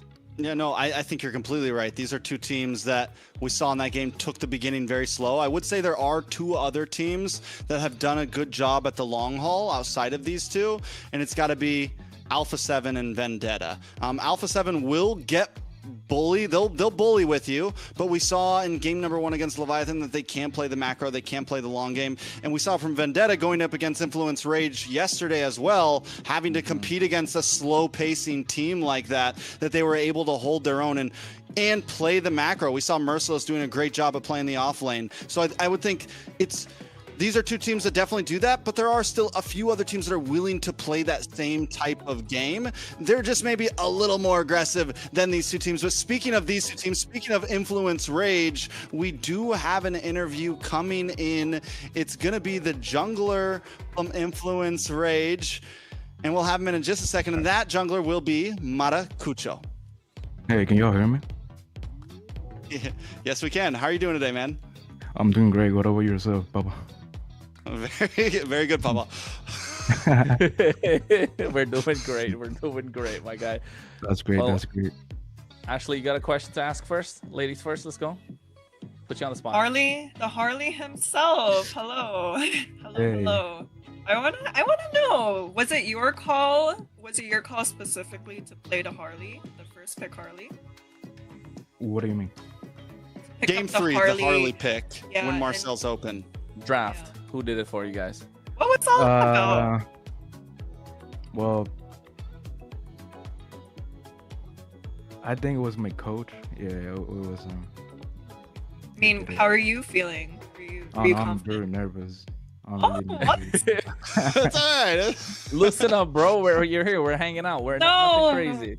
No, we didn't think you were nervous at all. You know, you were doing like amazing on the. You got the, yeah. I think he means nervous right now in the interview. Yeah, I think he's nervous right now. Not in game. He does great in the I game. wasn't nervous in game. Oh! I'm like right now. I'm so nervous, but not in game. Okay, Ashley's nervous too. Obviously, she's getting all Yeah, me confused. too. So don't. I was like, no, definitely not. That wasn't the gameplay we saw. Yeah. So I guess what was the thought process? A lot of us were wondering, like the Marcel pick is open. You guys take the risk. You go for the Harley. Can you at least break that down a little bit for us? Like, what was your guys' thought process going into that and first picking the Harley? So first picking the Harley, I think it was because it's like the hero is OP by itself, and it can clearly like kill easily any hero in the game right now. So that's why we pick Harley, I think. Yeah. Fair enough. Kronos? Yeah, I mean, of course, the Harley is a broken pick. Congratulations on the victory. You guys played clean. You have a pace that you take the game at, right? But the same thing, what happened yesterday, taking a little back to yesterday against Vendetta, you kind of tried to take the same approach, got a good job done in the early game, but then kind of went all Vendetta's way. Talk us about that game as well a little bit. What happened in that series? So I think we lost yesterday. Well, myself, I was really nervous because it was like my first game in like a professional, you know. Yeah. And I was like really nervous. But the second game, like, I don't know. It's hard to explain. I don't know. It's something new to me, to us, you know, like as a team. Yeah, no, I definitely feel you. Like the first time you're entering like the tournament stage lifestyle, like online, whatever it is, like definitely gonna feel nervous. But honestly, you guys are looking pretty strong. Like even myself, I was super surprised with how you guys were playing yesterday. And Thank you. Once you really like feel off the jitters and actually just get used to all of this, I think there's huge potential for you guys. Yep. I mean, along with that also, right, looking at the number of heroes you've kind of picked up, every single game you've played a different hero, especially yourself. You got deep pockets in that jungle pool, my guy. Yeah, are we gonna see some more you know, a little bit of pocket picks coming out? Yeah, we are. Yeah. Okay, he says yes. And how are you liking the global bans? Oh, right now I love it. Love it. It's so good, bro. It's really good. I like that. You're one of the first people. A lot of people have been like mixed feelings about it. I like that you actually enjoy it. You said, you know, you're a new face to a lot of us.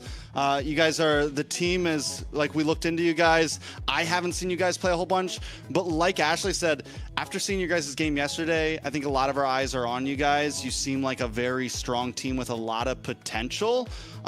You just took your first win of MCT up against U2. Tomorrow you go into the 1-1 bracket. I've been asking all the teams this. Are there any teams right now that you have your eyes on that you really want to play against? Alpha 7. Alpha 7. Everyone wants Alpha 7, man. They got the target on their head right now. Can you tell me why? I don't know. There's a lot of famous players. Best player, not TC, Sia. They're really good, and I want to play against them in the tournament.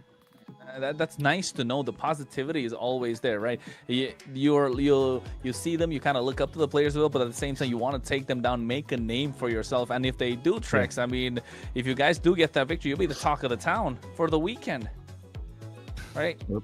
So, I mean, anything else you guys want to ask? I'm satisfied. He's quite nervous. Clearly, he's just like, okay, we at least we make you feel a little comfortable. He's doing right, great, man. He's doing great. The jitters are a little bit gone now. No, but we can tell you one thing. You got a fan in the three of us in the jungle, with the way you've been playing in the jungle role, right? Oh, yeah? Yeah, definitely. Come on. Oh yeah, I'm vibing right now. It was I mispronounced your name the first day a little bit, but now it's Maracucho, man. Maracucho. Yeah. Well, that being said, so much. I mean, thank you guys so much.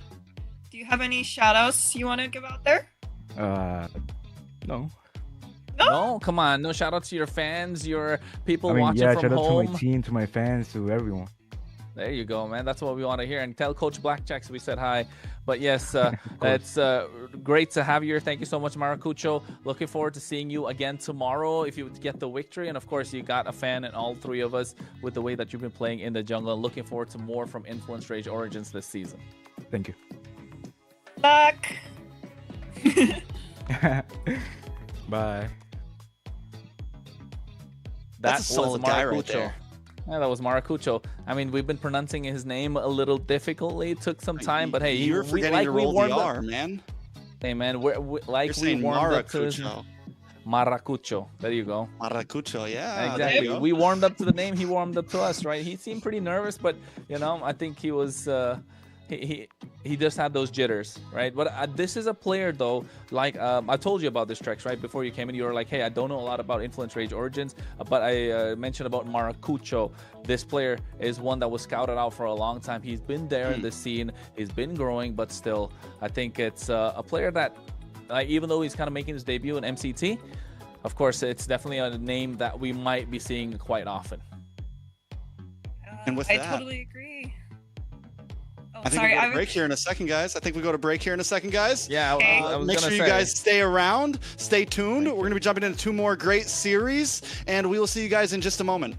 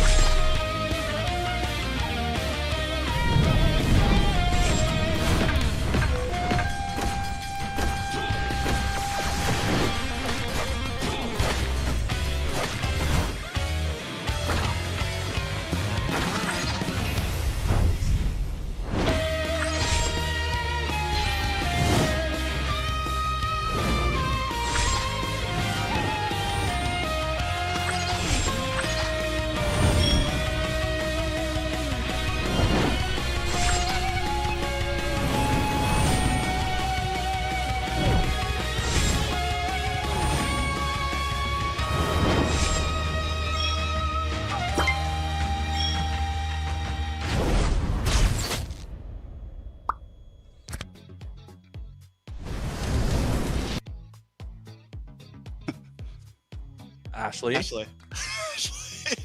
Do it, Trex. All She's right, muted. folks, I'll do it Okay. anyways. We're back on the short break, ladies and gentlemen. This is MCT AMER you're watching with Kronos, Trex, and Ashley, of course.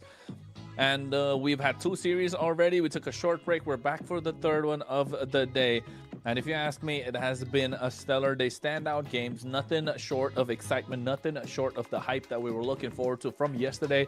And MCT so far has been great. I think now just waiting to see what the next few games have in store. Of course, we're going through Swiss rounds, global bans, a lot coming in new for the Americas, North and South combining as a region, as a whole region. So yeah, I think just opening a lot of door of opportunities, or a lot of opportunities of doors. No, lots of doors of opportunities. Speaking of doors, we're going to open up the door to take a look at the Night Horde. They're going to be going up against Vendetta. And yesterday they played amazing. It's RR in the EXP lane, Shiro in the jungle, Colleen in the mid, Kistler in the gold, and Merlin in the roam. Now, we saw Tamal yesterday. I had a little chat with Tyron. He said Merlin's probably going to be maining on the roster for now. And honestly, Merlin had an amazing game yesterday in the roam position. Once they brought him in, they were able to take those 2 games and just take control. But after that, Ashley, tell us about Vendetta. Hello, guys. This is Homeland Court. This is Vendetta, none other than Merciless on EXP, Tarzan on jungle, Churro Bommy on mid lane, Melon on gold lane, and Myth Bommy on the roam. And for those who don't know, this is my team. And we're going to try to be unbiased as possible, but we're going to head on to the draft. Well, straight into it, no waiting whatsoever. We're going to see the map as well. It's going to be dangerous grass, blends in with the, graphic that we've got. The color scheme of green, blue, dark blue. I mean, we never really got to speak about it, Trex. Actually, I really like the color scheme. It's really cool. It's nice. Ooh, yours are mine. That we don't Oh like. my lord. Okay. Yeah, either way. I'm jealous, honestly. I'm still dealing with the fact that you get to show your back. We won't talk about it. Let's jump into the draft. Blue band from Coach T himself. And on the side of Night Horde, they respond back with a Jushin. Yep. Ashley? Hey, I mean, I was still stuck up on what you guys said. My background is fine because ultimately everybody here is fighting for a spot at the Esports World Cup. So, I was gonna say she's flexing that. She's flexing that super hard right there. She didn't have that up yesterday. I think she got that up today, just because she was thinking about it. But at the moment, I know I heard that click. We get that Marcel banned out. The Boxia is taken off the table as well. No coach versus Coach T or T coach. Coach T. Yeah. Coach T. Yeah, head coach T, actually, to be exact. You have to make sure you get it right. That's head coach T. He's been doing this for a long time. Yeah. He used to play Fanny sometimes. All the time, man. All the time. All the time. Yeah. Sometimes on other teams, Hey, anyways, we're seeing Marcel and Zushin getting banned, the typical bans, and surprisingly, on the side of Vendetta, they decide to ban Glue. Yeah, I mean, that's like, we've seen how good Glue is, but it's their blue side. I think it's solid. You ban out the Sora as well here. Basha ban. Freya's still open. Yeve's still open. Kronos? Freya's got to go.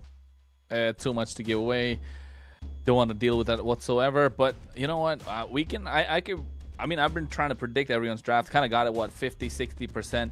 With Night Horde, though, can't really predict that. Expect the unexpected. Well, we got a Jawhead. We got an X-Borg in the Roam. Yeah, Merlin's built different, bro. Merlin's complete. That lineup is built different. Probably gonna see again how it's gonna go. But one thing I want to see is definitely that Guinevere in the hands of Shiro, if it all works out right. Because that Guinevere was stellar. That rage bait coming through. That hero is built for rage baiting. Game 1 against Stamina last time, they gave up the Freya. They lost. Night Horde is following trend right now. We're going to try to give up Freya again on red side. over to VTA. It's like they're really just seeing if they can find a way to beat it almost, because literally game 1 yesterday, this is the same exact thing that they did. They gave up the Freya. Hey, but I also want to let you guys know that Freya could be a flex pick also. Not only just on the gold lane, we can also see her being played on the EXP lane. So, who knows? True. I think it's... Vendetta. You've never especially. seen... You know, That's you've never possible. seen... She's giving us the tea. No, you've never seen Freya on EXPs? We have. No, I mean I have. You could also say it could be jungle maybe. I think gold lane is shines, but I think you're really letting us know that it's a high possibility with Vendetta. Like it's a big possibility you're just... the flex could happen. You're picking up, you're picking apart my words, but... Picking up what you're putting down. I gotcha. You're good. Okay, okay. He really is. He really is, though. It's adding to what you said, Ashley. Yes, it could be in the EXP lane, it could be in the jungle, but it shines in the gold lane, definitely. That's why everyone wants to lock it in there against the marksman. It's super divey, has too much damage in the early game, can definitely carry the game on its back, especially if it's a snowball. Night Horde, though, Fredrin, Zetian, front to back already, but I don't like the Fredrin that might go against the Freya. Comes down to a skill matchup. Although you do get the taunts at the right time, but before that, if Freya runs with the game, it's going to be too difficult for them to make any sort of a comeback. But here, what's the Vendetta going to reply going to be? Maybe a Eve plus something? Is that a carry and a X? Oh, Valier. Valier for the Fred? Yo, that's too early, though. No, it's not. Not when you have a Freya. I mean, if anything, maybe I would have opted for a jungle pick rather than the Valier.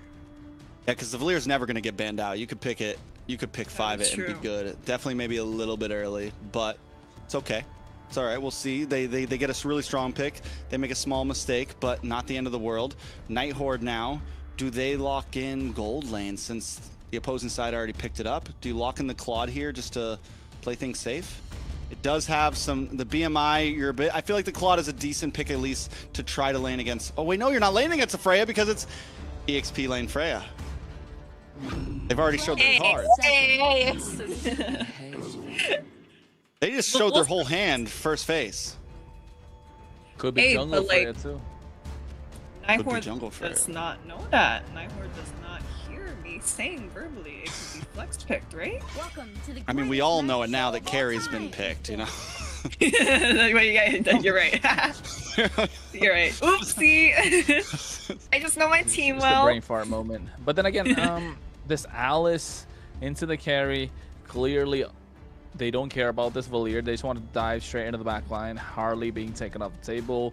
Are we going to see a couple of goal laners that could give the carry a problem? Maybe the Herod, maybe the Claude, just to prevent the dive onto the Valier. I like the Valier if you play it right. If not, it just looks so terrible, right? There's no decent Valier. It's either really good or like, what are you doing there, bro? Like, why are you even there in the game kind of Valier? So in this case, I think has the idea to be good against the Fredrin, against the Alice, yes. So, who's next? We need a little more front line from Night Horde to see if this can really work. You need more front line? The Wukong is out. The Wukong is out. The Sun is off the board. The other possible gold, well, either way, it's whatever. EXP lane, Freya, blah, blah, blah, blah. What do you put in the EXP lane against the Freya? Obvious. EXP Esmeralda. lane? Obvious? Esmeralda. Yeah, Esmeralda. Yeah, it has to be. It has to be another fighter. But I mean, we got an Alice, so. CC is good as well. Against the Freya. Yeah, they already have the Alice. Wait, no, right. Yeah, because Alice. Yeah, this is not a gold EXP lane Alice. This is not a gold lane Freya. I'm trying to get that through my skull. It's just hard. So yeah, Alice up against the Freya. Claude's still open for the side of Night Horde if they want to pick that up. Nope, not anymore. Bye-bye. Bye. Hey, what, are we gonna see Xborg again come out for Merlin? It's gonna be crazy if we do. Although maybe lock in the. They can't go for the Herod. The Valier's too annoying. They don't get the Claude. Maybe the Obsidia. has the protection. I will say this, what we could see from the side of Vendetta here, we saw them pick it up yesterday against the Fredrin. They could go for the Uranus jungle again for Tarzan. The possibility is there. Just kind of go full dive comp, full chase comp across the map, and just kind of try to run through this front line the Nighthorde's trying to bang. Who was that? Who's that? Oh! So wait, gold lane Alice? No. Or gold Rome lane Alice? Benedetta? Rome Alice? Rome Fredrin? Hey, bro, can't count it out. Yeah, I guess. Yeah, you could go Rome Fredrin and what, jungle Benedetta? Yeah. No, I think this is no, jungle I don't Benedetta. No, I don't. That's don't we're think getting so. too Yeah, crazy. yeah. This draft is getting out of control at I this told point. you, Nighthorde, man, just throw everything out the window. I expect the unexpected. I saw that yesterday.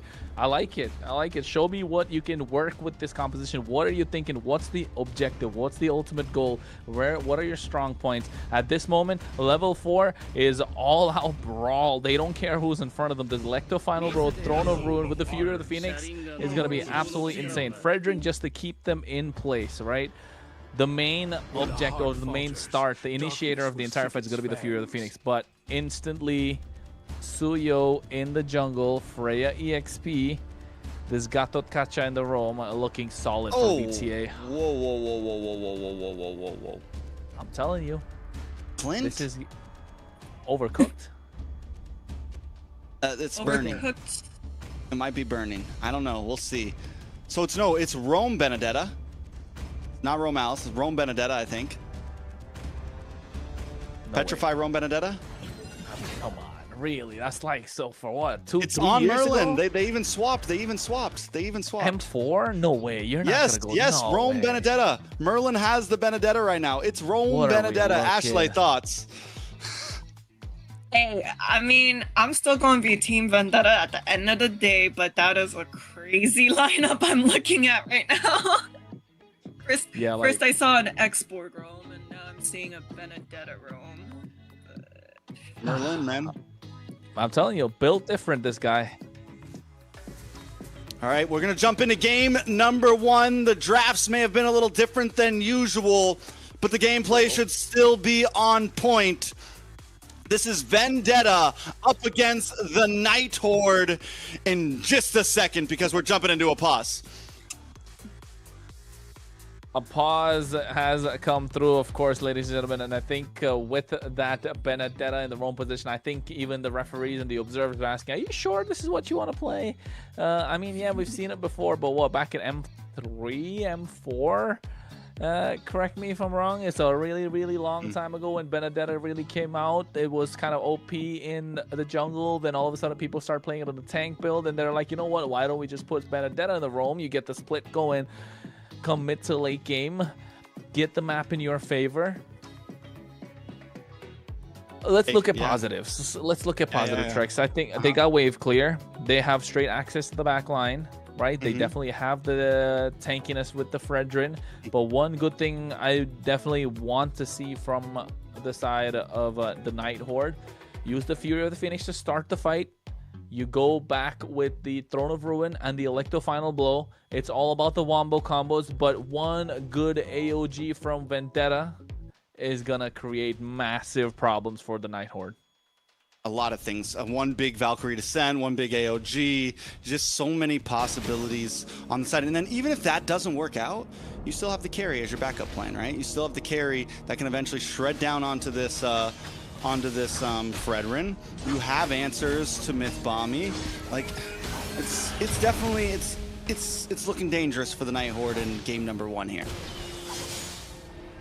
Very dangerous indeed. 1 minute now for the turtle to spawn up.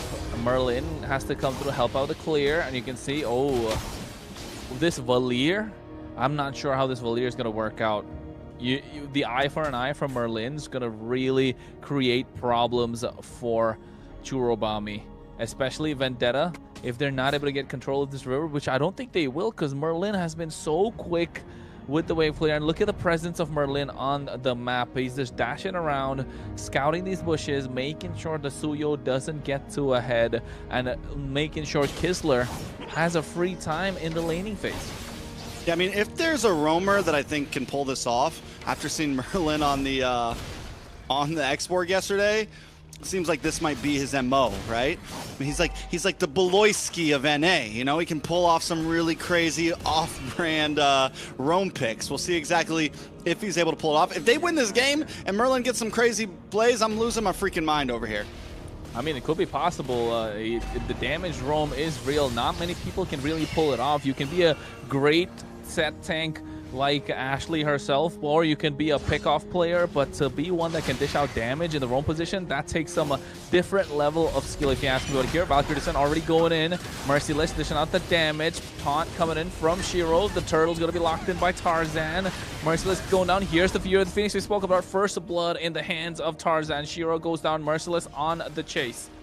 Yeah, Shiro goes down. Merlin brought down to about half health. Vendetta just completely control the pit at that point. Sending Merlin back to base, getting the kill onto the jungler this early on, and Vendetta's going to quickly take advantage of that. Down in the bot lane, Kisler does get a little bit of gold plating here. Melon rotated up to help out with that fight, and it helps Kisler out a little bit, but he's still a half a level behind. One full level, I mean half a level. Half a level indeed. Hey, we get to see some player cams. That's nice. We got an extra POV for ourselves. But the Night Horde this time needs to find a little more advantage across the map. Otherwise, this Vendetta in the roam position might...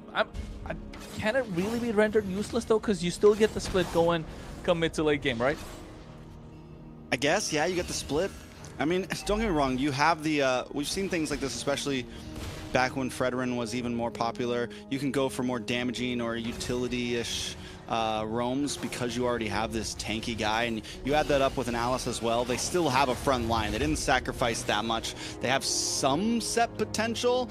Luckily, they make up for the lack of like big tank set potential with the Fury of the Phoenix paired up with the Ruin. We've seen that combo work amazingly yesterday. So like, there's still possibilities for the Night Horde here, and Vendetta did make things a little interesting with the Valier pick. I think that could end up being a weak point if it doesn't work out. That is true. That Valier, again, I'm dicey. I don't really like the Valier. Oh, wait, goes and gets a taunt already thanks to the Unbreakable. Revitalize already popped in. Melon going to be taken down. Oh, Fury Phoenix popped as well. Merlin going in. He gets the Petrify with the Electro Final Blow. Finally gets the kill. He was just dashing around Myth-Bomby. AOG out of there.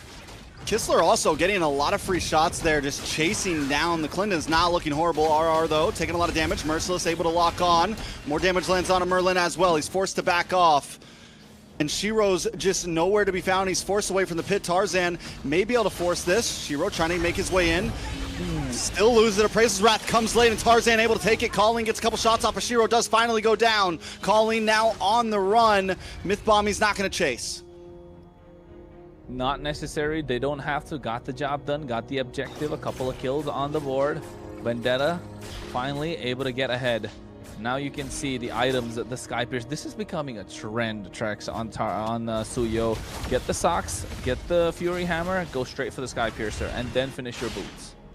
Yeah, first item, Sky Piercer, and it's been paying off. And for Tarzan right now, I didn't see exactly when he locked it on, if he got it in before the first kill, or probably the second kill, because he got that first kill pretty early on, I feel like. But yeah, so he's already got a stack in, most likely. He's already on the right path, and even though Night Horde's been able to put up a fight, Vendetta's holding a good lead right now. Yeah, they are holding a good lead, and RR even locked in that Chassis Pauldron early. So yes, you're slowing down Melon as much as you can. The same thing with the Freya, prioritized items. So Night Horde definitely know what they're doing, and they understand to different levels. Merlin gets the Blade of the Heptaseas in the wrong position. Oh wait, walks into Myth-Bomby. Oh, able to just get away with the eye for an eye.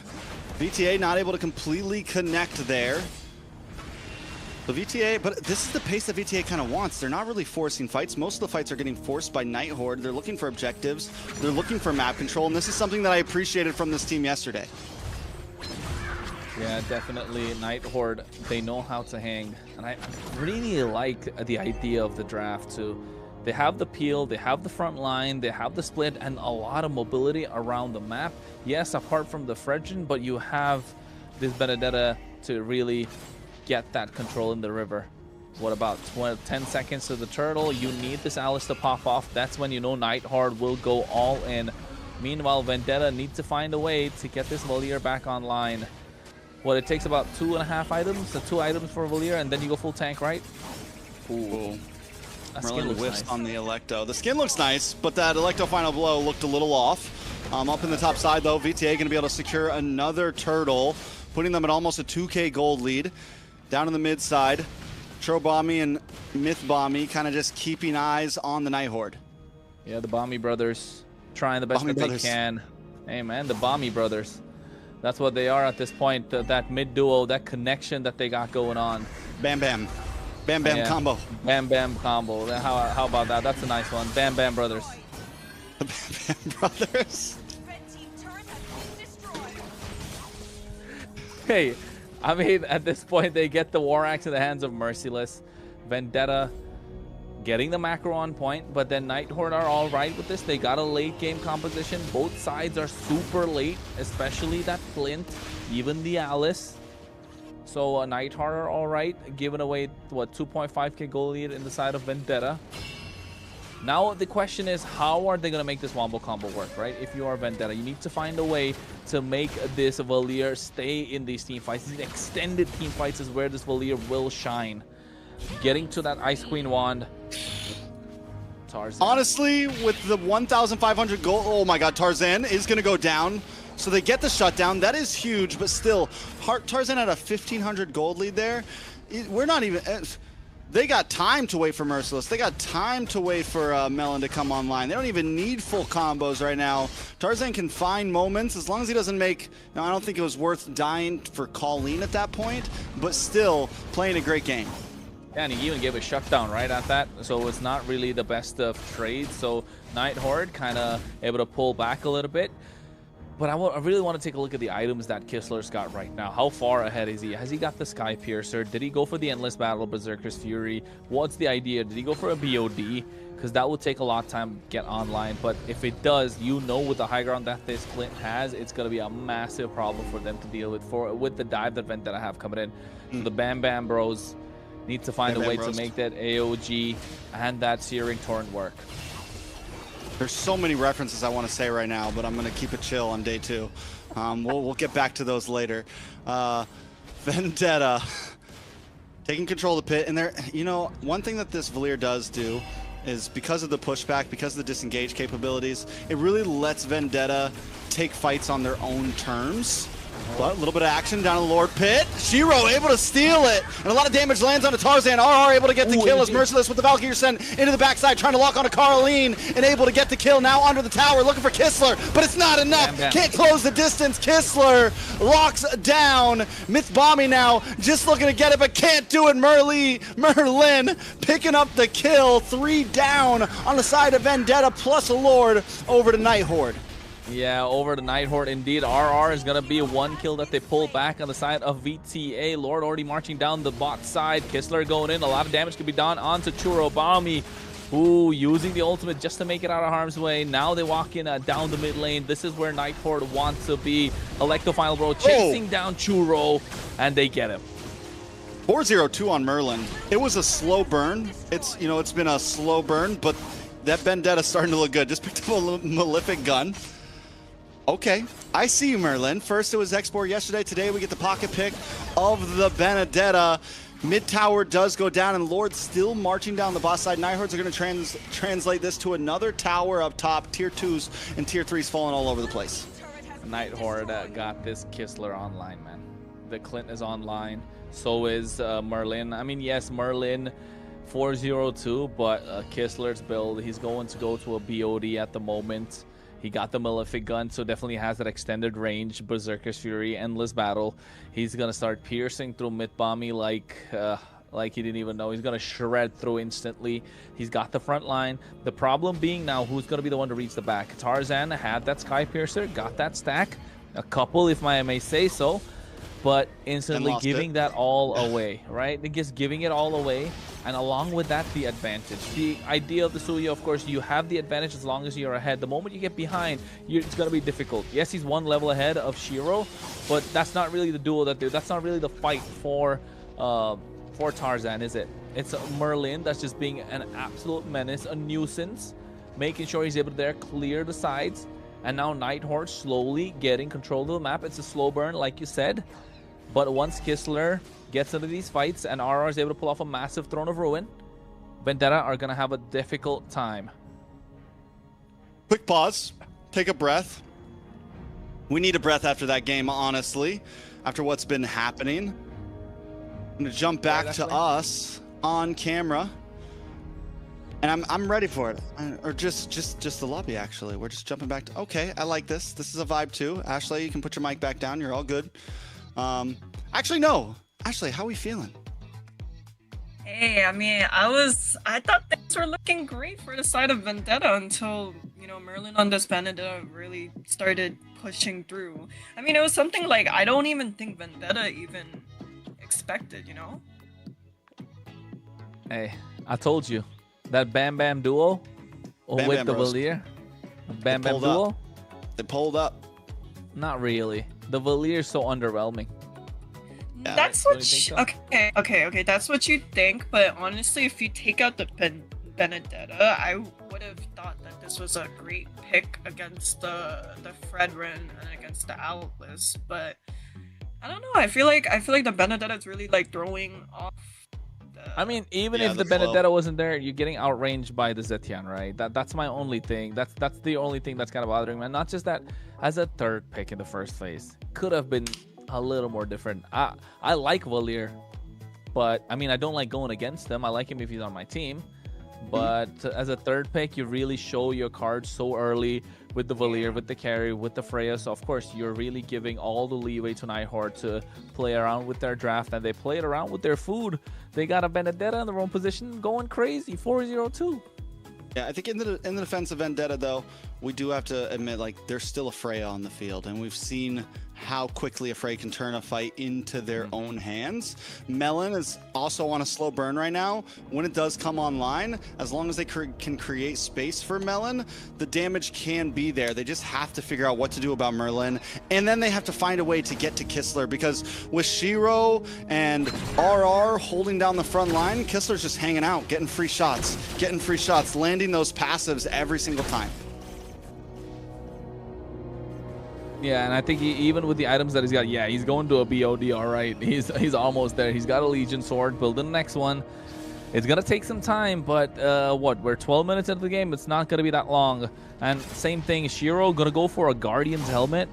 So a lot more HP being added. RR getting that early Chastis Pauldron, really slowing down the pace that Vendetta can go with, especially on Merciless, this Freya. Same thing with Melon. So yes, they do have the options and they can definitely hit hard and hit fast. But this Chastis Pauldron coming in early, you don't get to see that as a first item quite often. That's the main thing. But here, this Lord Pit, they want to contest Trex. Yeah, can they do it? Shiro gonna be the first one. No eyes on Tarzan right now. With the beautiful vision because of these bushes with Merlin, finally going to get vision on him. Look at the damage onto Tarzan. Kistler able to get it. Tarzan forced to back off. RR brought low. Mythbombi trying to find an angle in. Merciless now trying to back off. One more shot, and RR does go down. Churro able to pick it up, but Kistler snipes his head off. Back in the mid, Night Horde don't need to force a fight. They got the Lord. It's a 1-for-1 EXP for Churobami. Hey, the quickest draw down south. Kistler went instant. That was half HP taken away in the blink of an eye. My goodness. Churobami couldn't see the light of day. He had the Searing Torrent used. But then again, now going to go for a with Divine Glaive, so a lot of damage is online. And I think now you want to start building a little more tankier to be able to sustain in these fights. Lord marching down the top side. Night Horde firmly in control. 1K goal lead on their side. They got to maximize this Lord. All right, another tower goes down for the Night Horde. They're not going to be able to, I mean, they should be able to maybe get this tier 2. Lord did get shredded down. That's good for Vendetta. Can they try to defend this? VTA should be able to clear the waves. But in comes the Alistar, decides not to fully commit. A nice Fear of the Phoenix to get the stuns, but still Night Horde unable to fully get a push out of it. They do bring Vendetta down to a tier 2 in the mid and inhibitors, but nothing crazy to break through yet. Great defense. VTA with a great defense, not letting go of that tier 2 in the mid lane. We're 14 minutes in with that second Lord. Really well played, but Tarzan looking to be taken down. 1v1, Trex. The real 1v1. This is one that Merlin wanted earlier, but now Tarzan's ready to fight. Merlin with the re-engage, the petrify, the back and forth. This is what we're waiting for, and Tarzan gets the final shot that matters. Yeah, the Soul Sever. Just not able to dodge that. Merlin almost got the better of him. You could see that. That's almost an anime battle right there. That was. But oh my goodness, it was. Somebody got to clip that, slow that down, put it on the socials. But at the same time, now they go in AOG in the back line. Throne of Ruin. That's huge. RR goes down, though. Kissler able to find Merciless as Merlin takes down the base. Tarzan, though, is collecting kills back and forth. Decides not to go for the re-engage as a 2-for-1. Vendetta now has control once again. They get control again. It's been back and forth, trampoline style, or rather rubber band style, with the tug of war that they had, kind of with the control of the entire game. 8-8 kill score. Sad to see not a 6-7, but you can already tell Tarzan full build at this point. Churobami opting to go for a full magic. I'm not a big fan of Valir on a full magic build, I'd say. But you still do need that Wishing Lantern to kind of chunk down the front line. So really kind of in an awkward position. I'd say if you're playing a Valir, you want to go for a hybrid style build so you can sustain longer in these team fights. But in this case, Night Horde, they still have a lot that they can do here with their lineup. Merlin, I don't think he's going to shy away from 1v1 again. No, he wants the revenge. I want the revenge. I need match 2 Rumble in the jungle. You know what I'm saying? We saw one, yeah. Tarzan came out on top there. I want to see it happen. I could just watch a 1v1 with them like this for the rest of the night, honestly. It's exciting. It's provocative. You know what I'm saying? All right, down to the Lord now. Up in the top side. Merlin. He's going to be holding that split lane, and that's what you said, right? You said he can kind of go for the side lanes with this hero. Once it comes down to late game, this is where even more, maybe you're not as an aggressor anymore. It's a little harder to get the kills, but you can still have tons of map control. And now here comes the Petrify into the backside. Look at the damage on a Churobami. He's gone, and Kissler tries to make the advance as well. Down to the boss side, though, the 1v1. Tarzan is able to pick up Merlin once again. Fury. Lord low. Shiro's close. Still no retreat from Tarzan. Can he sneak in for it? No, Shiro still takes it out of his hands. Shiro now locking on to the next target. Mythbommy brought down. Kissler finds the last hit. Tarzan looking for the re-engagement, decides to back off. It's a 3v4, and Vendetta do not want this. VTA kissing the boots of Kissler at this point. He's got all the damage in the world. 4-0-4. They have the front line. Merlin doing what he does best. Goes to the back line, finds the right target. Churobami on this Valir, just not showing up. The Lord is already marching on the top side. 10-9, 2k goal lead, 17 minutes in, and I think they're looking to take it all. The damage from Kissler is stacking up right now. Tarzan, oh, wait, the response shut down from Churobami! Just enough damage to Tarzan, and they're able to secure it, and that's going to push Night Horde away and help them shred down this Lord to safety. Oh, stretching the game a couple more minutes. You got to wait for the next Lord. Now, if you're Night Horde, you'll be kicking yourself. You had all the advantage in the world, overestimated the range, and underestimated the damage that's coming in from Tarzan. And look at that build from Churobami, man. That's a scary Valir at this point. If he's able to free hit, if he's able to get those skills landing on point, it is going to hurt, slow them down even more. But Mythbommy going to pop at the passive Colleen. Ooh, big AOG able to lock on to 2. Tarzan into the backside, looking for the Sever. Now watch for Merlin, gets the Petrify into 2. Merlin does it again. He sets it up, and Churobami falls along with Melon. Tarzan able to find Merlin, but it might not be enough. Mythbommy's going to be the next target. Kissler gets the kill. 3 members down on the side of Vendetta. It is back and forth like we said. The rumble in the jungle is here. Oh no, Merlin, he's got to be the MVP. 5, 3, and 6. He has been a monster. Now they're marching down the mid lane. They have the damage. Merciless by himself needs to defend. They're not going to let Tarzan recall. Yeah, Tarzan can't come down to base. The damage is just too much. They're going to be able to lock on, and the Night Horde secure game number 1. Oh my god, the damage that came through from Kistler. He didn't go down a single time. And not just that clutch Clint's pick in the end. Oh my goodness, no one able to reach it whatsoever. And Merlin, that Vendetta working so well.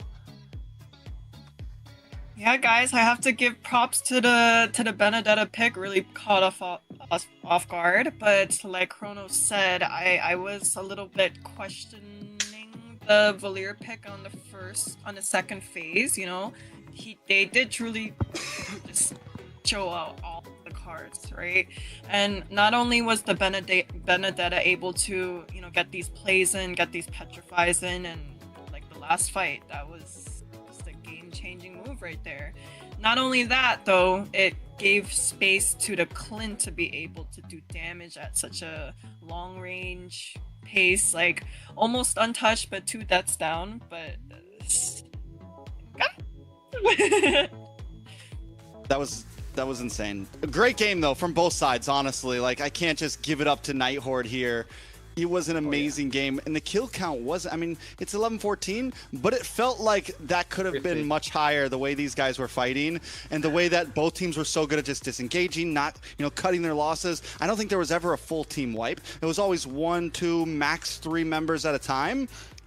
But Night Horde, all it took was that one big play from Merlin, right? And that's how a lot of those fights win. Whenever Merlin was able to make something happen, was able to shake something, Night Horde was coming out on top.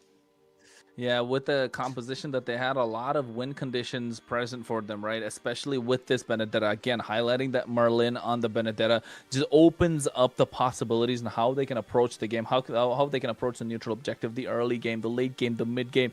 Gives a lot of space to Kistler, and that's what he wanted. Went down only one single time. And that one time that he went down is when VTA really had a difficult time. And of course, taking a look at the highlights here, the first blood, Tarzan able to get that. And after that, VTA were looking aggressive. They were trying to be the aggressors, but Night Horde, this is where it kind of turned around, if you ask me. Yeah, no, I agree. Trek, sorry. No, you're good. Go. I've already talked enough. I need to say No, yeah, I agree, because like we could see in like the early game, right? The early game on the side of Vendetta, they were able to take most of these objectives. At least the first 2 turtles were on the side of Vendetta, and it was looking good until, you know, we kind of forgot about the Vendetta, who was slowly creeping up and getting these lockdowns on the carry, and then soon after the Valier, there wasn't truly not really an answer for the Vendetta, you know. Yeah, there really was. And even when I mean, don't get me wrong, they could take out the Vendetta. Like, Tarzan was able to win that 1v1. There was times, but Merlin just did such a good job at finding angles every time. Just went untouched. This was that final fight, and this was legendary. This is gonna go down. This is gonna go down in Discord channels for ages. Tarzan's gonna say, "Yeah, you beat us, but I got you in the 1v1 at least." That is very true. and don't get me wrong, like, I do think there were a little bit of hiccups nonetheless. Like we saw Tarzan on the Suyu was able to pick off the Vendetta at times, but I do think I believe it was the second or the last Lord pushing into the side of Vendetta. After they were able to clear the Lord, I think what really turned around the game was when we see here the Freya was showing bot lane, and then the rest of the team was showing on the opposite lane. I mean, I can tell why he's the MVP, but I see the disappointment in all 3 of our faces. We kind of were expecting the Vendetta to get the MVP. I mean, come on. He was an absolute monster, but still taking nothing away from Kistler on this Clint.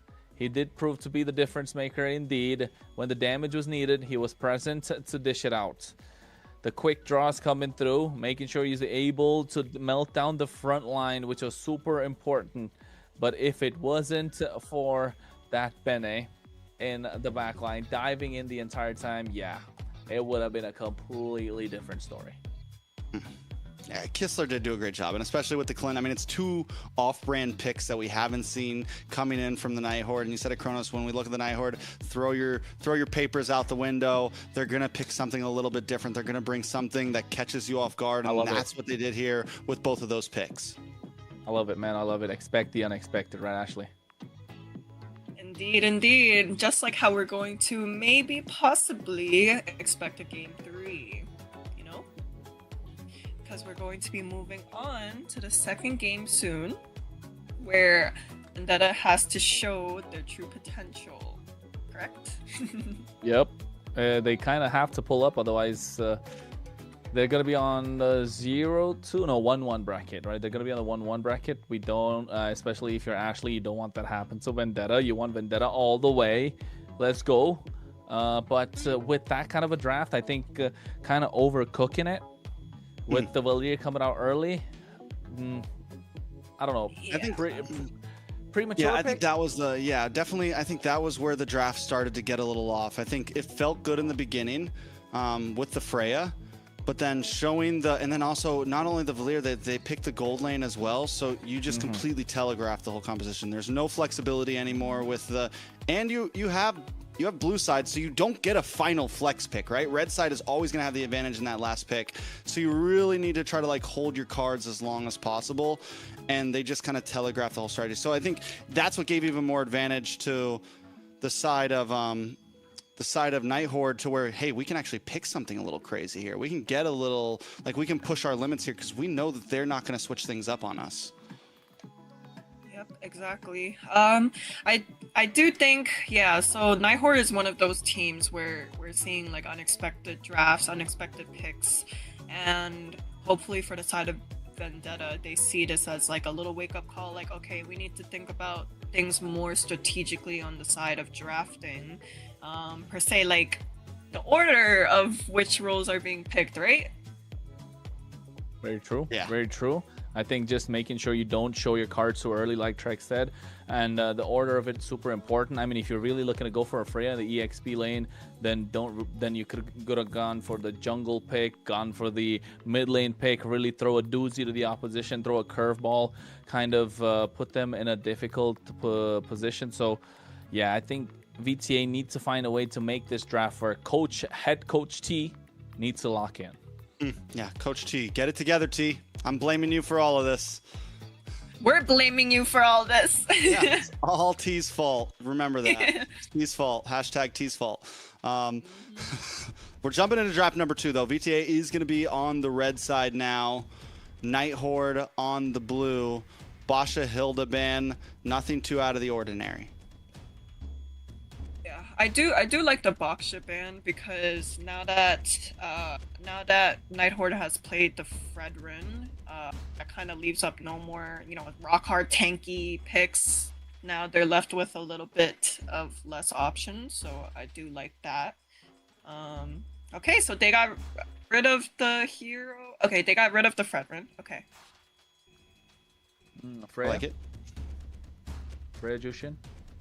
I mean, VTA they have to ban Freya because they can't pick it anymore. That's perma-banned from them from now on. Wait, but okay, so Night Horde is first pick, right? Mm-hmm. So what happens if they leave up the Marcel and Zushin? I was gonna say, yeah. I think if I was Night Horde, I'd ban out the Marcel here. Or you leave. But Night Horde One is open. First pick, no? It's okay. Yeah. Let it go. It's okay. I mean, it's too much of a risk to take at this point. VTA is a strong opponent. You don't want to gamble. You're already gambling so much in your draft. You really want to. Well, they're doing it. So now Vendetta's on the gun of, do we ban one of them, or you have to go for the trade, right? You leave Marcel and Jushin open, so that at least we get one of them and another pick along with it on red side. But which one would you rather have? Jushin. Really? I think Yes. I would have Marcel. Jushin's so annoying. Jushin just doesn't allow your mage to get into the game whatsoever. Yes, Marcel can be annoying, but Jushin is just too much to deal with. We already saw how you can stop the Marcel, right? We already saw how you can stop the Marcel. Needs to find a way to synergize that hero with others, but Jushin, they're giving over the Jushin, so there you go. I don't know, man. The Jushin, yes, it's good, but like there's mages that can't outrange it. I know you guys aren't crazy about it, but like the Farza was a pick to go against it before. The Eve was a pick to go against it before. the Zetian's banned out. Zetian is banned, but you still have Eve and you still have Farza with tons of range. Are they? We'll see. I like Eve, though. Yeah. Eve. I also do think I would have preferred to take the Marcel and give the Zujin because like Marcel has just so much more to offer in terms of like taking objectives, stop engaging in fights sometimes, and yeah, like Chuck says, there are like answers to matching the Zujin in the laning phase. You know. I still wonder, is maybe in my opinion, I may have just left, like if I'm Coach T, I may have left both open and gone for the trade, but we'll see because you get a swing back +1. You know, you get one of them +1 on red side, so we'll see. Uranus jungle. Are we talking about that right now? I think so. The flex is on. Could be Kalea. I mean, it is Kalea in the roam, unless they have Kalea jungle, Uranus EXP. This is still possible. I've seen a Kalea jungle come out. It does work sometimes. So yes, the option is available. But if you're Night Horde now, what's the answer? You need to lock down something that can destroy them. Of course, I'm looking at the carry. Solid option. The Jushin provides a nice blanket with that Crimson Beacon for protection. So yes, I think carry, just lock it in straightforward, don't think twice, and then go for the Guinevere maybe. Prevent that kind of a deny as well for Vendetta. Trying to think about if this Uranus ends up being jungle. Never mind. Oh, no, They go full U-turn, bro. I think I think it has to be a Guinevere pick right now. Yeah, it has to be Guinevere here for Vendetta. From Vendetta. Has to be. Has to be. Yeah, you can't. I mean, not exactly has to be. It's really good, but then at least you're not giving the Guinevere to the Night Horde, right? But Guinevere is so solid again with the help of the Kalea. So yes, we can tell. Oh, it's amazing. I agree. I agree. It's just that they have the option of flexing this Uranus in the jungle still. So mind games into going to the second phase of the draft. I don't know. Yeah, I feel like maybe you leave the Uranus because honestly, even against the, you leave it open. You leave the possibility to still keep this Uranus in the jungle. It wouldn't do bad against the Cho. Wouldn't do bad against the Jushin because of the consecration. It's probably one of the few junglers that's not going to get bullied by the Jushin. Harley didn't even get prioritized. Yeah, that's interesting too. Their hero pool is just different, man. I'm starting to know the hero pool is just, yeah, exactly. They're completely built different. That's why, like, when it comes to these two teams, I mean, yes, Night Horde especially, but even Vendetta, like, the normal is abnormal, if we may say so, right? To an extent, yeah. Yeah, so... or maybe these guys are the normal ones, and some of the other, like, I think we're still early off in MCT to see what, like, really ends up being, okay, this is it, right? Because not every other team has been prioing Harley either. True. Like, we've seen Harley get banned out in second phase a few times. A few times, yes. There's the Guinevere being banned out. You were talking about it, Ashley, I know. But this tells me that this Uranus could be in the jungle. They definitely don't pick, if they're going to pick a jungle, it'll be last pick for possibilities of flex. So right here, we're looking for a mid laner still. Eve is still open. Yeah, no, he's so terrible against the Esmeralda, though. I think it has to be a Farsa pick here. Farsa's a possibility. It has to be a Farsa. Lunox. It has Farsa. to be the Farsa. I think No. I don't think it's your team is picking. Farsa, isn't it? High ground. That's the Farsa. Yeah. No, Lunox would not do well here at all. Look at the laning phase if you match it up with the Chow. I mean, yeah, I guess the Jushin you'd have a really tough time, yes, but just thinking about the combos with the Kalea, that's possible. But yes, Farsa, of course, you want to match up in the laning phase. You want to be able to rotate much faster. So yes, especially when you're going for sieges, the Farsa is going to be great. We race towards the future. I do think the Uranus is gonna go to the EXP side rather than the jungle side. Oh, This is crazy. Fanny pick in the jungle for Shiro. Debut. Paired up with an Aerithel in the gold lane. Now VT really has to think about it.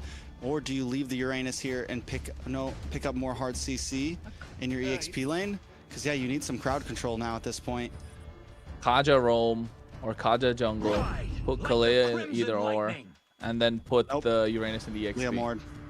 Yeah, I know. I was just thinking. I was like, yo, this team, if any team will pull it off, it's these two. This is looking kind of rough for Vendetta, I'm not going to lie. It is looking pretty It's rough. looking rough. Okay, man. Canadian Silence across the casting board.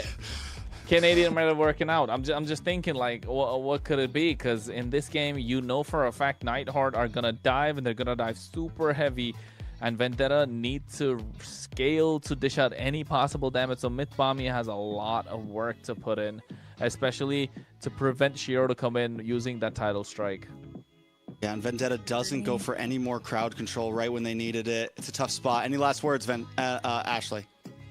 I think depending on how early game goes, let's say Vendetta does well early game, I think that could be better news, because right now I'm a little panicky.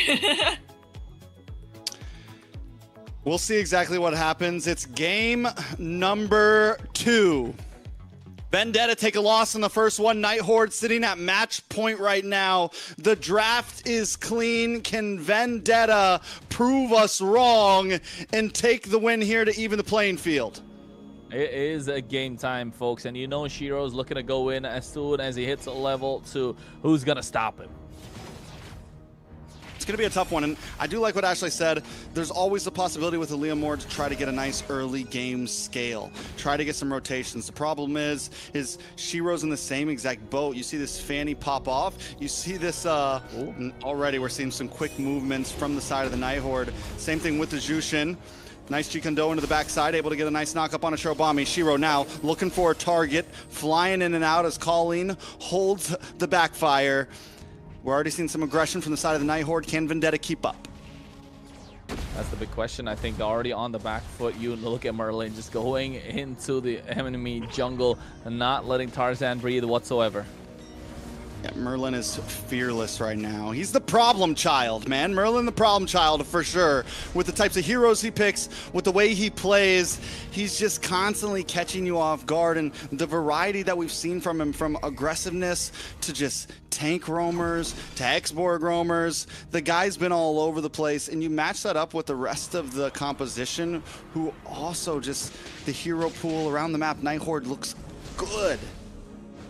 They look super solid, you're right. Night Horde able to control the river, control the map, put Vendetta in a tough spot. Turtle's already up, and Vendetta can't really even get close to it. Tarzan is forced to use the steed, if anything. Getting it started, but look at Shiro. Already looking, I mean, they're being patient with it though. Night Horde's not trying to over push it. Merlin's keeping vision, still no level 4 on a Merlin yet. Colleen getting brought low here, Merciless chasing him down. He does have level 4, so he was able to use, he hasn't even used the Consecration yet, and as long as Merciless can do that, that's huge for Vendetta. If you can keep this Jushin at bay, that's giant. Tarzan able to get the first turtle. It's a big win for Vendetta in this early game. Big dub, just pushing out this Jushin the entire time. Merciless on the Fury is doing a fantastic job. That is another way to put the Jushin out of trouble. Oh, speaking of trouble, Melon was getting some. Melon, my guy, Melon the kid, Melon the rookie, taken out by a Fanny in the first quarter. We're 3 minutes in. That's not what we want to see. Not only that, we get some nice gold plating over to Kistler, which it's just golden experience. You just hang out up there as an ethereal, you wait for your time to shine. Well, at this moment, what can the Vendetta really do? Slow the pace of the game down or keep it up? Because definitely Night Horde want to pick up the pace of the game. You can see already Shiro doesn't have the damage, but he needs to pick these fights. Oh my god. Merciless absolutely showing no mercy. Okay, so what happens from here? You said it. I mean, Vendetta, I don't know if you exactly want to slow the pace. Both teams want to try to find a snowball here, I feel like, a little bit. With Melon, though, and the Farza, yeah, you're waiting for like 6-7 minutes. Tarzan was able to get that turtle. Shiro, you know, you think that a Fanny's like all early game, but also has a decent mid to late game. Both teams are working at a similar pace. It's kind of like who's going to make the mess up first. Yeah, or who's gonna be the first one to start the initiation. Kistler, though, again, unconventional with their picks, the Night Horde, right? That Irithel, last time I saw an Irithel was, what, forever ago? Couple of seasons, maybe? More than a year? It's like the Wan was popular, honestly. Yeah. That's when it was like a big pick. But now, Way of the Dragon? Nice Way of the Dragon. On a Myth Bomby. Feathered Airstrike does come down. Big Tsunami Slam, though, in response. Tro Bomby trying to get a couple more shots as Merlin flickers to the backside, able to get a kill on a Myth Bomby. RR looking to zone down on a Merciless and Tarzan. Tarzan just wants to get away. Merciless finds Merlin. It's a 1-for-1 trade. In comes Kistler, nice damage on a Tarzan. Tarzan pulled back and taken out by Colleen as Merciless jumps into the backside. He doesn't have the consecration, so he could be in a dangerous spot here. Falling Star Moon does fall on to Churobami. The fight continues as Merciless zones away 2 members, and Churobami gets the safety under the tower. Merciless doesn't want to give it up yet. Still doesn't have the consecration. Gonna get knocked up. Gets hit by the Way of the Dragon. Brought back to the base, but it's just too much damage. Merciless not gonna be able to get away from this one. Yeah, it's not looking good for Vendetta. Night Horde bringing the fight to them. Shiro didn't even get the purple, went for an invade, got the kill on the Churobami. Merciless bought so much time, but still, Night Horde firmly in control of the map, control of the turtle pit, and they know how to take this game to Vendetta. Vendetta want to slow the pace of the game down. They want to pick it up. They're just not able to play their game. Yeah, Night Horde gave over the first turtle. Now they take the second. And like you said, at this point, they found their moment. They found their spike, and they are in control. Look at Kistler, going to swap down to this bottom lane. Going to be able to make rotations a bit more. Kistler's getting more involved in these fights, and that's going to be huge for Night Horde. And we'll see how Vendetta has to approach this from now that the tides have changed a little. Yeah, I think at this point you're looking to poke down the opposition, use Churobami's high ground, and then let Tarzan come and do the job. But Merlin, the problem child, you called it. Way of the Dragon, Myth Bomby in a difficult position. Tarzan does bring out Barbiel, though, the Phantom Steed, and that could be a bad spot for Merlin. Finally getting the kill on Merlin, which is huge. 2 now onto him. Night Horde forced to back off as Vendetta tries to get space in the river. Yeah, and I think Vendetta slowly needs to find a way to get this done, right? You take off Merlin. Merlin getting a little overzealous there with the Way of the Dragon. Not able to find the right target. Myth Bomby, Merciless, gonna get tankier as we get further into the game. The heals are gonna start to show, and Night Horde needs to find answers. Kistler's gonna be super late game, not like the Clint where you do have consistent damage early, mid, and late. You just don't have that extra range. You just don't have the kind of protection, the mobility that you wanted. You get that in the form of this Irithel, but just not the damage. 2 assists yet. Yes, but I want to take a look at the items when we do. Otherwise, it's going to be difficult. Night Horde needs to find a way to close the gap. But Vendetta, not far behind. 1.8k goal lead on their side as well. I mean, they're behind by 1.8k. Melon still needs to get a kill. Maybe find a way to work the map for Vendetta, if you are Vendetta. Yeah, I mean, and they are working the map well. I definitely know. I mean, it's only a 1.4k gold lead for Night Horde. We've seen the possibilities. Tarzan's taken a death, but it's not the end. And Churobami and Melon are really going to end up being the big damage dealers here. So Merciless also doing a good job at zoning. He's only died once, but we saw how long he lasted. So the possibilities are there for Vendetta. Turtle brought down low. Shiro not there. This is going to be a turtle over to the hands of Vendetta as the Feathered Airstrike creates space, and Merciless continues to stay on Colleen. Well, RR goes in, Falling Star Moon as well. You can see the knockup coming through. Tarzan getting a lot of damage down. Takes a lot too. Here comes Shiro. Kistler gets the kill there.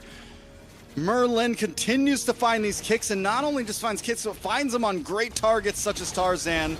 He's going to zone back Vendetta, and this is going to get a nice tier 3 in the boss side.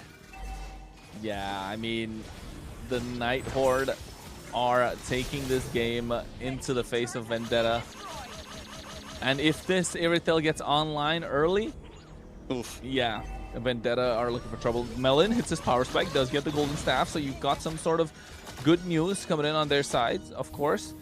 But how do VTA find the opportunity, right? Churobami's doing a really good job in this far, so getting those feather airstrikes on point, dishing out the damage. Tarzan is just not able to come for the finish, and we really haven't seen Melon pop off with a Blazing Duet either. So I think it all comes down to how they're going to be able to layer their skills. It's going to be hard to land those Blazing Duets. So many members of the Night Horde can kite back. You have Colleen, you have Kistler, who are never going to be still. Same thing with Shiro. Merlin's... Oh, wait a second. Big Tsunami Slam. Feathered Airstrike comes down, connects onto Merlin. But it's a lot of utility wasted just on a roamer. Kistler in a bad spot, able to get back to safety, though. Tarzan taking a lot of damage as well as the beacon comes out. Tarzan down. Kistler finds the final shot, and now they collapse onto Merciless as well. But a Blazing Duet onto 3. Can Melon save the day here? Looking for the target, trying to lock onto RR, but he can't get the final shots in. It's just a way to keep Night Horde away. Too much heal coming through. A lot of shields. They don't have the anti-heal coming in from the side of Vendetta. It was a beautiful feathered airstrike. It was a beautiful Blazing Duet. He could have got a double kill. Just not there. Just not having the right items. He had the... They pulled the trigger. They had the power spike. They got the golden staff, but you needed that Sea Halberd to do something. Churobami's effect of the glowing wand, that life drain effect kind of went away. Tarzan put Kistler in a difficult spot and found himself in a difficult position as well. In the midst of 4 members, and then just got taken down. Kistler is slowly starting to rack these kills up, but here comes the Tsunami Slam. Benepsi does come out. Shiro into the backside, unable to connect onto anyone important just yet. Look at Shiro. My guy's all over the place right now. Stretching those cables. Now you can see Way of the Dragon as well. Feather Airstrike from Churobami getting a lot of damage. Mythbami has to get back to safety. And he does get back to safety, which is a good thing. And look at the response. Look at the damage. Ooh, Melon. Melon finally able to get something here on the chase now. Melon does get pulled back, but it's okay. Churobami with the Wings by Wings has his back. Shiro still unable to pull out any kills since the second.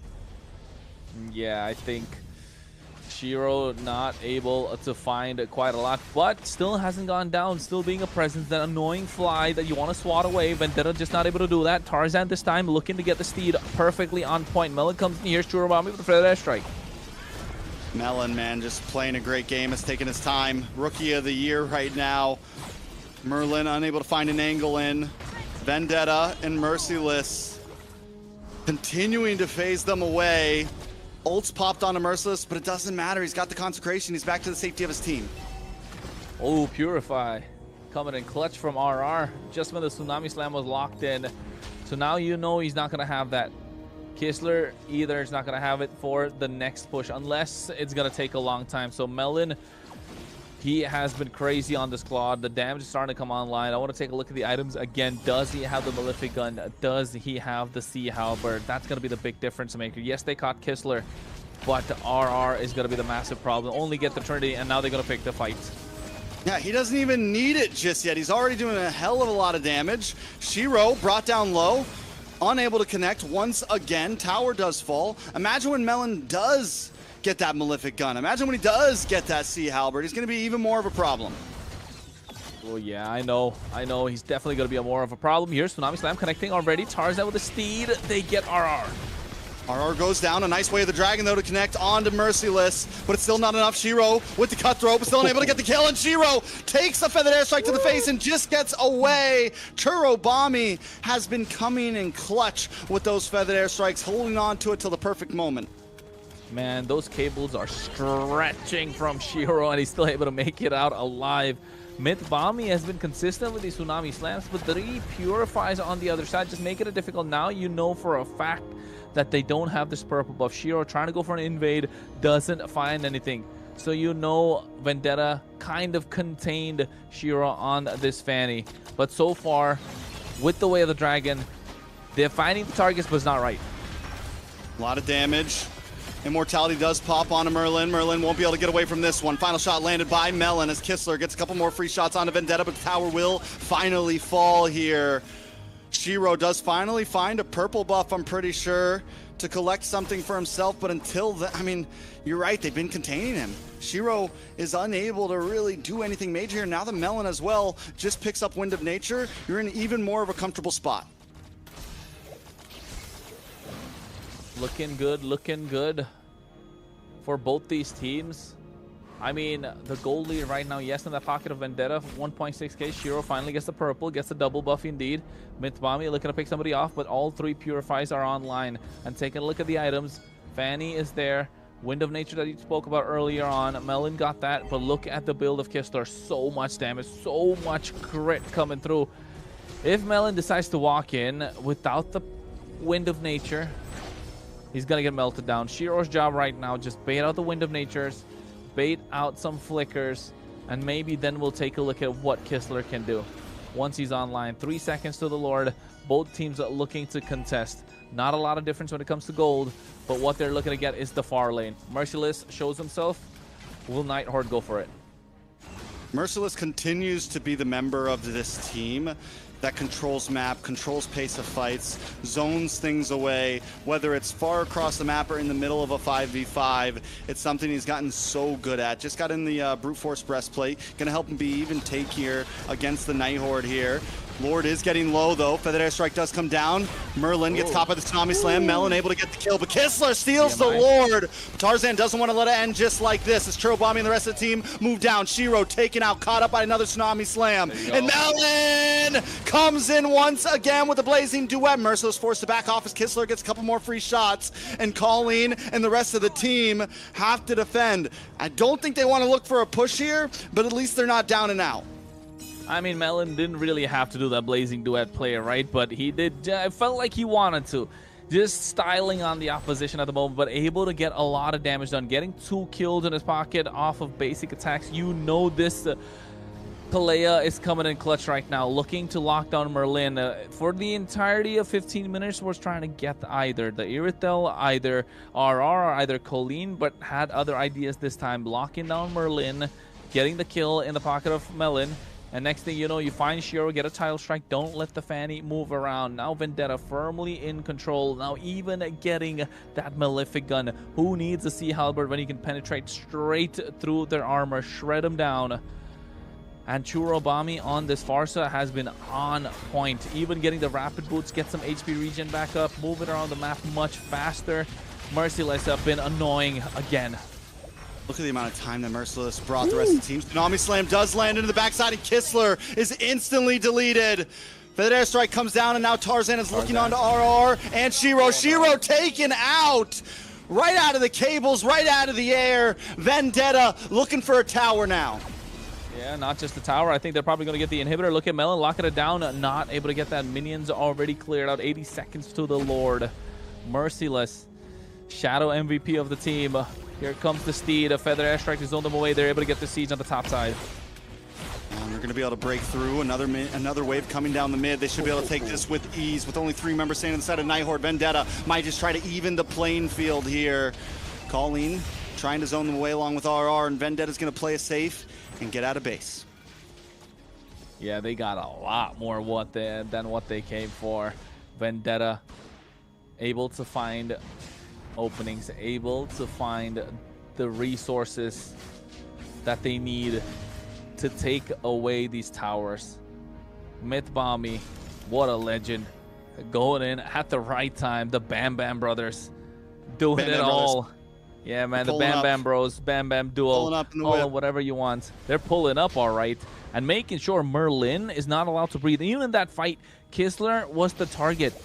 He had the counter of this Purify down. Probably, what, 20 seconds was left, and he knew it, pulled the trigger, got the right target, and now look at how they're going, creating a sandwich, not allowing Shiro and the rest of Night Horde to breathe whatsoever. We'll see if they can keep it up at this pace. It's looking good. Shiro's become essentially useless almost. He hasn't been able to find a target. The one target's supposed to be Melon. Melon's practically invincible at this point with the Wind of Nature. And here comes a Feathered Airstrike down. Merlin unable to connect onto anyone. Lord does get reset.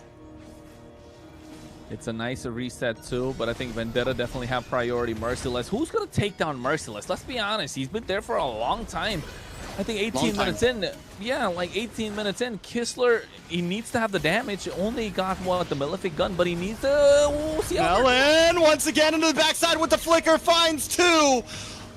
This kid right here, All eyes on him right now. Another one goes down. RR on the run as Tarzan tracks him down. Melon wants to get another shot in. Mythbommy looking for the cutoff. They don't care about your base. They want blood. They want heroes. They want kills. Hey man, I don't know about Rookie of the Year. This guy is playing like a veteran at the moment. 6-1-5. Melon on this Claude. Merciless being as annoying, and you're right, they smell blood in the water. They want these kills. Not letting Night Horde get away with anything. Getting the Steed out in on the bot side.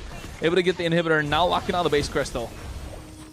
This should be it. Feathered Airstrike does come down. Merlin wants to do something, but the minions are coming, and Vendetta is going to break through that base. And they tie things up 1-1.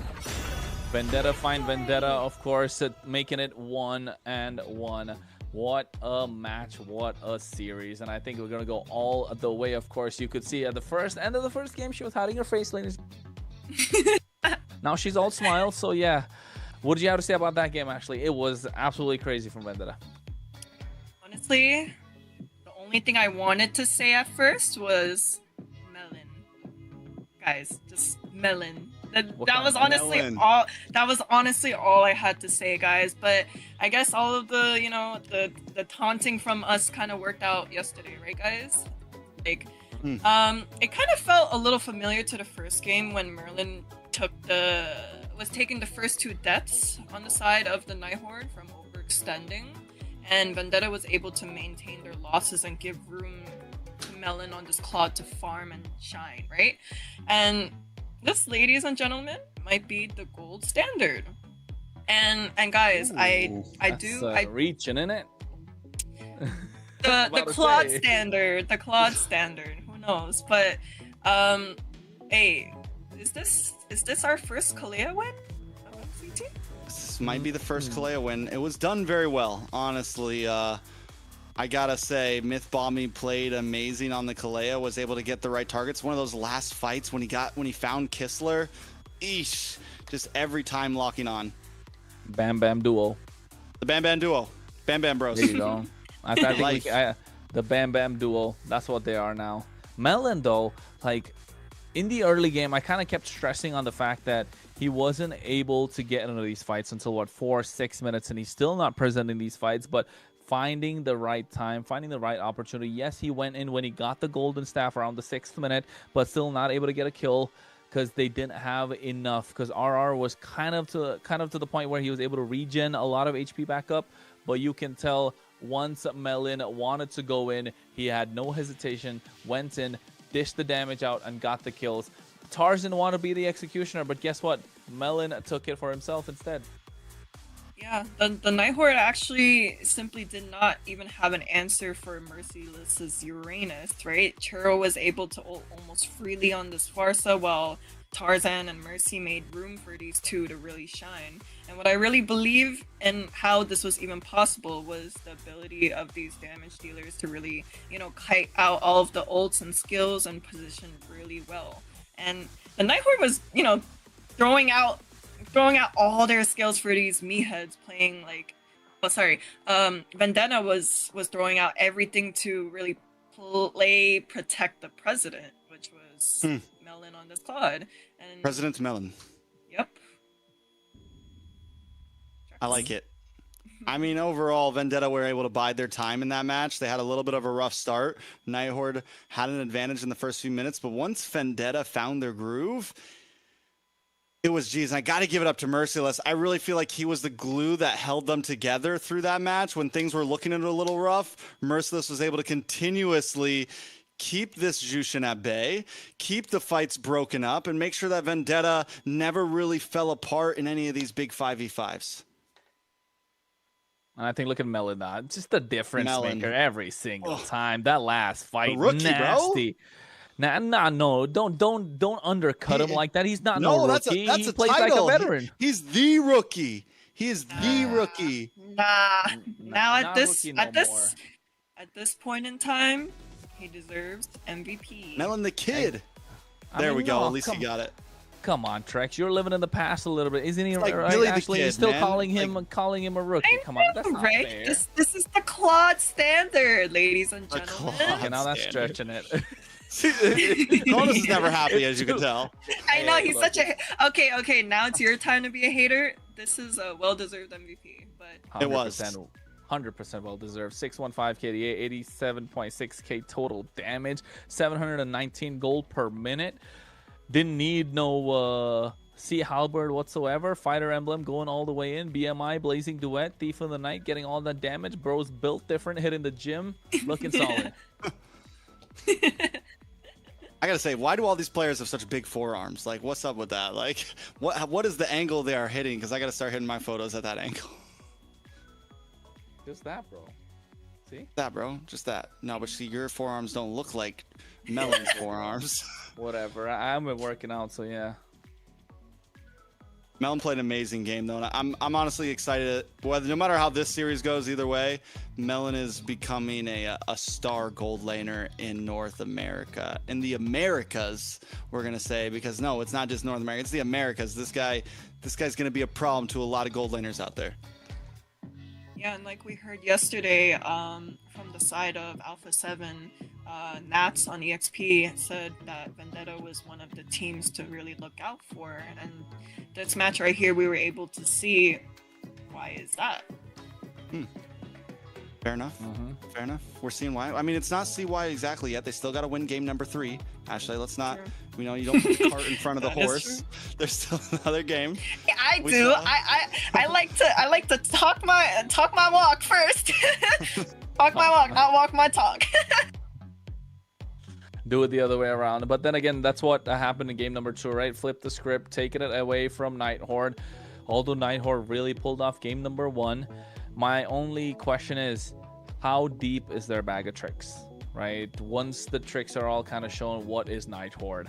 Because in this game, they tried to do the same. Yes, Merlin was being annoying at the start with that Cho. But after a while, you're really kind of putting yourself in a predicament. Is Cho really that good right now in the current meta? Yes, you got away with the Jawhead. Yes, Jawhead's all right. It worked on the composition. You got away with the X-Borg because the opponent didn't see it coming. You got away with the Vendetta because you had the damage dealing in the back line. Now you're kind of like overcooking. You went a little too crazy. The Cho was good, but the Irithel just lacked the damage, right? So I think they can play around with their own position a little bit more. Don't go crazy in the gold lane. I think their composition was good, like the Cho's not, but they really needed to pop off, right? Like the Cho, they had to keep up that pace that they had in the beginning, and it started to fall off. They weren't able to continuously keep pressure down. So the idea was there, the execution did not connect. Yeah, and while we were a little bit questioning the drafting from the side of VTA because of the Fanny pick, like, there wasn't really a specific answer for the Fanny other than the Kalea maybe, right? But we forgot to mention that there wasn't an answer for the Uranus on the side of the Night Horde. I agree that Uranus is absolutely crazy. That's just a cracked hero. If you don't know how to shut him down, Merciless was just crazy on that. Not letting the opposition breathe whatsoever, man. How could they really look to get Melon on the Claude if they weren't able to get that Uranus at all? That's my question, right? I think not able to layer the skills, not able to follow through whatsoever. So at this point, if you ask me, with the draft coming through, it depends on which side they're on. Oh wait, they're sticking to their guns. Vendetta go for the blue side again. So, I like it. who's next? I mean, have they just been... What is rule of thumb right now? Does losing team pick, or do they just swap back and forth? I can't remember. I think losing team picks. Losing team picks? Yeah. Okay, So Night Horde goes for second pick this time, which I feel like most of the losing teams have been going for blue side. It's been the more common choice. Well, for the past week, it has been, right? Not just here, but even in MPLs across Southeast Asia, blue side has been coming across with more wins this past weekend and this week. So it started off super strong on the red side, but now all of a sudden it's been blue. Yeah, guys, we're also all literally on the blue side right now. Blue backgrounds and all. Not you're purple, whatever. Yeah, you have the cool background. Okay, you guys are colorblind. I'm on Team Blue. Fair enough, fair enough, fair enough. All right, so Freya ban, Basha ban, Sun ban, Jushin ban this time from Night Horde. They're not going to let that one through. We still have the Marcel open. It's going to have to be a Marcel ban from the side of Night Horde, most likely here. 100%. And yeah, and after that, it comes down to Harley's still open for both teams. Should be Harley first pick, Vendetta. Whoa, but then the Sora is also still open too. True. AKA Valentina. Yeah. I mean, we might as well just say Valentina instead of Sora. Very true, very true. So, but I think Marcel just too much to let go of. Ban out the Marcel. Oh no. They're pulling a... Trades are on Valentina, or are they going for the Heart? Or no, Marcel's open. I know, that's what I'm saying. Marcel, Valentina, Sora, or Harley. Do what U2 or do what Influence Rage maybe did. Do you go for the Harley? No, so, Ashley already said Marcel's OP. Obviously, if they listen to Ashley, Vendetta is gonna go for Marcel. But I'm not the coach. T is. Coach look, T. Look, so okay, look. So on the... Okay, yeah. Okay, so they pick super up strong. Because I was thinking if VTA picks up the Marcel, right, that would leave open the Harley and the Valentina. Harley on the Night Horde, right? There's got to be Harley here. No. I'm saying like Marcel is still open, boom, boom. Yeah, there's no. Uranus.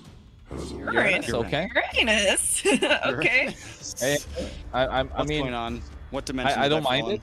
I don't mind it. I like the Uranus. You're not really giving a lot to the Valentina.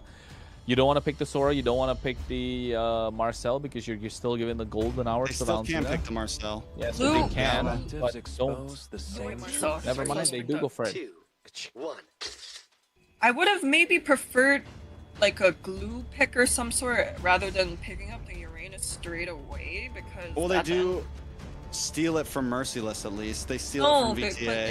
It's they can't pick banned. it. Never mind. Yeah, it's globally banned. So I'm not sure why they picked up the Uranus straight away, but it's gonna be crazy if like in the game, all of a sudden like they pick a hero that's been picked before.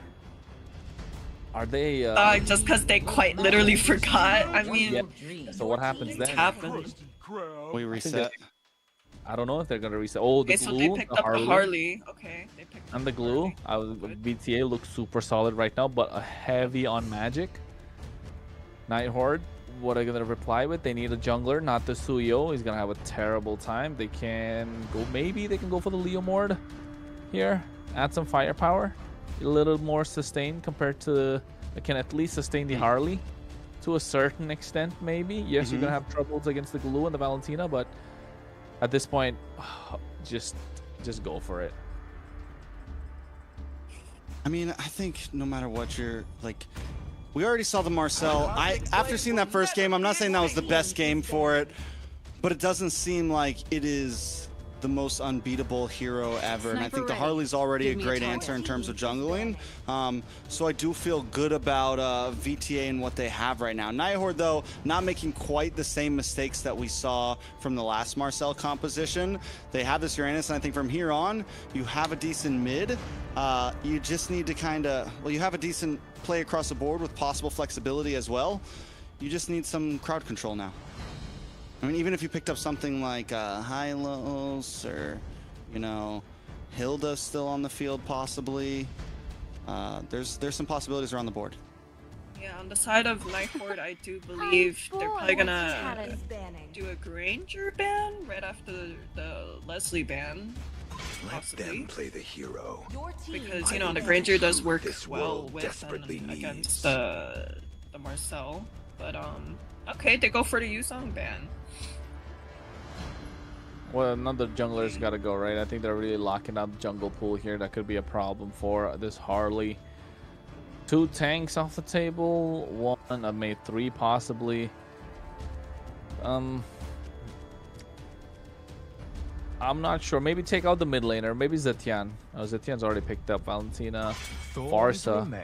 Never mind. Ooh, Shiro does have the Lancelot in his pocket. We've seen that before in the previous NACT. Or when it was NACT before MCT started. So yes, That's a good ban. They've really dug deep to find that one. But I think a mid lane's got to be locked in here. Farsa? Yeah. I don't. You said no. ZTN is open for Night Horde. No, it's not. It's not open. It was It's banned not. out. They played it in the first game. So maybe Eve instead of the Farsa, but then you're giving away so much to Valentina, right? That's the main thing. Yeah, But it is- that's it is what pretty makes Valentina first My pick power such a blossoms from the reliable withered Kikios. thing, right? Wait, No matter what you pick on mid lane, Oh, Lunox. solid. Solid, yeah. Good. But again, Yeah. we're dealing with something that we saw with the last composition of Marcel. We're still lacking crowd control. We're lacking kind of a way in. Don't get me wrong. I guess the Claude's not as the Claude has a way to jump in, right? I think, and this is literally the same. Like there was a Uranus, and we all said, okay, maybe they should like put Uranus in the jungle and pick up a big. I don't know. They call me a hero because I saved my nation from YSS. falling apart. Why is his gold lane, no? And then what else? Sand Rome? rises when I give Khalid? the word. Lead. Khalid. Oh yeah, looks Solid. good for Vendetta. VTA looks super solid. Oh, Hayabusa. I like it. I like it. I don't know how I feel about it. Like it. I feel like this draft is very similar to what we saw last time with the Marcel. One bonus that this draft does have is it can jump past the Khalids, it can jump past the Glues. You have the Blazing Duet BMI, you have the Shadow, you have the Shadows, you have the big Ruby DD. Like you have possibilities in terms of dive, but they need to make sure that their comms are on point with Merlin on this Marcel. Yeah, right. You're right. I think comms got to be clean. If you're Night Horde, Vendetta, a little more straightforward. They can look to pick off whoever they want. Ashley, any final thoughts before we go in? Well, you guys already know which team I'm rooting for. So far, I do think I'm more favorable towards the draft on Vendetta side, which I can proudly say I was not doing the past 2 games. But nonetheless, good luck, guys. All right, it's game number 3. One game to decide them all. This is Vendetta going up against the Night Horde. It's gone 1-1. This right here, Kronos, is a rubber band match. It's back and forth, bouncing off the ropes. Who's going to take the final blow? You can already tell Shiro's having a tough time. Myth Bomby going in. Where's the Bam Bam duo? I thought if they went in together, they were probably gonna kill. I mean, it's definitely up in the air at this point. We'll see exactly what happens. Night Horde, though, with some nice early aggression with the damage on the Myth Bomby. Oh, Churro Bomby! That's the Bam Bam duo! There you go. That's what we were talking about. Get the poke down with the Khalid and have this Valentina get that finish. And now you can tell instantly Night Horde are behind the 8-ball. They even give away the Lava Golem, possibly even the Beetle. Night Horde not looking good. You want to slow down a Hayabusa, this is how you slow him down. Most definitely, and at this point, with a nice early first blood, not only an early first blood, but one onto the mid lane of the Night Horde. It's not like you just got the roam. It's not like you just got someone, you got someone that's supposed to be a big damage dealer for the team. It's going to put a nice wrench in things for the Night Horde. Yeah, they got to go back to the drawing board. At least think about it for the next few seconds. Find a different answer, because you're not going to be able to contest the river. That Khalid Valentina combo that I spoke about early on, especially to control the river, is so hard to beat. And you can see already Merlin's taking too much. The problem child is having too many problems at the moment. Yeah, whether they're problems, sometimes it's problems for you, sometimes it's problems of his own. You know, he's got to deal with life on life terms at this point. Can he make something happen? He does come in for this turtle, doesn't have level 4 yet, so not going to be able to do anything detrimental to help push this into the side of the Night Horde. Yeah, Merlin going in. Oh, RR not able to get the turtle. You can see at the same time the fight breaking out. Myth Bomby and Merciless just putting pressure on this purple. They're not letting Shiro have a good time at all. And look at the damage on Merlin, brought down to about half health. Big stun. He's able to get away, but they're going to deny this purple buff from the Night Horde. Denying it as much as they can. Not just that, they even denied the Lava Golem early, the Beetle. The Another one? turtle. Oh my God, Shiro's not having a good game. He needs to find a way to get the gold. He needs to split the map, and I think it's up to RR to try and create that imbalance that he should. It's because there's so little heavy crowd control. Yes, they're going to get this level 4 golden hour, but there is nothing to stop the push in from Vendetta.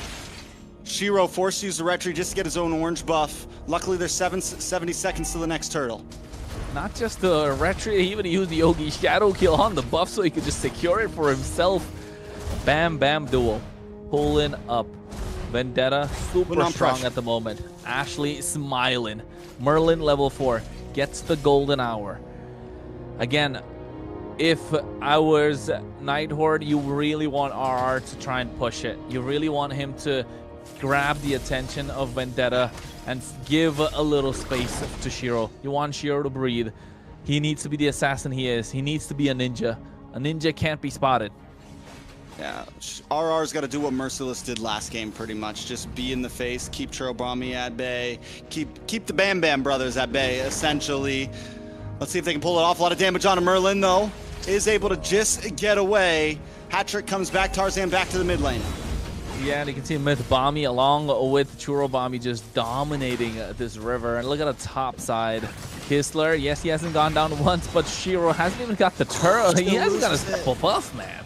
Only one purple buff. Purple back to back. Oh, no. Did you see the damage come out of that deadly magic? That was Uranus we're talking about. One deadly magic got him down to a quarter HP along with a poker trick. I gotta say, what did Matakucha say earlier? Oh, wait a second, a lot of damage up in the top side. Melon, able to just get away. Oh, Kistler wants to get the final shot. Oh. The turtle shield saving him there as well. It's not looking good. Things are not going right if you're a Night Horde. Feels like the luck is against you at this moment. Yeah, this is a tough spot. Bomb in the backside. A nice pickup, though, from Colleen. Colleen will go down, though, in the end here. It's still a 1-for-1, but that's a big kill onto Tarzan, helping to slow things down. Slowing things down, and you're right. What Maracucho said, that hero is so broken if there's nobody to stop him. Not just nobody to stop him, he's just so broken on its own. He said he can literally kill anybody, and we just saw that in plain sight. It's so hard to kill Uranus, but no problem from Tarzan there. What do you think RR stands for? We gotta find out. Real. Yeah. Real. That's what it is. Real regulators on 8s. Real regulators on 8s. Hey, well, RR, indeed. RR. Night Horde on the back foot. Shiro, oh no, man, this is too much. And I think now they need to bounce back. Need to get something going for themselves. RR able to tank a lot, get that deadly magic, half HP. Merciless comes in. Merlin needs to create space. Bam Bam Brothers not letting that happen. Ooh, Tarzan comes in, a lot of damage on a Colleen. Night Horde looking for a response on a Merciless. As Merlin gets, I mean, this is, we saw this last time. We saw Merciless just picking a target and listen, I'm gonna keep you away from your team as much as possible. Taking a look at the items though, Kronos. Anything exciting? The only thing is that Shiro didn't even get nothing, not a single item. He hasn't built no War Axe, no Hunter Strike, no boots, only got the socks on, not a chop suey ability, he's just got pieces. He's looking to find and put them all together. That's the one that I'm looking for. And at this point, Hayabusa, his level, Power Spike's gonna be level 12, but now he finally gets a War Axe. Luckily, Shiro's levels, though, haven't fallen too far behind. He's still only like about a level behind Tarzan. With how much Shiro's been getting denied, I would think it would have been a bit more. So we at least have a small bonus there for the Night Horde. Yeah, definitely. A little bit of something to cheer them up. And if you're a Night Horde fan, the same. Team from Canada coming through the open qualifiers. Same with Vendetta playing through the USA qualifier. Now you can see tracking shot, putting the bomb in place. The Bam Bam duo want to go in. Merciless splitting apart. RR is going to be the target, at least to get on top of him. Melin alongside Mythbommy, opening up the map on the bot side, looking to take down these towers. They need to protect this purple, and especially this mid-tier one. All right, so Churobami is going to get caught by the golden hour. But the rest of the team there not to follow up. Nice shadow comes in. Shiro able to find MLBB. Blazing duet from Kistler, but he instantly gets the lead of Tarzan, takes him out with the deadly magic. And now Merlin and Colleen are on the run as RR tries to keep them at bay down to the boss side though. A couple shots from Tarzan onto Shiro as Shiro tries to defend the tower. Nah, man, Harley, you can't let that through. It's too much. It's criminal the amount of damage that he does at this moment. And just, it's not just damage, it's movement. It is the whole package, right? You can even get decent shred on a siege if a Lord's coming at you. I mean, overall, it kind of has it all right now. The Harley has been a monster across the board. Yeah, it definitely has. Got the Lightning Truncheon and Genius Wand as well at the same time. Take a look at Colleen. He's got the glowing wand, looking to get that Genius. Hunter Strike in the pocket of Melon. So you know damage is slowly starting to show for both these teams. They're not far behind for the damage dealers especially, but Vendetta overall 4K ahead and they pick him off again. A lot of damage, but I think overall it still feels like Night Horde, I mean, is there a chance? We saw how well the Claude did last game with the possibility of coming on, but Kistler hasn't gotten any kills. He's fallen majorly behind. I don't even think he's even close to his Trinity, maybe 2.5 items in, maybe just 2 items in. I'd love to see exactly how it looks. First Lord is going to easily go into the hands of Tarzan here, and Night Horde just stays on the ropes. Well, at least when the Night Horde are still holding on to their tier 2s, and with tier 1, yes, you got the Lord that's coming down the bot side. Consecration pop from RR. I think Vendetta slowly gonna get a nice push, get all the tier 2s. Shiro, the Rage Baiter, not able to bait. Ooh, a nice golden hour. A lot of damage on Merlin though. MLBB doesn't get caught by the stun. Lord coming down the boss side as Churobami holds down the front line. Shiro looking for a possible target. May get found out by MLBB here. Going to be forced to back off as Churro comes to back him up. Ooh. A lot of damage from... Nothing too major. I mean, I like the way the Vendetta is approaching this. It's just a slow push. They're not trying to force anything. Deadly Magic does come onto Merlin. Might not be enough. Yes, the kill finally does secure. It's that last basic attack right after the poker trick he was chasing. He really chased him under the inhibitor even and got back right on time. The rest of the team was there to follow up and make sure they weren't able to take down Tarzan. Getting the Holy Shield on the top side. Even the bot side's been popped. The only one left standing is the mid lane. The tier 2 is going to fall now soon. Night Horde in a predicament. What do they do to make it out? I don't know. You wait. I think they are playing this right, honestly. But wait a second. A big Raging Sandstorm caught by the Mountain Shocker as well. And 2 members fall. Melon with the double kill. Nice golden hour. But the damage, is it going to be able to connect after? And Kistler comes in with a Blazing Duet and the Flicker onto 3 members. But the damage just isn't there. No one falls but Tarzan on the side of Vendetta. Yes, it's a nice kill, but is it enough to stop the push? Hey man, 3-for-1 trade. Vendetta always trading up. Yes, they get a massive kill on Tarzan, but is that even enough? They're not able to close the gap. It's still 7,000. 6.9k. 7,000 right now. Every single member. Look at the difference between Melon and Kistler. 3,000. That's a BOD we're talking. Ay, ay, ay. I thought Kistler was behind, but I didn't think it was like that. Melon right now 2-0 and 3. I think it's time to wrap it up. Wrapping it up? Probably, I'd say so. Vendetta looking to take it all. Bet Ashley smiling. But Night Horde looking to make a comeback possible. They're trying to find an opening, and I think Shiro's looking to take him down. It could come down to a 1v1 between Tarzan and Shiro. He definitely has the items, right? He has the War Axe, he has the Malefic Roar. He just needs a little bit more oomph. Maybe add that BOD or maybe get even a Magic Blade. The thing is, they don't need Tarzan right now. Like, a little something. Merlin able to get the kill on Churobami. One of the Bam Bam brothers are down.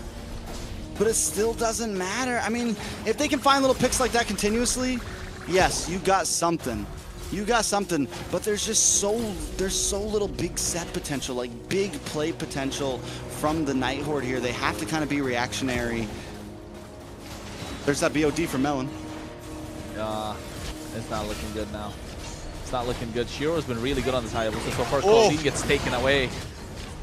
And into the backside, a big stun. Shiro is able to take the Lord though, but a blazing duet from Kistler locks on a Mercy and more. And now it's looking bad, but Melon picks it up. Kistler finds Mythbommy. It's a 1v1, Melon on the run. RR8 just locking him down. Kistler, Melon, and Melon gets the kill once again. He's still up. Can he get away? How does he do it? Oh, the Traceless comes There in it clutch. is. Finds a triple. Finds a triple. Melon, a 5-0-4. Unleashing the beast. Bam Bam duo down, no problem. We got the Rookie of the Year. The Rookie of the Year, baby. Man of the Year. He's turned into the Man of the Year at this point. You know, Schoolboy 2 over here. Ay, Melon, man.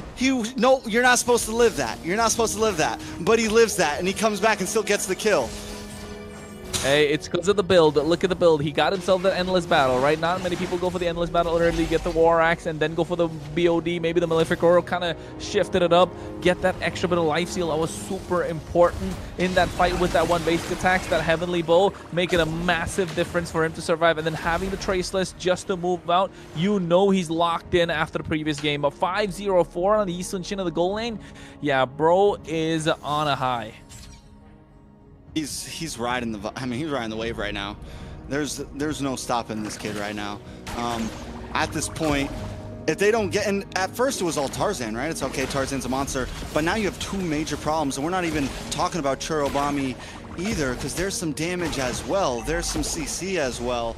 The Night Horde has to think carefully about how they approach these fights, and Shiro is doing a decent job at least clearing the off lanes, but is it going to be enough? When is it ever enough, Trex? When is it ever enough? Merlin It's never on enough. this photographer, hasn't really been performing, has he? We've seen 2 games now, not looking good, but a fight could come through right now. Golden Hour. Ooh, Golden Hour only lands on a Melon. And no one's going to be able to close the distance because Mythbomb's there to help create the wall. Merciless jumps down. Oh, no. Colleen falls. Melon gets another kill with a blazing duet from Kistler, but it doesn't connect onto enough members. Shiro able to find Mythbommy though. Night Horde now looking for the advance as Melon was forced to back up. He's not there with the fight. I don't think he wants to take it. Turo and Merciless on the run. Merlin looking for the cutoff, looking for the stun, and he walks right into Melon, the wrong target. But wait a second, shadow kill onto Turo. Melon still looking for maybe the re-engage here. Does he want to go for a 1v3? Decides to back off. Night Horde finally went out on a fight. Yeah, I think that was back and forth. It came down to Tarzan getting picked off early by Colleen, the Chaos Assault, even taking that deadly magic, using the Brilliance, making it out alive, baiting too much. Tarzan has fell for that 3 times now. Colleen is able to get away with a blazing duet coming in. Kistler goes down. Kistler falls, which is huge. It's a 40-second death counter on the clock for him, and just in time for Merciless to get on the field and for Vendetta to try to make a difference here. Lord is on the map, and this could be one of the last Lords we see. Yeah, it definitely could be. 16 minutes in. It's not the Evolved Lord, but it's got to the point where both these teams are kind of now backed up. Vendetta still have the advantage. 5.7k goal lead, it's enough. It's a big difference maker, right? And most of it in the hands of Melon. All right, can they do it? It's Melon and Tarzan on the Lord right now. Mythbommy brought low. There goes a shadow kill, used for nothing. Raging Sandstorm does come out, does not connect. Night Horde forced back. Lord gonna be marching down soon, and Vendetta don't need a push right now. They can just wait for it to come. I loved what Mythbommy did there, right? He was able to use the quicksand guard right next to the minions when he knew Shiro was visible. So the Ogi shadow kill, get the damage split apart.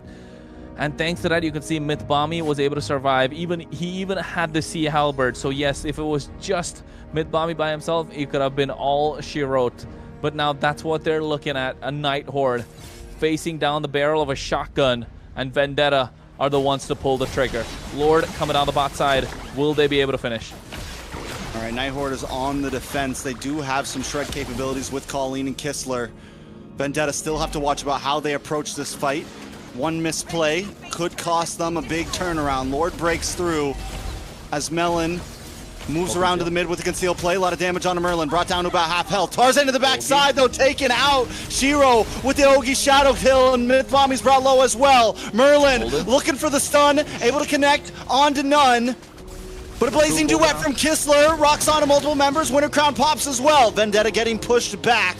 Melon still on the field with the rest of the team, but with Tarzan gone, Night Horde has an advantage in these fights. Yeah, they definitely have an advantage. Tarzan, this is the third time that's happened to him. Shiro has been playing out of his mind with all the invades that's coming. He's 5-0-5, hasn't been taken out a single time. Only shadow kill. He's juking. He's looking for something. He's looking for something. A lot of damage. Oh no, he's trying to go in as well. Mythbombie able to survive with the help of the quicksand guard. And now you can see Shiro bobbing, weaving, got the immortality. Risky plays. He's been doing this the entire time. This guy's been rage baiting, man. We saw that yesterday with the Guinevere. He's doing it again tonight with this Hayabusa. 5-0-5 with the amount of invades that we've seen throughout the game for the first 6 minutes. He got what, 1 purple buff out of what, 4?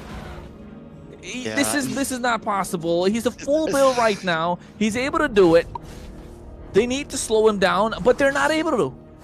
My guy hung on for dear life. Never took a death. Lost, like you said, lost so many jungle camps, but it's all biding time. And Melon's starting to have a hard time finding targets. Night Horde seems to be adapting, knowing, hey, this is where we messed up. This is how we need to approach these fights now, and they're approaching them well. Another thing to point out is RR is becoming harder and harder to kill.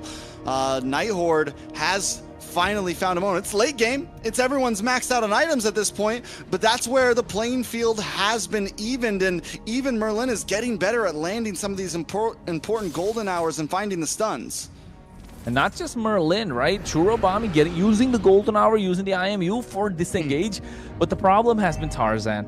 Yes, he can burst anybody down, but don't forget, Harley's as squishy as a cannon, not even as a cannon minion, to be honest. Cannon minion is probably tankier at this point of the game. Tarzan just needs to find the right timing.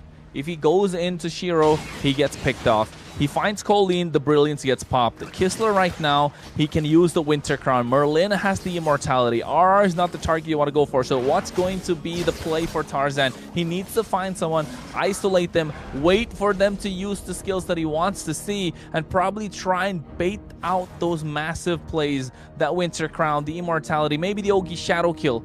Find an opening, utilize those iframes into your favor. You need RNG on your side right now if you're Vendetta, especially if you're Tarzan. Getting picked off 3 times in a row is got to be a blow to the plays. It's got to be a blow to the confidence, especially if you're Vendetta. But if you're Night Horde, that's just moving and motivating your team to get the victory now. What looked so grim at start is starting to look a little more bright. Yeah, so let's see if they can pull it off. Shout out to some of the PH casters watching right now. Joseph, Renmar, Wolf, Leo. They say they're invested in this game, just about as invested as we are.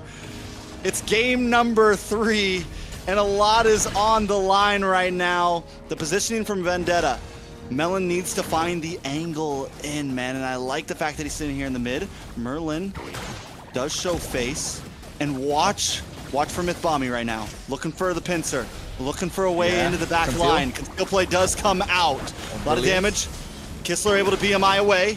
Melon unable to connect. Will get stunned. Ooh, gets caught by the golden hour. Merlin trying to find the engage as well. Shadow kill does come out. Merciless falls. RR and a Kistler into the backside with the flicker. Looking for Churobami, but Melon can't connect as well. The BMI to safety. Merciless down, Merlin low, forced to go back to base. Tarzan makes his way to the top side to make sure he pushes that long lane, but the Lord is still reset. Oh my god, Kistler was able to juke. Man, a lot of people invested in this game. I just hope my neighbors aren't. But at this point, you can see Kistler started to take down the Lord. He's doing a great job. RR doing the same. Consecration already popped. Here comes the Mountain Shocker as well. Mythbombie gets his HP back up. Shiro looking to take somebody down. Merlin goes in. Look at the damage on Shiro. It's going to be low. Final hit. Tarzan takes the Lord. Now they just need to disengage. Mythbombie's in a bad spot. Caught in between multiple members. Will go down. It's 12 seconds on the clock for Merciless. Can they make this walk to victory? Minions are on the base. Night Horde staring death inside the face. Vendetta looking for the finish, but the members just aren't there. And Lord is coming fast. It's been back and forth. This game. They got themselves the Evolve Lord. They need to find a way to stop it. Getting it into the base. I think this could be a blessing in disguise. Not having Mythbommy. Night Horde able to clear it out quick. They do have Colleen. They do have Claude in the hands of Kistler. So yes, you know it's going to go down quick. Just waiting to see if they're going to get another set of minion waves coming through. It's going to be the last one. Tarzan looking to find the opening, but Shiro Winter Crown. Oh, Shiro down. Churobomb able to get the shutdown at that. Kistler brought low. Tarzan looking for more targets. It's now 4v4. The playing field has been even as Melon comes in to terrify into Merlin.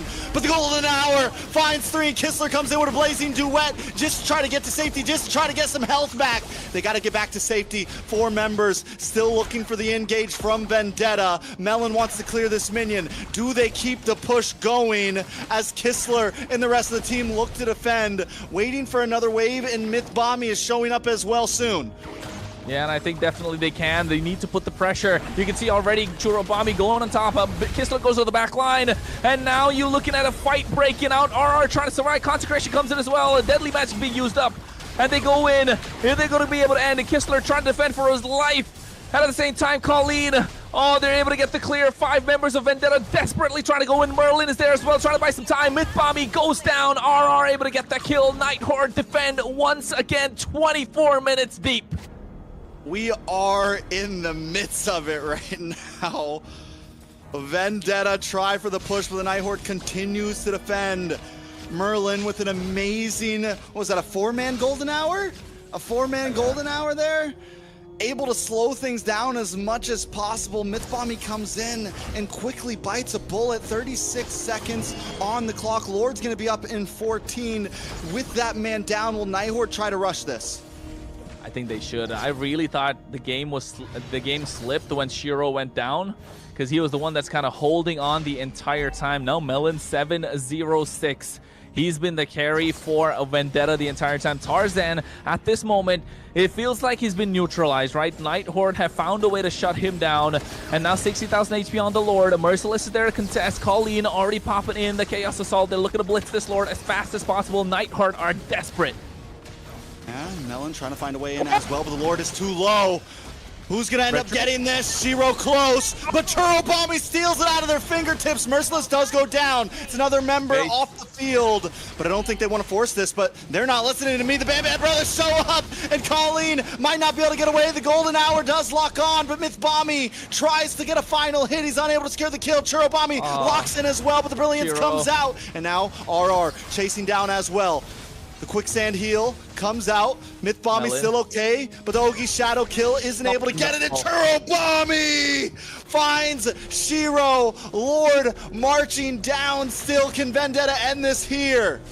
I'm not sure if they'll be able to do it. They do have Kistler up. Colleen's there as well. But at the same time, Merlin goes in with a tracking shot. RR trying to pull the Lord's aggro to his side. Churobommy taken down. Immortality not present at the moment. So much time being invested to try and take down one singular target. And that was Shiro. He's been bobbing and weaving, man. He's been juking the entire time. It's only the 3rd series of the day treks. We still have one more to go. So don't get on mode of relaxation, because if you ask me, Night Horde, oh my goodness, how are they able to hold on for dear life after everything that's gone down?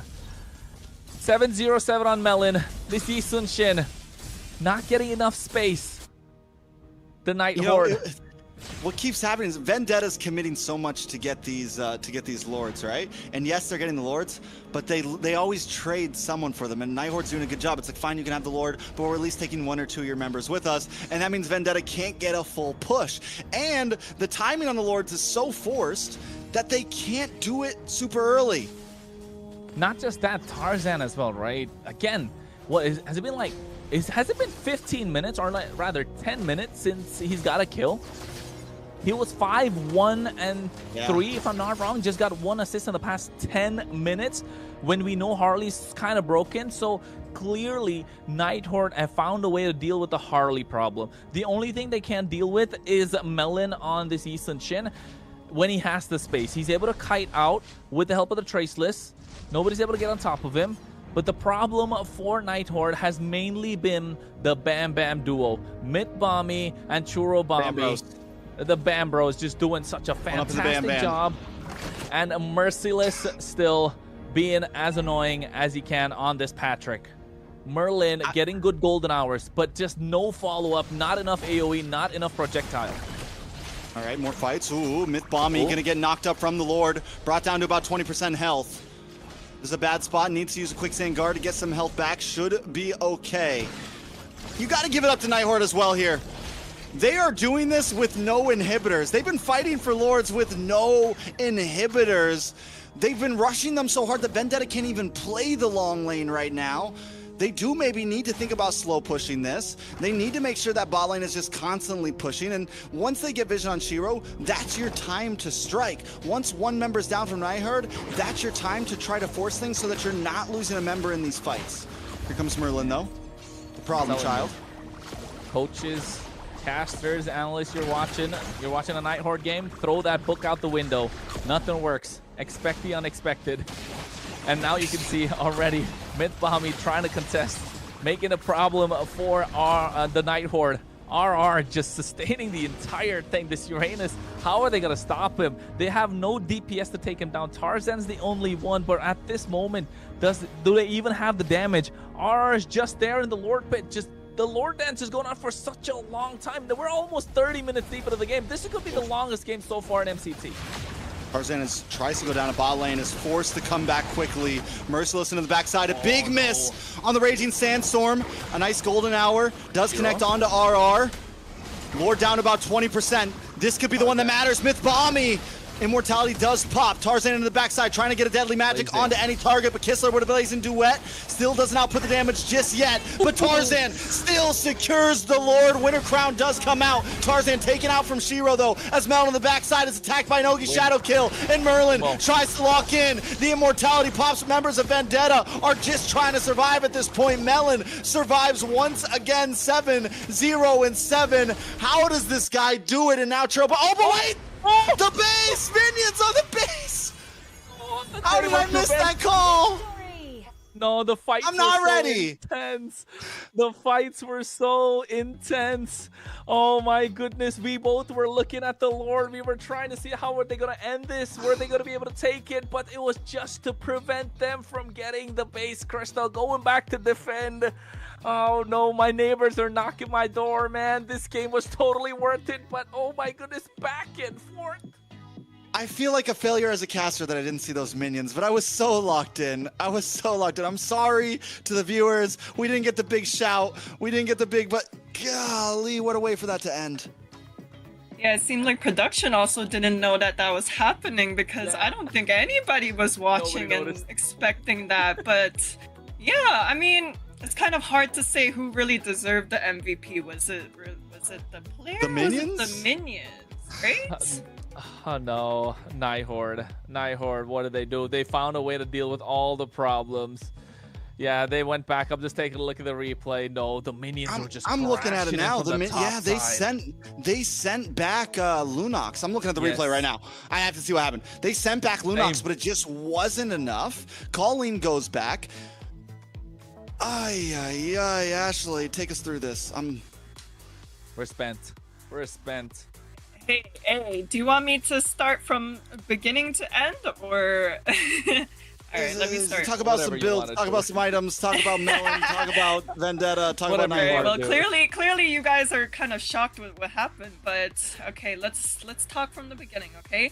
So, as of right now, we got 2 Marcel pickups, and 2 losses on it, you know? I'm not too sure if these teams are confident around, you know, drafting around this Marcel, or maybe even just the lane pressure to worry about. But yeah, clearly not a lot of people were expecting the game to finish that way, right? So minute 1 was already just a domination from the duo mid, the Bam brothers, whatever you want to call it. Bam Bros. Bam Yeah, the Bam Bros, right? Bam Bros. You can't call them Bam Bros. It's got to be Bam Bros. Come on. The Bam Bros. Okay, my bad. But, you know, like, ultimately, Churro was able to shine on this Valentina and was showing the world that, you know, arguably he might be the best mage in NA. And and as for someone who's been refusing to pick up this YSS for many months, and that's a fact. Melon was able to, you know, lock in the pick and really do well against this Claude that was, you know, getting a bit of farm. But ultimately, I do think on the side of Vendetta, they had a better source of macro thus far. The MVP. Who is it?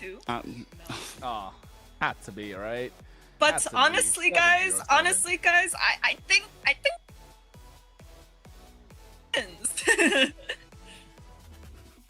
Fair enough. I mean, honestly, yeah, the minions, the whole team, overall, just what a series. Totally worth it. And not just that, Trix. We got one more to go. One more to go with the MVP for Melon on this Eastern. Clean, crisp, using the traceless at the right time. The Mountain Shark is providing vision wherever he goes.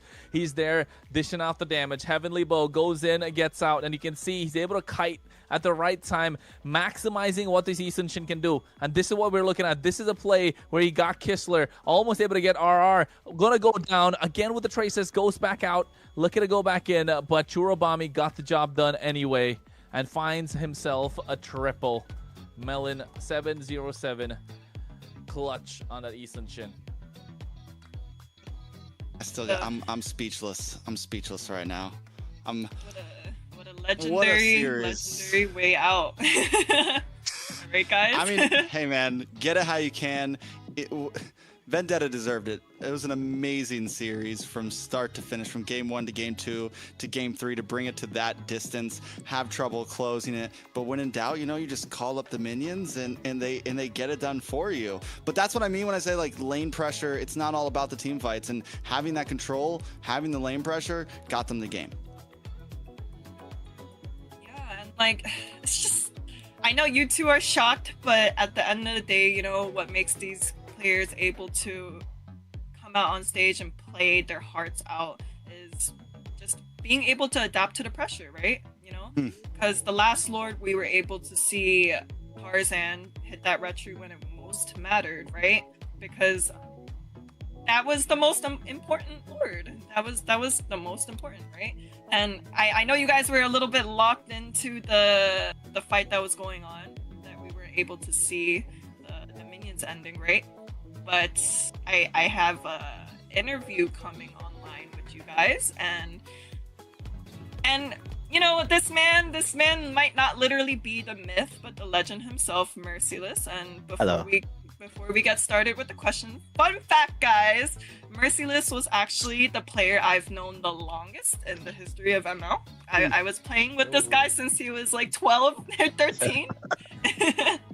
But how you doing, Mercy? Hello, congratulations. I'm doing good, thank you. You guys had the same Discord image for like 5 years, hasn't it? Yeah. The chicken nugget. Yep. How we feeling, man? How we feeling? 3 games down the line, like 20 minutes plus on multiple. I'm feeling great. I mean, I couldn't believe it. Those games were so long. It was just a battle of endurance at that point. I like to hear it, man. It was a battle of endurance for all of us, honestly. I would have a Kronos. You got questions, man. I'm fried after that. I'm not gonna lie, bro. I know you're spent because I was so locked in on the Lord's HP in that last fight. Like, okay, who's gonna get it? I'm looking at Tarzan, looking at Shiro on the other side. It's like, are they gonna get the retry battle? Who's gonna get the better of it? And all of a sudden, you see 5,000, drops down 3,000. The retribution comes in. All of a sudden, Tarzan gets it. The fight goes on, and next thing you know, the base crystal just crashes. Right at that moment, what was the call from you guys? Because I know you were looking at the minions anyway. You saw the pressure. What was it? Right after the Lord, when we lost the Lord at first, the call was to back at first, but then our jungler Tarzan, he saw like, oh wait guys, the minion, and then we all instantly turned around and started chasing them again, even though we were down like 2 players. You know, at first I was like, I don't even want to go back in. You know, we were down. Let's just cut our losses. Yeah, like, and let's just defend. But the second I look at me map, oh shoot, it's time to go back in. And you know, it was all thanks to his call that we were able to just go back in like that. Oh well, that was great. But apart from that, just one more. What are you thinking about the global bans? Just taking it back a little bit, ease up the pressure. The tensions are high right now. The adrenaline is rushing, but taking a step back, what do you think about global bans in MCT so far? Are you liking it? Are you not? I think the global ban is a very good thing because it suggests so much more different comps that we have to play, and it's not just like a one specific comp that we can run down every time. It's not going to be a tank jungle every game. We can have assassins, tank XPs, sometimes fire gold. It like improves so much more different hero pools, and I really like it.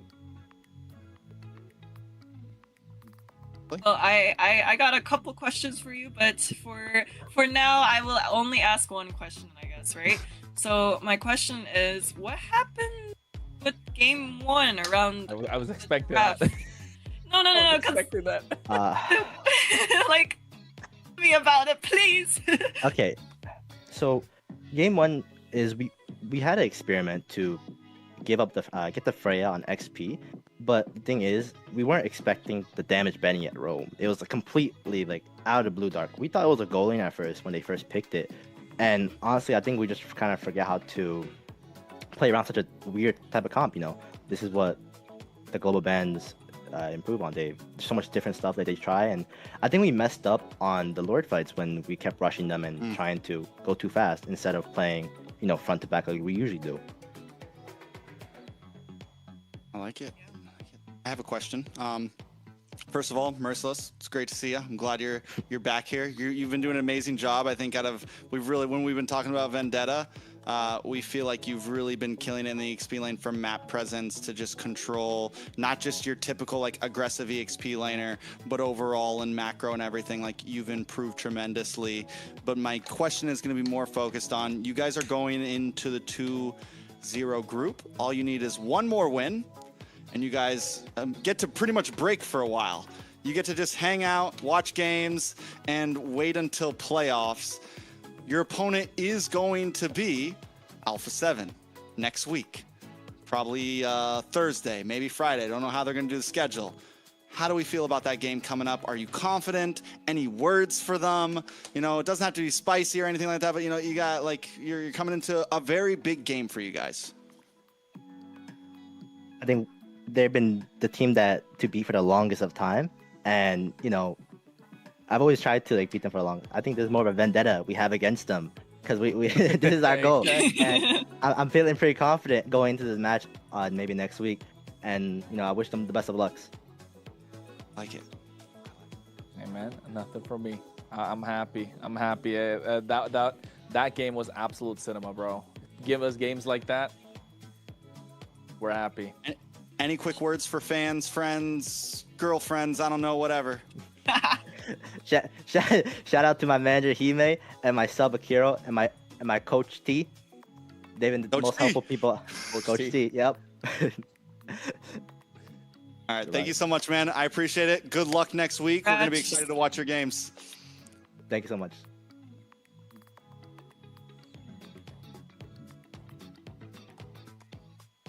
Sheesh. What a great... Ashley's all smiles right now. Suddenly I have a lot more energy. Yeah, that yesterday by this time I was running out. That game just pumped me up. I'm ready to go a couple more series. You guys ready, production? I mean, let's just do that. Let's just do the Alpha 7 game and Vendetta game tonight. You know what I'm saying? Yeah, why not? We're ready to go. Okay. All right. Let's stop reaching out there for a second. We still have a series left.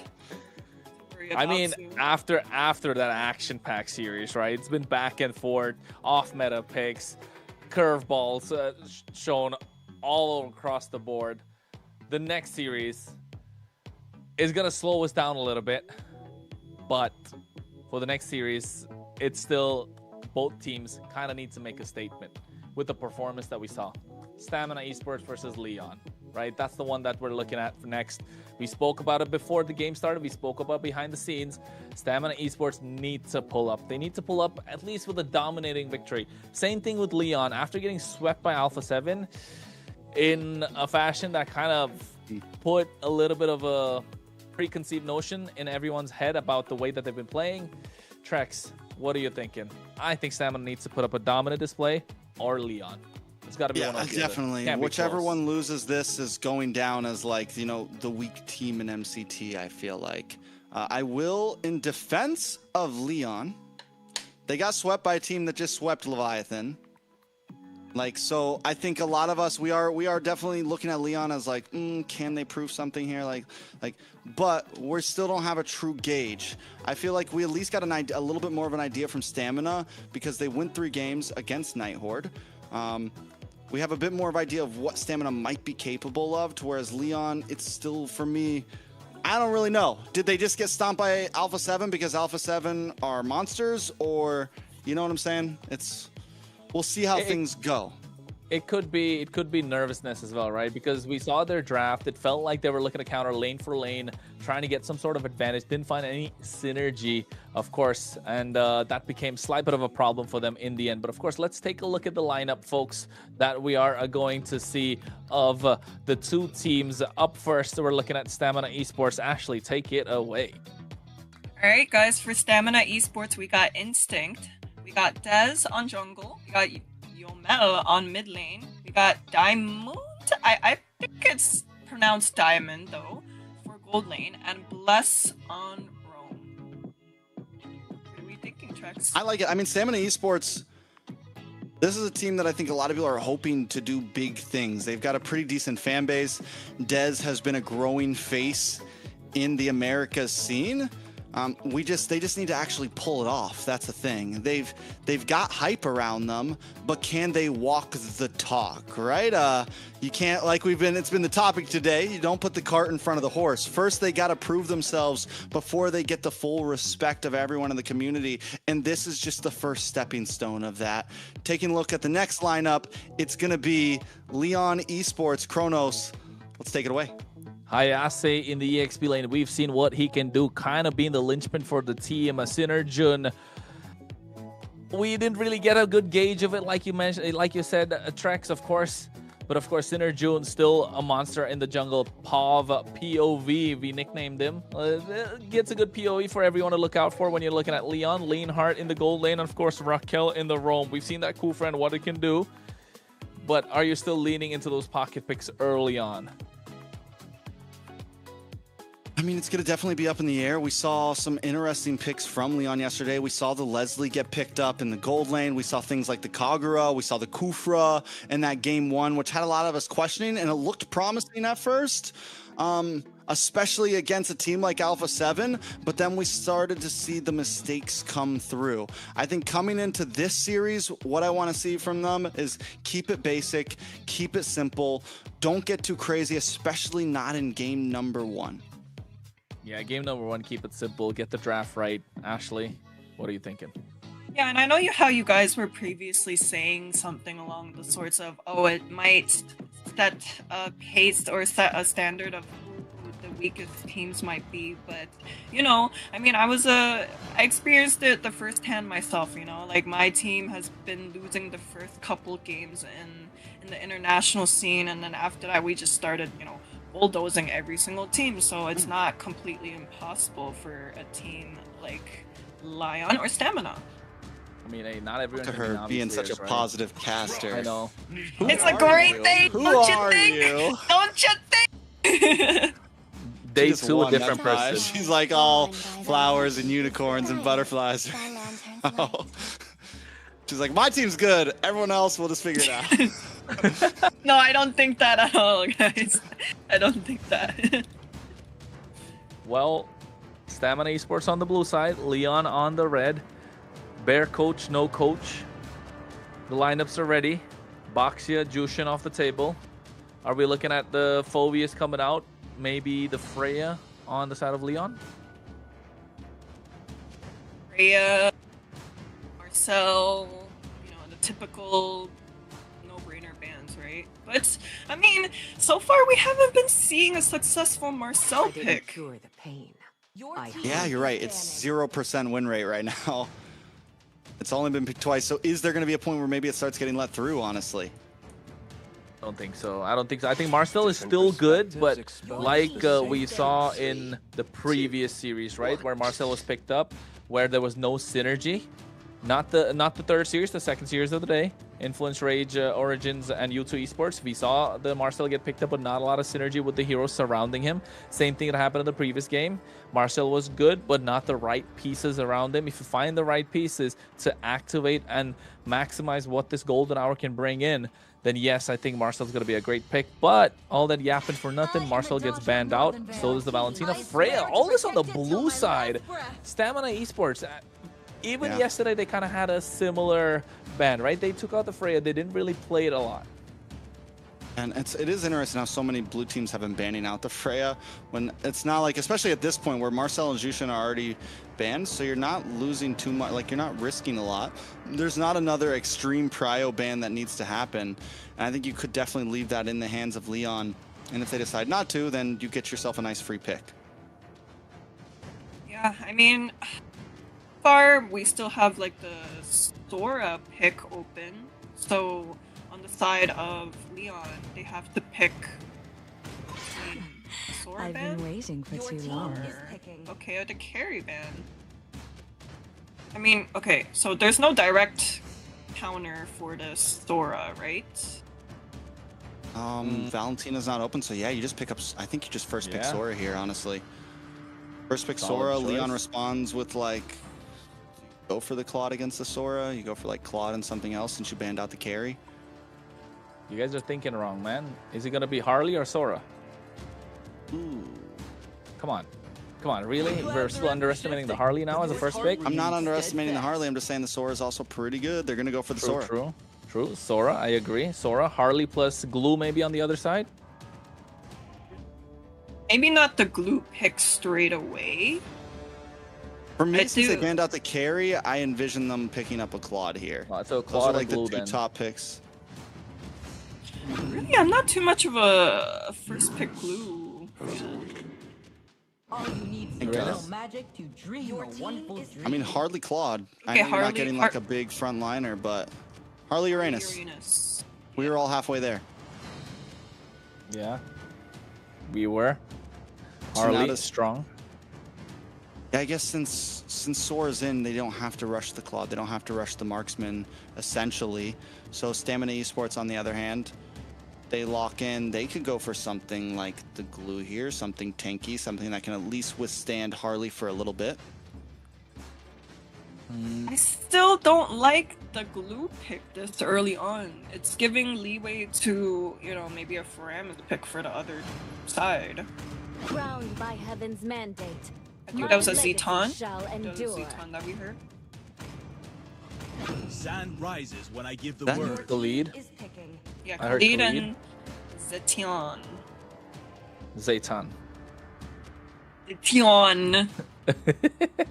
No, Zetian and Zetian. Khalid, super strong. Get a good mid lane prio. Able to rotate much faster. You got that global ultimate with the Fury of the Phoenix. They're definitely strong for the first turtle. How are they going to clap back with it? Hylos, super strong pick again. Able to contest the river control. Definitely going to take charge in these team fights. You definitely have a way to disengage as well. A lot of HP bars. And it can do well against the Khalid too. It can kind of stop it in the tracks. If you want to try to come in for the dive, it can take you out of the quicksand guard. Little bits of crowd control like that will be important for Leon in this fight. I'm born with Yeah, I think talent for the advantage. side of stamina, I would rather go for maybe gold lane bans. I don't see any like real Mid lane threats bans. on the mid lane. You think it's mid lane? I think still take out whatever you can, right? Choke the mid lane as much as possible.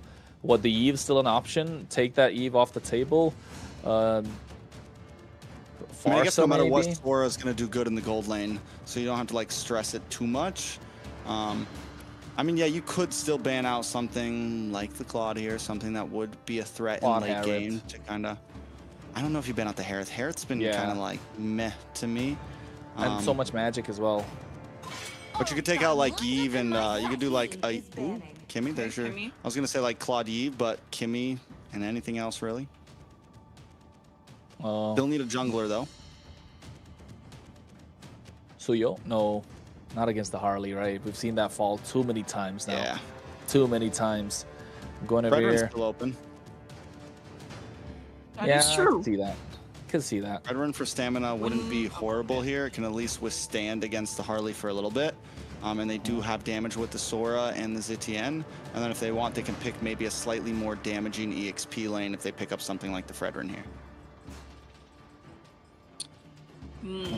Okay, well, the thought process behind when I said maybe go for marksman bans where, you know, Zitan I think can hold her weight against many other mage matchups other than obviously Zushin, but that's taken off. She has like a ult that can counter engage most of these mages, so I was like, I would rather go for marksman.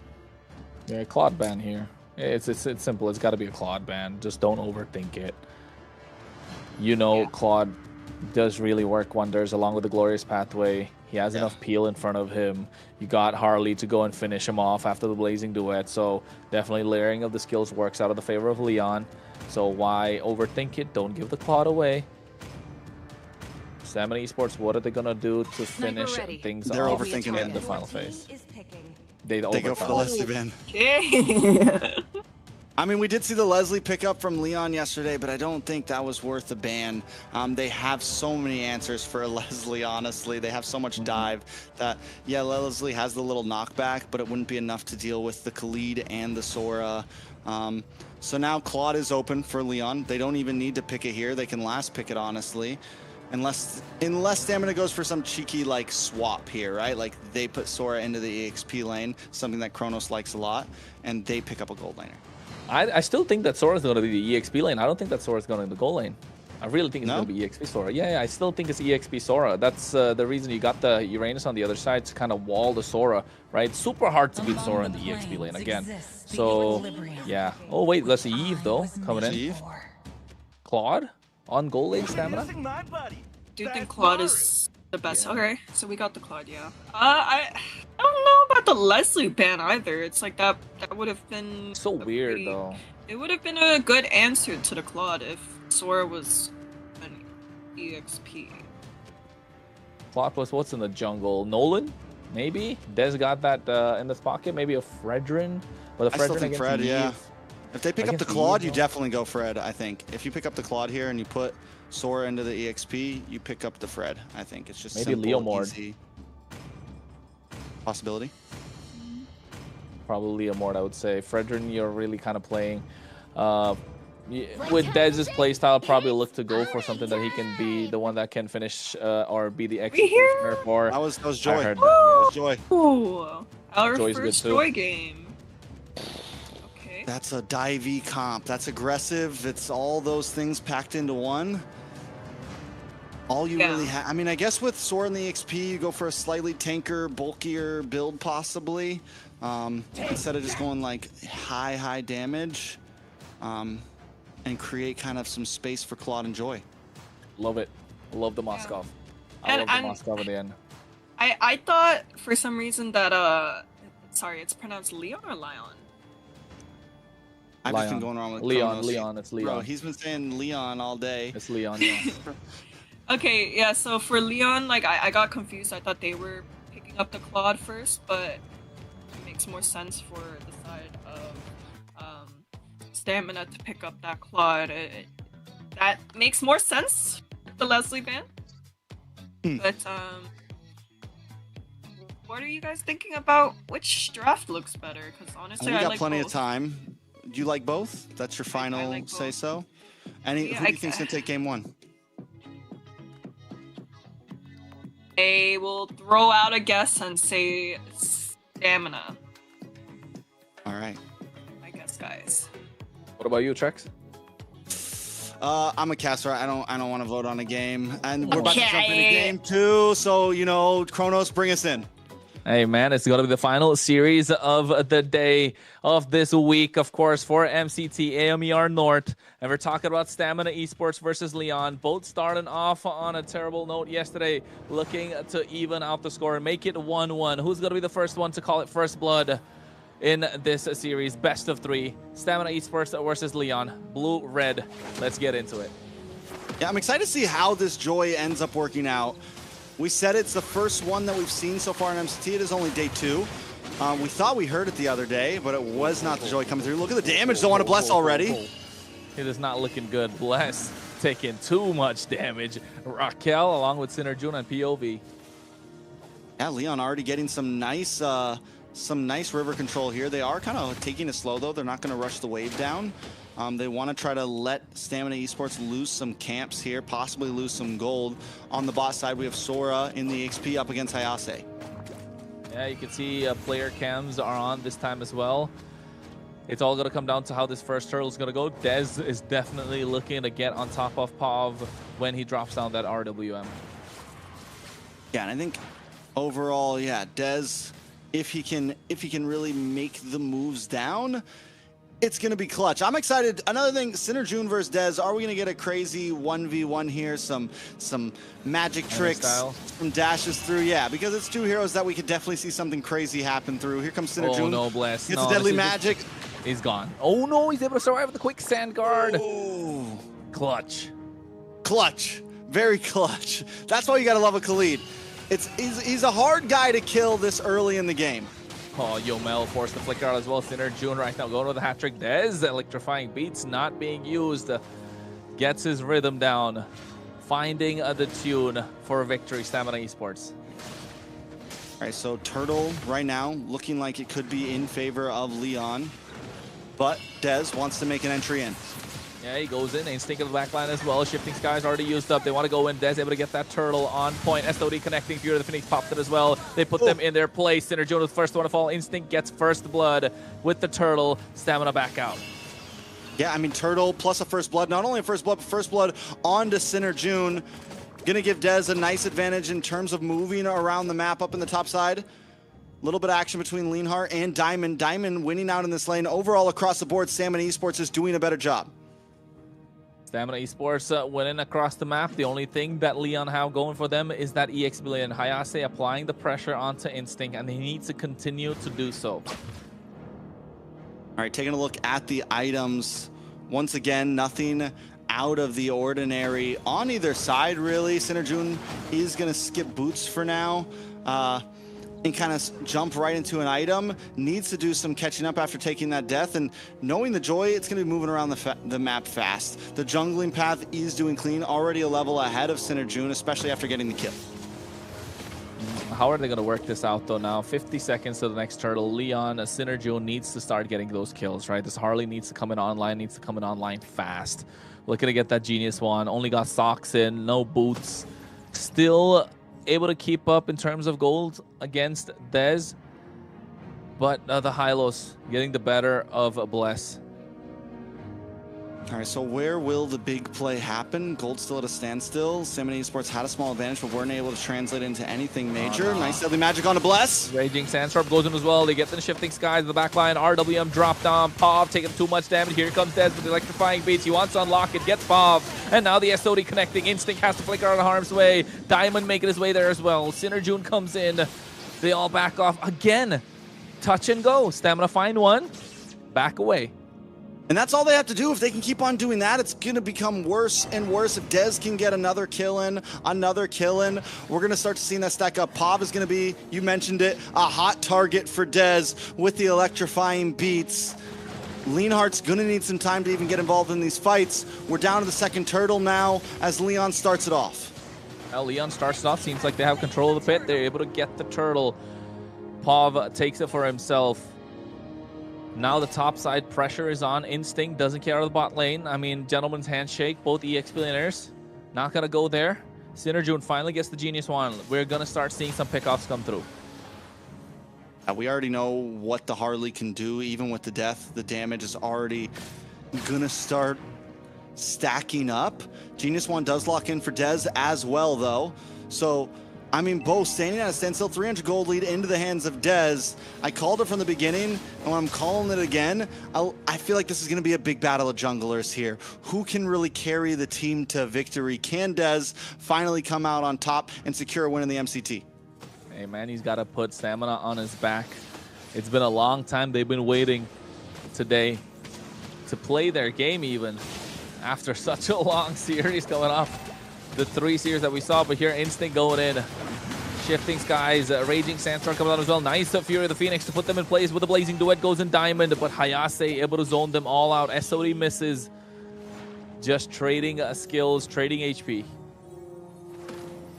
It's a slow game, honestly. I mean, yes, there's been, like you said, some little touch and go, but both teams taking their time with this, especially with something like the Harley on the map. Normally, we would see a little more action this early on. We're already 6 minutes in. We're only 2 kills on the board. We're coming down to the last turtle. When does the balloon finally pop, right? When does the bubble pop and we start to see the game-changing fight? It's going to be this next turtle. It's about, what, 28 seconds? 16 seconds, rather. And you know that's going to be the big one that they're looking for. Looking to pop the Celestial Armament in the hands of Yomel. Going to be crucial. We saw how much of a game changer that can be yesterday when U2 Esports were looking to make that winning play. Just completely cancel out by that pushback. And now Leon won control of this turtle pit, but at the same time, Synerjun needs to pick somebody off. And nobody has vision on Dez right now, so Leon are taking their time with this turtle push. Ooh. He's going to steal the orange buff away from Leon. Synerjun looking to make his way to the mid here. Oh, well, he wasn't able to get the orange buff completely. Goes back, tries to get it, but now Leon looking to get the turtle started. Find it on the top side. Leonhardt tried to get a push going, and that was enough time to cause confusion between Stamina Esports, losing out on this neutral objective yet again. That for sure, Stamina Esports are going to go for a gank up to the gold lane there. And like, all right, fine, you get turtle. We're going to get a kill onto Leonhardt, maybe even a tower. But it seems like they kind of second-guessed it. Leonhardt maybe smelled it coming and backed up, and they knew the opportunity wasn't there. Yeah, and I think that came a little smart with the way that he was going about the map. And I really thought if once Des got the orange buff, maybe he could make his way into the mid lane, take down Pov, or even make his way into the turtle from there through the purple, get a pincer move going. I don't know. It felt quite passive at that play, right? Yeah, no, I definitely agree with you guys. Like, I think there were so many openings for the jungler to be able to, you know, stop by the mid lane, maybe even burn a spell off. But it seems like both teams are kind of taking it slow so far. Yeah, I mean, so at this point, where do we go from here? I think Stamina, I mean, again, it's all waiting for the bubble to pop, right? It's all waiting for a moment that somebody overextends a little bit. But when you have something like a Harley, you have something like a Joy, it's not like a Fred where it's like you're forcing fights, right? You're looking for small moments. You're looking for small pickoffs. You're looking for any time that you can kind of like, you know, just take advantage. You're not looking for a big brawl just yet. And you add that up with the Moskov and the Claude, both more mid to late game heroes. Neither team needs to force anything right now. I think maybe even First Lord could be the big bubble pop, right? 8 minutes, everyone has about 2 or 3 items locked in. That's when we could really see something crazy.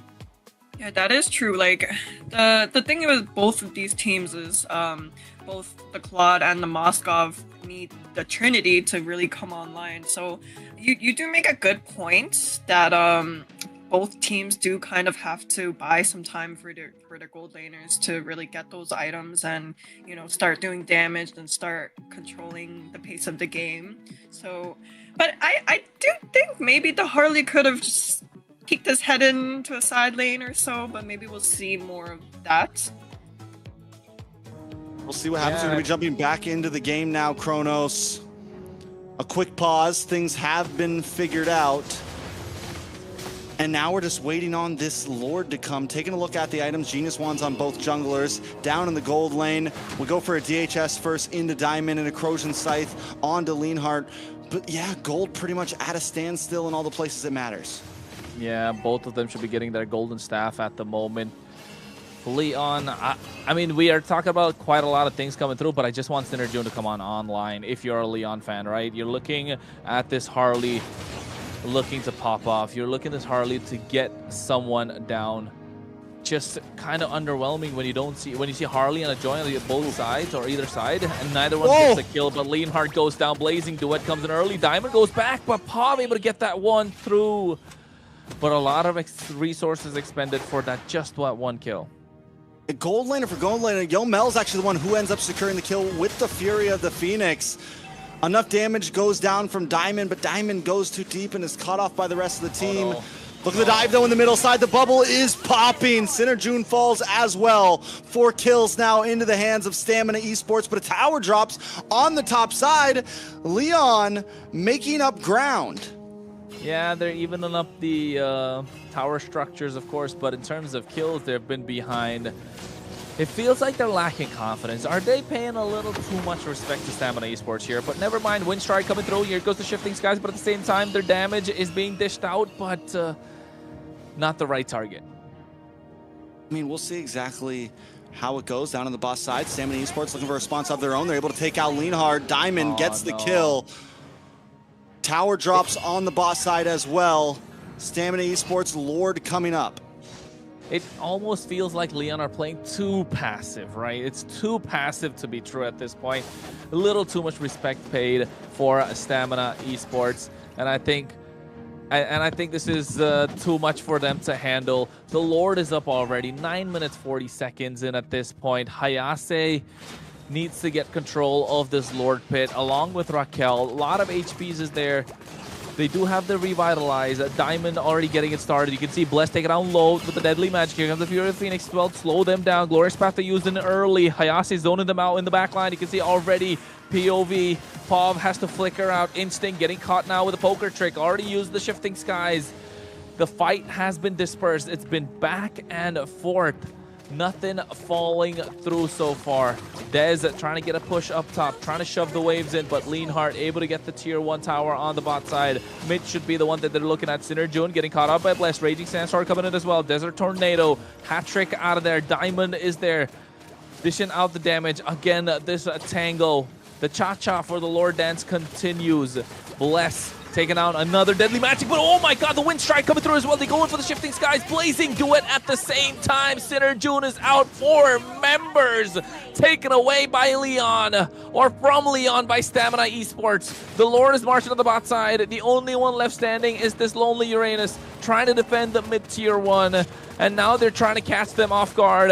A sandwich play to get the wipeout, and they do that indeed. Stamina Esports dominating this play in that Lord Pit, and what a play coming in from Instinct. Goes in at the right time, gets the Wind Stride and the Shifting Skies. Now the Lord marching on the bot side. Stamina Esports have advantage. All it takes is one moment. We're waiting for the bubble to pop, and First Lord was it. Stamina Esports clears out the team. And again, right, it was Synerjun getting caught out first, mispositioning himself. I don't think I've ever seen a Harley play so passive. That's been kind of the problem here, if you ask me, for Leon. Synerjun needs to be a little more active around the map.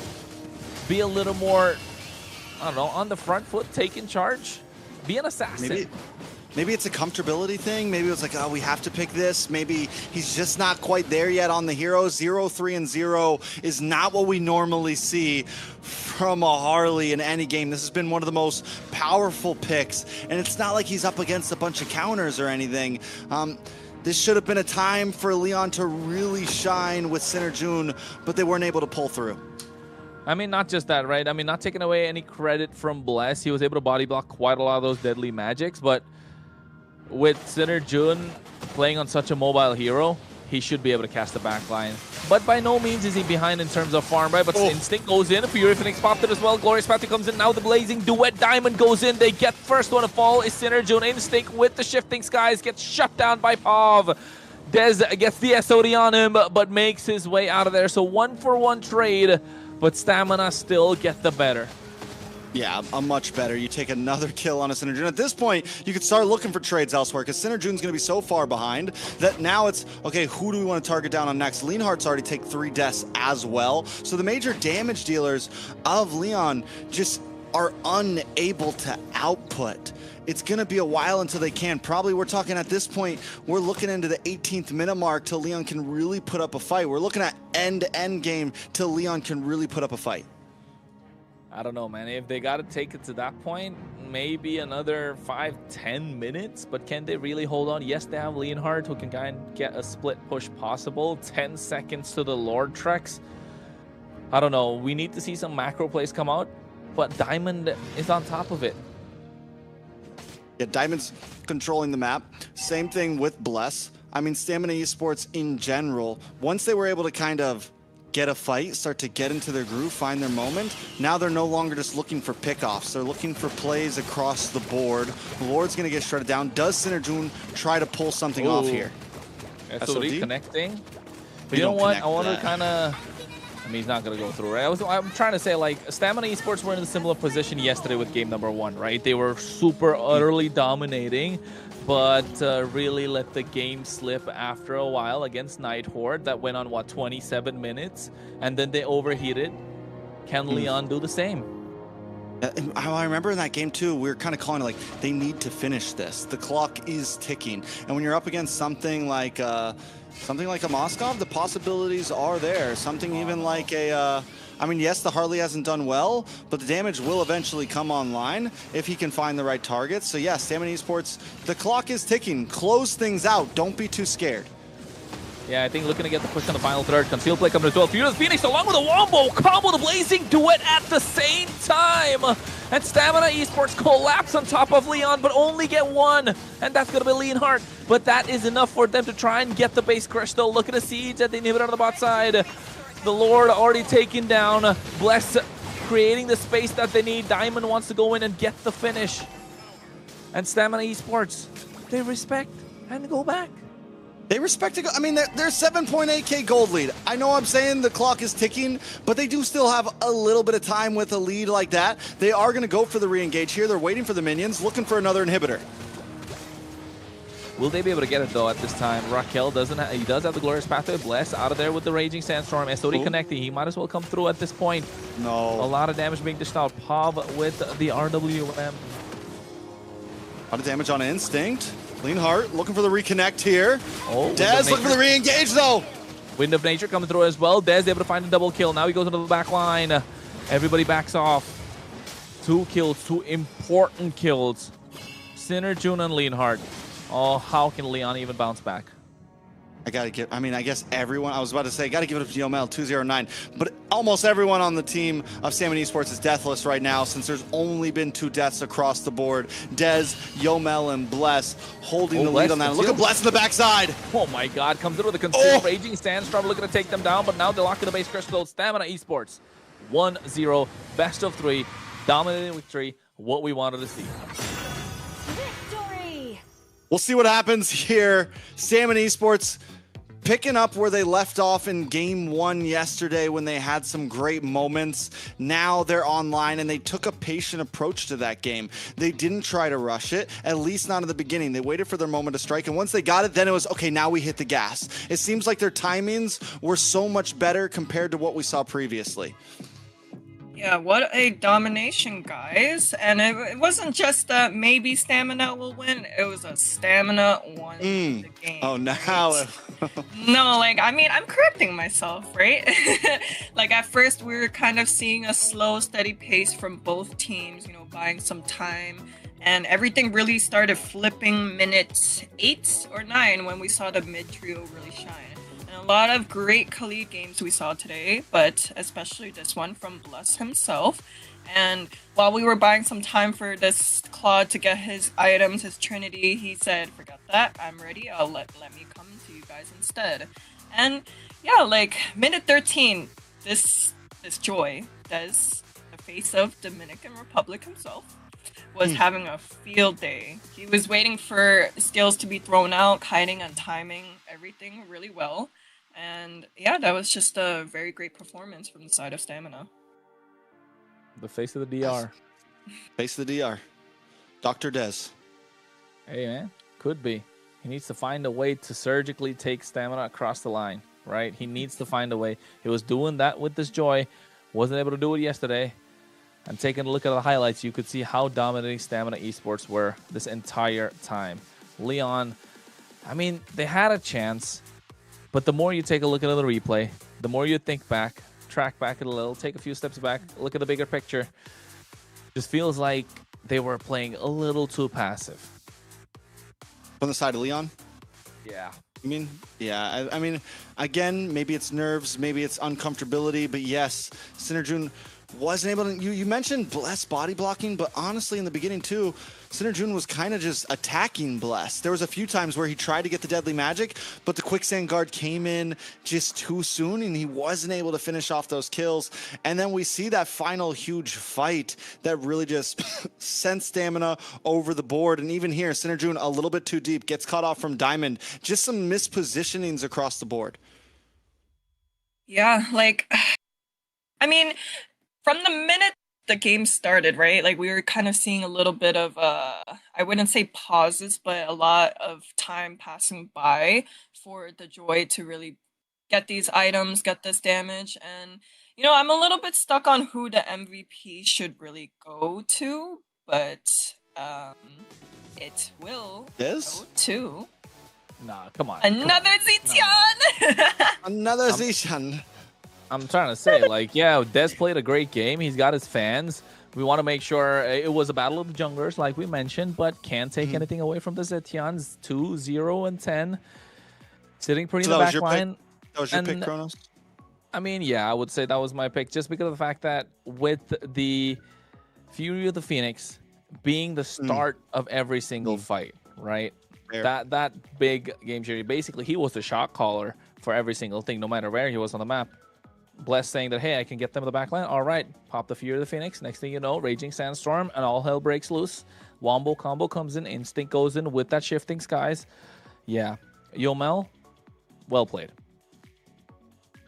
Yeah, I mean, okay, I'll give it to him as well. Like, I do think the Zetian... okay, now I'm getting the pronunciation even worse, but I do think the ults played like a very important factor in how and why the opposing team kind of felt like they were playing, you know, what's the word? Kind of reactive, you know? It almost seemed that way. Because I wasn't seeing much happening on the map for the side of for Leon. What do you think, Kronos? Drex? You're good? Go on. You go on. I know Yomel did a great job. I think one of my shining moments was his timing on those. You mentioned the Fury of the Phoenix, and again, every time I see the Zetian, I kind of forget about those things. And even early game when he was able to, oh wait, there's a big play happening on top side. I'm gonna snag this kill real quick in the gold lane when I'm halfway across the map. So his awareness overall just seems clean. And on a hero like that, you have to have full map awareness. You have to know what's always going on while still holding your own lane, you know. And Yomel's done a great job at that. Yeah, definitely, and abusing kind of the mechanics of the hero, utilizing the range that you have. I think overall, of course, Stamina Esports coming out with a dominating victory, but now in game number 2, can they pull it off? We did see them overheat in the yesterday, right? Hopefully you don't get to see that today. And another thing I kind of wanted to touch upon is it's late in the day right now. Is fatigue kind of getting to them? Or did they wait for too long? I mean, yes, they had their schedules well in advance. They knew that they were going to play this late anyway, but were they prepared, you know? Did they have their potassium intakes? Is their bellies kind of full, or is it too full? Are they a bit sleepy? Are they warmed up? Because if you start up the game, if you start off the night, if you're the first game of the night, you probably get warm up before you get in. But if you're the last game of the night, did you have what 6 hours of not playing MLBB? I think that kind of get cold fingers. Maybe that could be the reason why Leon lost. I don't know. I'm trying to find reasons to be positive, but I don't know. Fair enough. I mean, all of those things, and you know, all of those things come down. I think when we think about teams, we think just about like, ooh, how good is this player? But mentality comes in. How well you schedule yourself around these games. Are you getting sleep? Are you doing all these things? Like those things also are what great players are able to handle, are what great teams are able to handle. It's not just micro mechanics. It's not just macro mechanics. It is the full deal. So as we jump into game number 2, possibly the last game of the night, are they going to be able to maybe bring this to a game 3, or does Stamina already have the momentum, Ashley? Yeah, I mean, okay. Well, to be fair, they will be playing. They're playing the last series for today, right? They played the first series of yesterday, so it's only a little bit fair, right? But you know, it's gonna be the first 2-win game that both teams might potentially have. It's gonna be the first time that they'll be, you know, they'll be doing that. So they should know by now. Like this is almost like a all or nothing situation. Not completely yet, because they won't get kicked out just yet, but they should really give it their all. Definitely. I think if you're Stamina Esports, you're looking to make that statement with a 2-0 victory. But if you're Leon, you don't want to be getting the short end of the stick. You don't want to be seeing, you know, you don't want to be the gum on the bottom of somebody's shoe, right? At this point. So looking to make any sort of a comeback possible. And it all comes down to the draft. And even in the draft, Leon did have a decent draft going in. It's just the execution of the draft. Just felt like their minds were not really in MLBB at the moment. In MCT AMER. Do they even know that it's, what, the 18th of April right now? Or maybe the 17th of April, wherever they are. So we gotta wake up. Gotta wake up. It's 18th for me right now. We're sitting at 1:30. If we can keep our energy going, players are gonna have to do the same thing. I'm wondering, yeah, Leon kept a pretty simple draft this time. We talked about them sticking to the basics, and they did do that. They got power picks. So now it's like, where do you go from here, right? You got some of the best picks that some people would want. You got the Harley, something that people have picked in front of Marcel's, people have picked in front of other picks, and you weren't able to pull it off. So do you go to comfort here? Do you go to maybe not exactly full meta, but like, hey, this is what we like to play. This is what we might be able to win for, and try to catch Stamina Esports off guard? Because, yeah, we've seen that work. We saw it work earlier with Night Horde up against Vendetta, right? Able to kind of Merlin picking up things like the Benedetta. So it's a big battle, and it is a lot on the line here. We're no longer just looking at, it's not day one. You're sitting at 0-1 right now. Another loss, you go down to an even worse position in the Swiss stage. I think. Yeah. Sorry. Kronos? No, you just want to be in the upper half of the table, right? When you're going in, get a better seed in the Swiss stage. That's all I kind of want to say. Yeah, now's the time for both teams actually, but more so on the Leon's team to really give it their all. Whatever it is that you have planned, just throw it out there, because it's not looking so great for them. So with that, what does Coach Bear have planned here for Stamina Esports? They've already taken a dub. Do we just play the same game? They feel good right now. We always talk about the losing team and what they have to change. The Stamina Esports really have to change anything. Well, blue, red, Eve, Rhea, Boxia. How are we going to see this happen? Marcel? Probably. Jushin? Yes. Boom, that's the bans. First pick Those in are the Leon. bans. Sora still open for the side of Leon if they want it. 2, 1. I don't think they're going to get it. Yeah, I mean,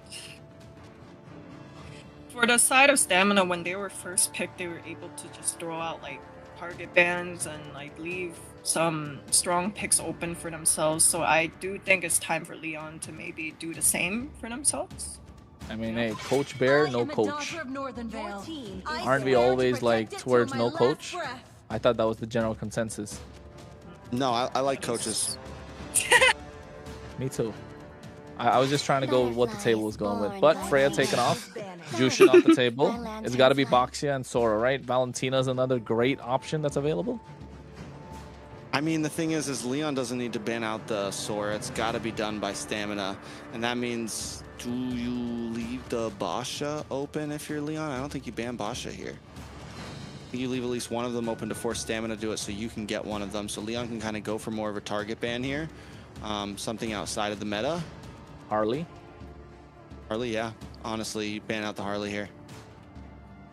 Yeah, Harley looks good because they can't pick it themselves due to the global ban. And not just that, dangerous grass. Harley's super dangerous on that map. Very dangerous.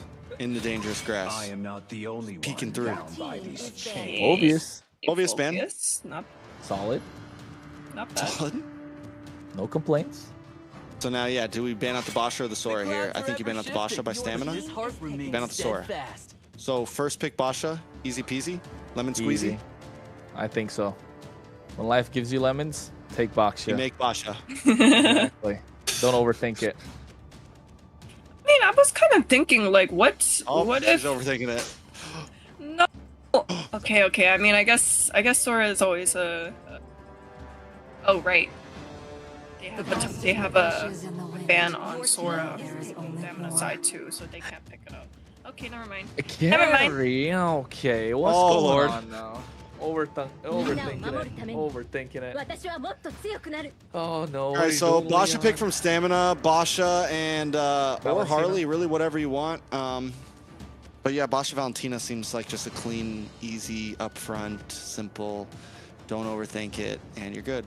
Unless Des wants to be a little spicy and play the Harley, because that could work too. Could be Basha, Roman, Harley, jungle, to be honest.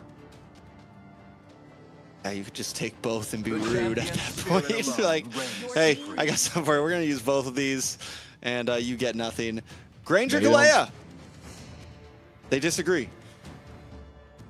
Okay. Okay. So now for the side of Leon, it's either take that Guinevere away or give the Guinevere. That's another solid choice. Boxia here, right? It's got to be Boxia. No matter what happens. I mean, I don't know at this point. You know, we keep saying Basha and Harley, and they're like, nah, fam, hold my phone. So at this point, yes, Basha would be nice for Leon. You have the carry. It would sit nicely behind it. You can Basha with any mage at this point if you want. Basha with any Zetian. Zetian is open. Basha Zetian. I mean, the problem is... No, man, never mind. Because I think we don't really know what the playstyle of both these teams are, right? As much as we'd like to kind of predict the drafts with Leon, we really haven't found an identity for Leon as much as we can tell. We don't know who's the one that's really taking charge, what's the shot call, where do they prioritize. They've always been so iffy about their draft. One thing for sure is they always prioritize their jungler in the first phase. You were asking Spicy, you got Spicy Trex. There's the Harley. There it is. Dez. He's gonna be comfortable in it. He's gonna be confident on it. And that's why they didn't pick the Harley, because they just knew that Leon wasn't gonna do it. Because Leon couldn't pick it. But still, we have the Basha open. Nobody's gonna pick it. Are they even gonna ban at this point? You said it could go to Rome, honestly, but I don't think that's gonna be a possibility here. At this point, ban is coming up from stamina. Do you ban down to the mage? Do you ban out the Zetian? Because you also need mages. But they still decide to ban out the Zetian since they can't pick it themselves.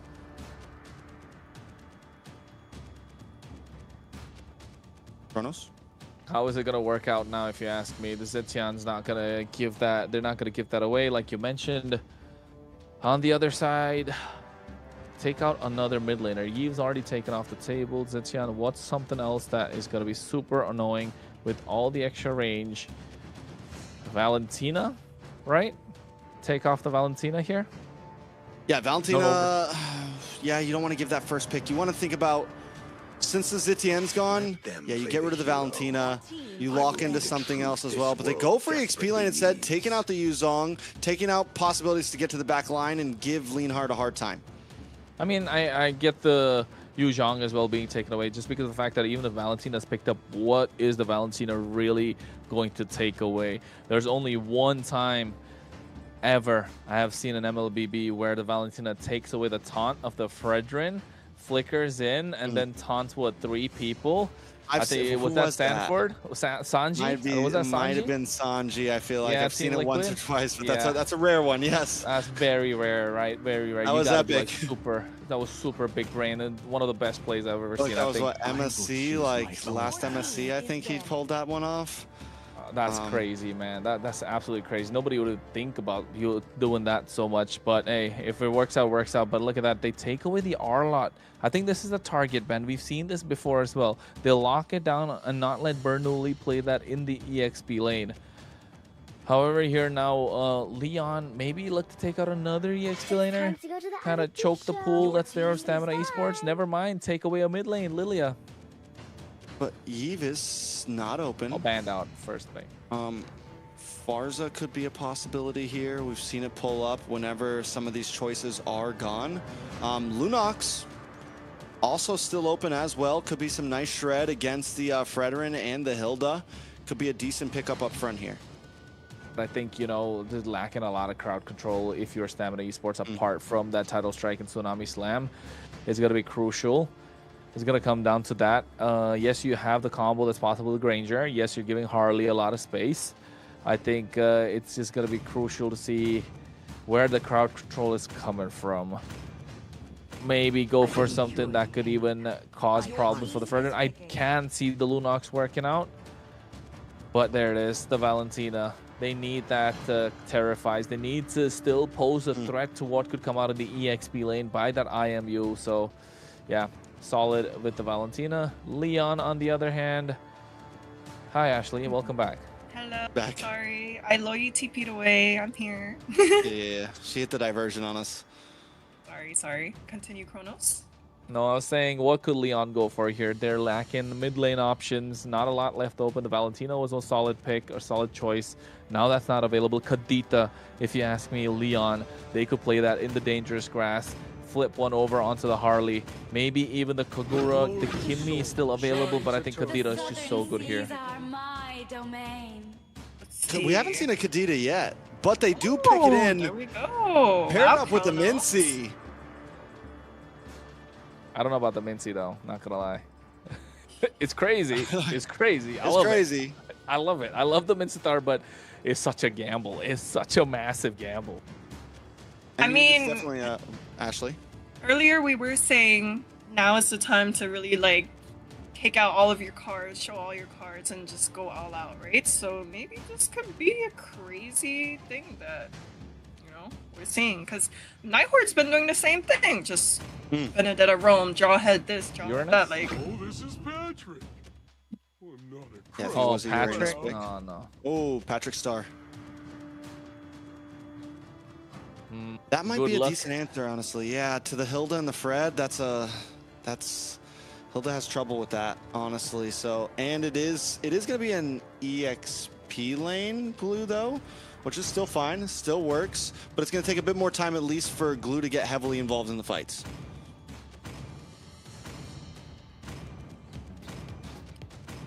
well, looking at these lineups. This is another one of those times where I'm just like, I can't really side with a lineup. Like for the side of Stamina Esports, I think this is the type of comp that we see normally. This is a very textbook play we have versus Leon. It's like let's just throw out all the cheesy picks we can. I definitely like Stamina Esports draft here. I think theirs is much cleaner, much more straightforward. I'm not against the Kadita, but honestly, like, who are you even targeting here? It's normally something used well against the Fredrin, more stationary utility junglers, and I feel like there's not that many places to go with it. Kronos, you called it out. Any thoughts? I mean, I do like Stamina Esports draft a little bit more, if you ask me. A little bit more straightforward. But then seems like both these teams are not ready to go in yet. We're back again on the desk with us, or rather not. Look at the lineups. Stamina Esports still looks super strong. I do like the Kalea a lot, but this Kadita could be the game changer, right? If Instinct is pushed away, or rather, wait, Instinct on Glue and the EXP, kind of a blessing in disguise, because Pav on this Kadita can be a nightmare for Dez. And if Pav is able to pick off Dez a couple of times, then Dez is going to think twice before walking up to any bushes. So this could go either way, but Stamina Esports looking solid still. If Bless can just pull off really good Tsunami Slams, title strikes, it could be one to end it all. We'll see exactly what happens. I mean, Dez, overall, I think just the kill pressure from Stamina Esports is there. You have early game, you have mid game, you have late game. Leon, again, it's one of these drafts where there's a lot of boxes to check to make this work. Pav has to be on point. Leonhardt has to have good positioning, and Bernoulli has to do Mincetar things, I guess. Yeah, I mean, for the side of Leon, it's like it's a lot of wombo combo team synergy things to really make it work. But if they could coordinate these things well, I do think it can be hard for Stamina, right? Like, imagine you're this Harley and you're trying to really go through these bushes, and then you're met with a Mincetar. Well, we're going into the second game of this series, ladies and gentlemen. What could be the possible final game? Match point for Stamina Esports. It could come down to how Dez is able to get this early game in their favor, or Synerjun for Leon taking it in their hands and controlling the river as much as possible. All right, so it's match point for Stamina Esports, like you said. They got to close this out here. They got to try to make things happen. Don't let it be a rerun of what they saw in day one. Leon on the other chance. You've lost every game so far. You got, oh, Raquel goes down. First blood over to Yomel. This is what you don't want to see happen. Leon's got to pull it together if they want to see, if they want to see daylight. They haven't won a single game yet. They got to put something on the board to show the world. Yeah, they got to make sure they get something on the board, right? And if you're trying to pull it off, it's got to be against Stamina Esports right now. Bless, super aggressive. Yomel following it up, getting that first blood. This is what we want to see if you're a Stamina Esports fan. At least push back Raquel, not letting him contest that river whatsoever. That means you're kind of hindering, what do you call it? Kind of diminishing hindering? What? No, yeah, hindering, exactly. I was saying right. Just fumbled. Lisp? It's late. Was it? Kronos, I don't know. you're good. You have a lisp? No, I don't. Felt like it for a second. But then again, just Cody Rhodes, man. But then, yeah, just getting... If you're able to stop Pav from getting control of these bushes, then yeah, Stamina Esports will walk away the victory. That's why you take down Raquel as early as possible. Both these heroes super reliant on these bushes. Camping them is going to be a problem. If they don't get it, Stamina Esports could just walk away with the game. Oh, 1v1! Diamond gets the dub, but Leonhardt goes down. But a Deadly Magic actually helped out. Wasn't a full-on 1v1. Let me call it out. Yeah, King's Calling coming in as well. Rough Waves being used up. You can see a lot of damage being dished out. Yomel able to make it out of harm's way. But that was the Rough Waves coming in from Yomel. Petrify used early on as well. Dez able to get control of this Turtle Pit. Instinct trying the best to put out Synerjun. Grab not coming through. Turtle being reset. Synerjun makes it out of harm's way. Raquel trying to space out the river. Dez doing a lot of magic with Deadly Magic. This is what we wanted to see in the previous game from Synerjun. Yeah, 3-0-1 on the Dez, and we're only 3 minutes in. That's a kill a minute just to average things out. Turtle about to go into his pocket as well. Synerjun forced to go back to the orange buff. Stamina Esports taking complete control of the game early on. Complete control indeed. I think Stamina Esports right now 4-1, 1.5k goal lead. They're trying to blitz it. They're trying to end it. They are looking to catch something. The deliveries are a little bit late. They need to get this on the board as quickly as possible. They're already chunking down the tier 1 of the bot side, getting all that gold shield, and you can see the goal lead extending almost 2.5k right now, and we're only less than 4 minutes in. Yeah, I mean, Stamina Esports are moving fast right now across the map. They're looking for picks. They're looking for plays. We saw one first in gold lane. We see kills down in the Turtle Pit. Then they quickly move to EXP, grab a Tsunami Slam, and take it and go. Taking a look at the items, we did see Diamond win for the Hunter Strike first instead of going for Sky Piercer. I think it's a good play. We've seen some other players sometimes pick up the Sky Piercer first, but I think Diamond's playing it safe, playing it clean, and because of the lead, it's okay. He's hanging out in gold lane. He's not trying to get too many kills up front. He just wants to get that golden. Yeah, I think that's what they need to do at this point. Not give away. Look at how they've cornered Leon into the mid lane, right? No sides whatsoever. And if they're moving like a unit. And that's what kind of Stamina Esports want, so they can be able to back off. Bless here gets caught out. Not looking good. Synerjun able to pick up that kill. 5-2 kill score. Stamina Esports 3k, 2.1k ahead now. Leonard locks in his first item with the Corrosion Scythe, trying to get back onto the board here to be able to play against Stamina Esports. Like you said, 2.2k gold lead into the hands of Stamina.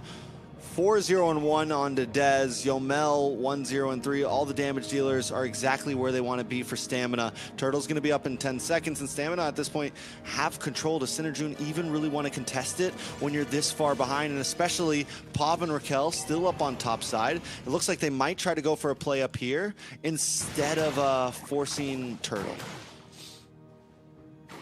Ooh, I don't know. I think if I'm Pav, definitely want to start camping some bushes, man. At this point, you got to make your mark. You got to be a threat to Dez. Turtle is going to be the target for Stamina Esports. Dez making his way. Doesn't want a purple. He wants to get the Turtle started. They spot out Pav and Raquel. Pav gets spotted out. Diamond sniping from downtown with the Detonata. Synerjun looks like Grab is going to be on top of him. And now they go with the King's Calling of the Flicker play as well at the same time. A lot being dished out. Petrify coming in. Bless goes down first. Synerjun able to get that Turtle. Dez able to get only what? The Lethal Wanderer? Didn't even get that. Didn't even get that. A nice Turtle secured for Leon. And honestly, a great King's Calling to help clean up space. They even brought down Diamond to try to get advantage in that fight, but it all kind of backfires on them because not only do they lose the Turtle, but they also lose the tower up in the top side. This is looking good for Leon. They're able to push back. I think Stamina Esports, we saw this happen yesterday. Overheating. Game number 1. They got it in the bag. They let that slip. Game number 2. Not really sure what happened. Kind of don't remember. Memory of a goldfish, but still we know what happened. Stamina Esports should not be doing. Let it not be a repeat of day number 1. I mean, Dez still hasn't gone down. The damage is still heavily there. Instinct able to just get away in the nick of time. Dez can still make moves happen. Diamonds can still make moves happen. Yes, the playing field is even away. Bless in a bad spot, does go down, unable to get the kill, but Dez picks one up, doesn't have a hat trick, is going to be in a bad spot, going to get caught up. Dez falls as well, a shutdown in the hands of Raquel. Yeah, this is what they were looking for. A massive shutdown. This is not looking good if you're Stamina Esports. You're giving too much leeway. What was 2.2k at one point? Now down to what, about 500? Yeah, I mean, they still have Yomel and Diamond with 0 deaths. Taking a look at the items, Dez still holds 1,000 gold lead over Synerjun. If they let more mistakes like that happen, yes, it is very, very bad.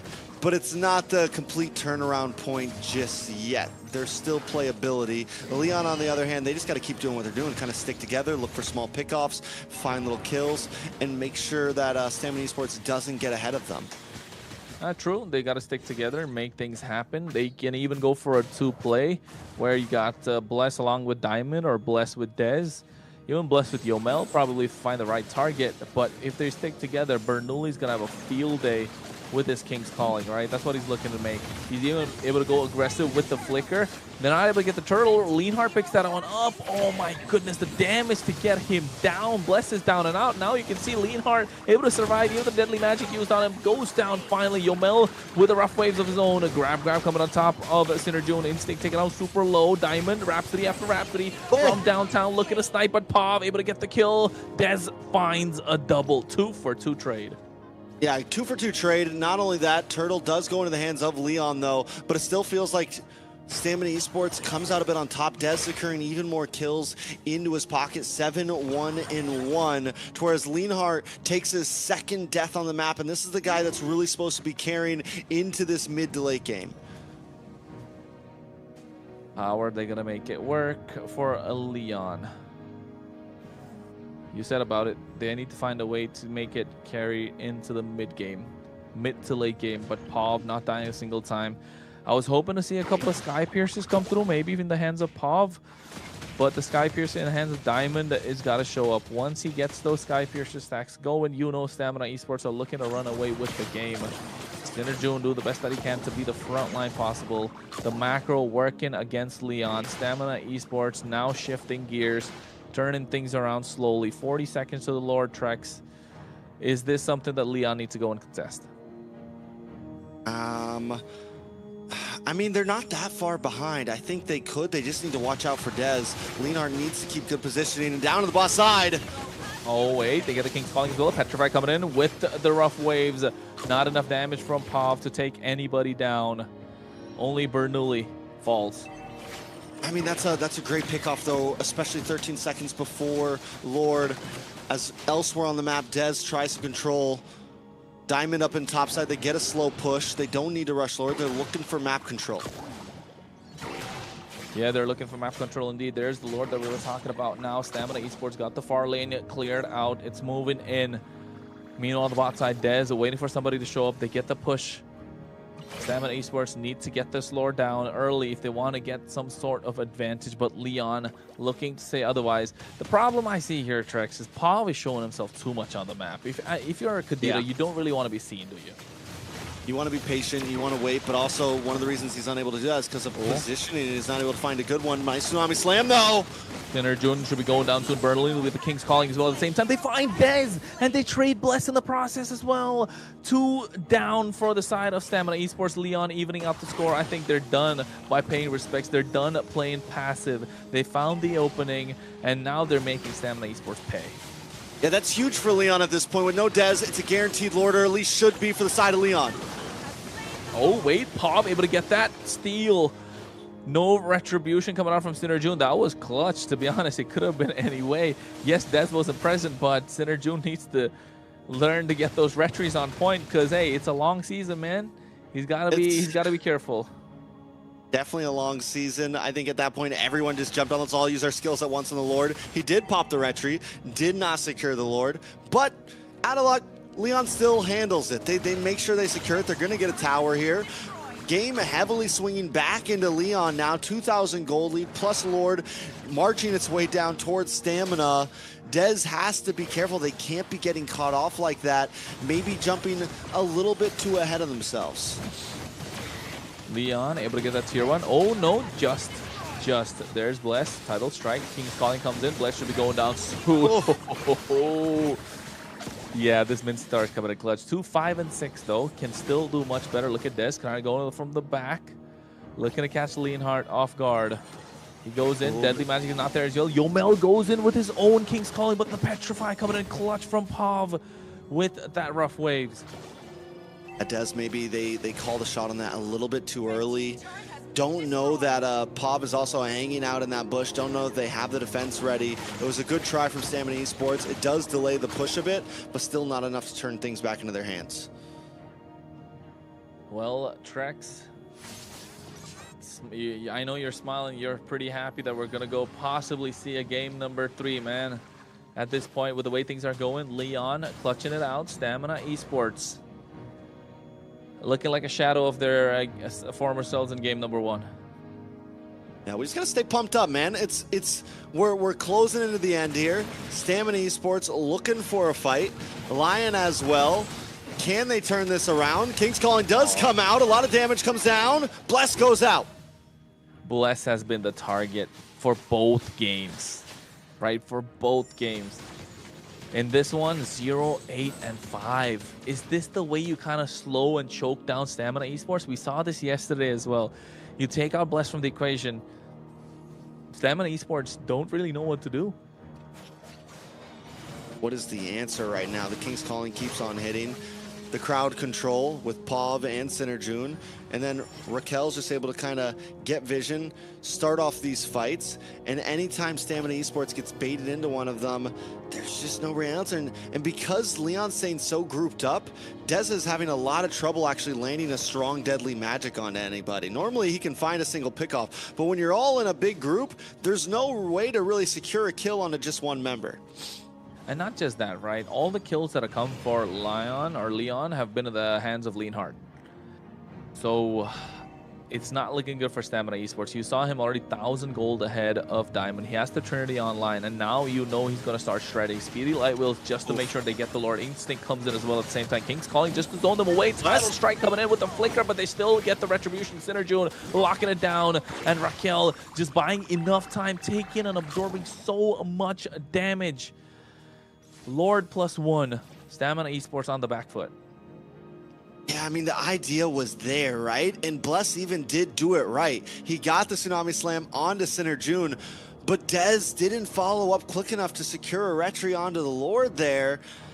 It was a valiant try, and I saw the vision, but the execution did not come through. That's true. The execution is not coming through at this point. Dez looking to catch somebody off guard, just waiting for the right time. I don't think Synerjun should be the right target. He does have immortality. You see him move away with a hat trick. Lord marching on the bot side. Leon could look for a possible end angle, but they should be patient. The wave clear from Stamina Esports is good. They do have high ground. They have a lot of range with this Granger. Lord already crashing in. Inhibitor taken down top side. This is not good for Stamina Esports. No discipline when it comes to try and get this defense going. And Leon trying to force the equation. I'm not sure if it's a good idea. King's calling just to zone them away. Ooh. I think it's a good place. Leon's going to take things slow, but it does bide a little bit more time for Stamina Esports. Maybe a moment to breathe, maybe a moment to get one more item in onto Diamond or Yomel here to where they can pack a punch. Like I said, they've had the right idea in a lot of approaches to these fights. They're just falling short. And the way that Leon is playing, the way that they're playing so grouped up together, there's no room for a misplay from Stamina Esports. Oh no, this is what they were looking for, the right target. Bernoulli, no King's Call. He actually finds a way to use it as well. Oh my goodness, but still they get the kill. Dez finds the pick, but they can't convert it into anything. I mean, a pick is a pick, a kill's a kill. It is a small advantage, and when you're 4 to 5K gold behind, every win, hell, even an even trade is a win for Stamina Esports at this point. Luckily for Leon, though, it's only 17 seconds left in the death counter. There's still 50 seconds for Lord. Leon can just slow play this. They have enough of a gold lead. They feel good enough in their composition that it's fine if you get one. You got it way before Lord comes back. We're just looking for map control. We're not looking to take big fights. We can wait things out. Yeah, and I was gonna say, Leon just got a 4K goal lead when they were down by 2K just what, about 10 minutes ago? Not even 10 minutes ago, just 5 minutes ago. Stamina Esports, overheating, man, overheating. That's what we can say at this point. On the bot side, you can see 15 seconds to the Lord. They're trying to get some push going on the far lane. They know they can't have any shenanigans when it comes to these minions. They don't have their inhibitor. Lord's coming up now in 3 seconds. Leon firmly in control of this pit. They do get a slow push. They leave one minion. I'm guessing it's going to push down a little bit. Make sure that Stamina Esports can maybe push farther. Wait a second. Lord low. Oh, wait. You can see POV as well going in, and they get their retribution on point. Synerjun able to get that turtle, or rather the Lord. Bernoulli, after using the King's Calling, still able to survive. Eats up a lot of damage. Yomel was deep in enemy territory. And Diamond is just, I mean, Dez was nowhere to be found there, but also Diamond just has really been unable to pop off and do anything in these fights overall. He's still 1-0-2. Damage just not there. Positioning, unable to lock on and land, you know, a lot of these hits onto Leon. He's got to be the one to step up here. Dez was able to pull a lot of things off early on, but now we're into late game where you need your marksman to be able to pop off. Yeah, they need this marksman to start popping off, and they need this marksman to pop off really well, because Diamond, yes, once he gets a couple more stacks in the Sky Piercing, he can turn the game around by himself, but Bless needs to find the right target. It's a big if. The Lord's already crashing in on the bot side. Mid inhibitors looking to get taken down. Bernoulli hacking away at the top side. BD Light Wheels doing their job, and I think Leon got what they came for. Are they going to go in? King's Calling with a flicker as well. Made the play. They get that rough waves going in, and now Bless gets caught up. Slam coming in. The grab is there as well. There's a Tsunami Slam. Bernoulli taking out Immortality's pop. They get that Appraiser's Wrath down. Winter Crown coming through. Oh no, they're able to get a lot of damage, but Yomel is the first to fall for the side of Stamina Esports. 1-for-1 trade. Leon back off. They are able to defend. They're down to nothing. No inhibitors. You know, the Brazilian wax is on. It's nothing but the base still standing. And they have to try to drag this out. But luckily for Stamina Esports, the gold is getting to that max capacity point. Leon, on the other hand, they can just kind of keep playing the game, and they have the composition to do that. They don't need to force anything. A little bit of action in the mid side. Nice Tsunami Slam does land down, but Bless is brought too low. Raquel able to get the kill. Yeah, Sinner June tries to go in, but you can see Diamond not able to dish out the damage, and Dez uses the magic onto Raquel, but takes a lot. Sinner June can lock him down. Retribution to slow him down. No, it's not present. Being pushed back. Sinner June, Instinct, keeping him at bay. Minions crashing all three at the same time. No bless available. Are they looking to go for the end? They're looking like they will. We're going to tie things up possibly here. Ooh, wait a second. Split coming in. Grab. At the same time, and you can see Pav get sniped from downtown. This is what we were looking for from Diamond, but is it a little too late? Finds a double. Now looking for the third, and make that a maniac if possible. No, it isn't. Stamina Esports finding the opportunity. Okay, Diamond finally, 20 minutes in, getting 3 stacks on the board, getting 3 kills on the board. Is this a moment for Stamina Esports to fight back? Leanhart maybe in a bad spot here, gonna get cut off as well. Immortality does pop. Stamina Esports finally finding a moment. The shutdown locks in. An unstoppable kill for Stamina Esports. This is what they were looking for. Now they found their groove. They were patient, ever so patient for Diamond, especially once he got those Sky Piercer stacks going. It's got to be at least 40 by now. You can see they are turning the tides, but again, the map, the minions are completely against them. They do get the Lord, and Evolve Lord at that. Will they be able to find the push? Will they be able to find the end? And the Lord marching down the top side. It's going to take a long time for the Lord to come in. And they need to plan on how they're going to execute this push. Because if they're going to take it to another Lord, Leon will have the advantage. Yeah, Leon definitely. I mean, without any inhibitors, we could see something similar to what we saw between Vendetta and the Night Horde. But they have a push here. They have all 5 members. At this point, it's kind of do or die for Stamina Esports. Can they make it happen? You can see the slow push. They know it's got to be super slow, but the mid's going to get cleared out. Somebody's going to go to the Lord on the top side, but the moment they show up top, they're going to go for a play blessed. Ooh, was that a preemptive flicker? Wasting such a massive tool. That could have been so clutch for them. Not looking good. Stamina Esports now can't cast them by surprise. Board's going to start getting shredded down. Speedy Light Wheel does come out from Leanhart. Stamina Esports just looking for any play on the map, but they're finding nothing, just grasping at straws right now. Maybe they get a tier 2 in the boss side? Maybe, right? A big if. They don't even get that next set of super mini waves coming in. Or did they? Here it is. Tsunami Slam with that a nice lockdown onto Pav. Dez able to get the kill. 10, 2, and 3. But the rest are not able to follow. Raquel zoned away. Instinct with the grab, or rather the slam. Tier 2 is down and out. Now Stamina Esports slowly inching to the finish line. Okay, Dez on the boss side, chipping away at the inhibitor. Diamond doing some great bless. Goes way too deep there. Instinct there as well. They get the King's Calling as well, but at the same time, nice King's Calling from Yomel with the IMU. A lot of damage being dished out. Sinner June able to drop the Appraiser's Wrath. Diamond sniping from downtown. The Sky Piercer stacks are starting to add up. All right, Diamond finally online. It only took 20 minutes, 20 plus minutes. The gold goes back in the hands of Stamina, but at this point, it's all about juggling items. Everyone's maxed out. Leon lose an inhibitor. Lord is going to be on top side. It's a blessing for Stamina Esports because the lanes will be matched on that long lane. Yep, so it's a blessing right now for Stamina Esports. This is what they needed. Now they know they can start working at this Lord, but Bernoulli goes in Flicker with that King's Calling. Diamond right now eating a face full of damage, but he snipes. He finds it again. Pav, or rather Yomel goes down. 2 traded for 2, and now they find Raquel. Diamond's the target, and they're looking to chase him down, but he can kite, and he's kiting and kiting. Finds the double with the help of the Rhapsody and the Sonata. Now they lock down the Lord, and this is what they needed. Stamina Esports. The opening is there. They've got the shotgun. They're looking down on Leon. Will they pull the trigger now? The opportunity is in front of them. Just don't mess it up at this point. 40 seconds for Raquel.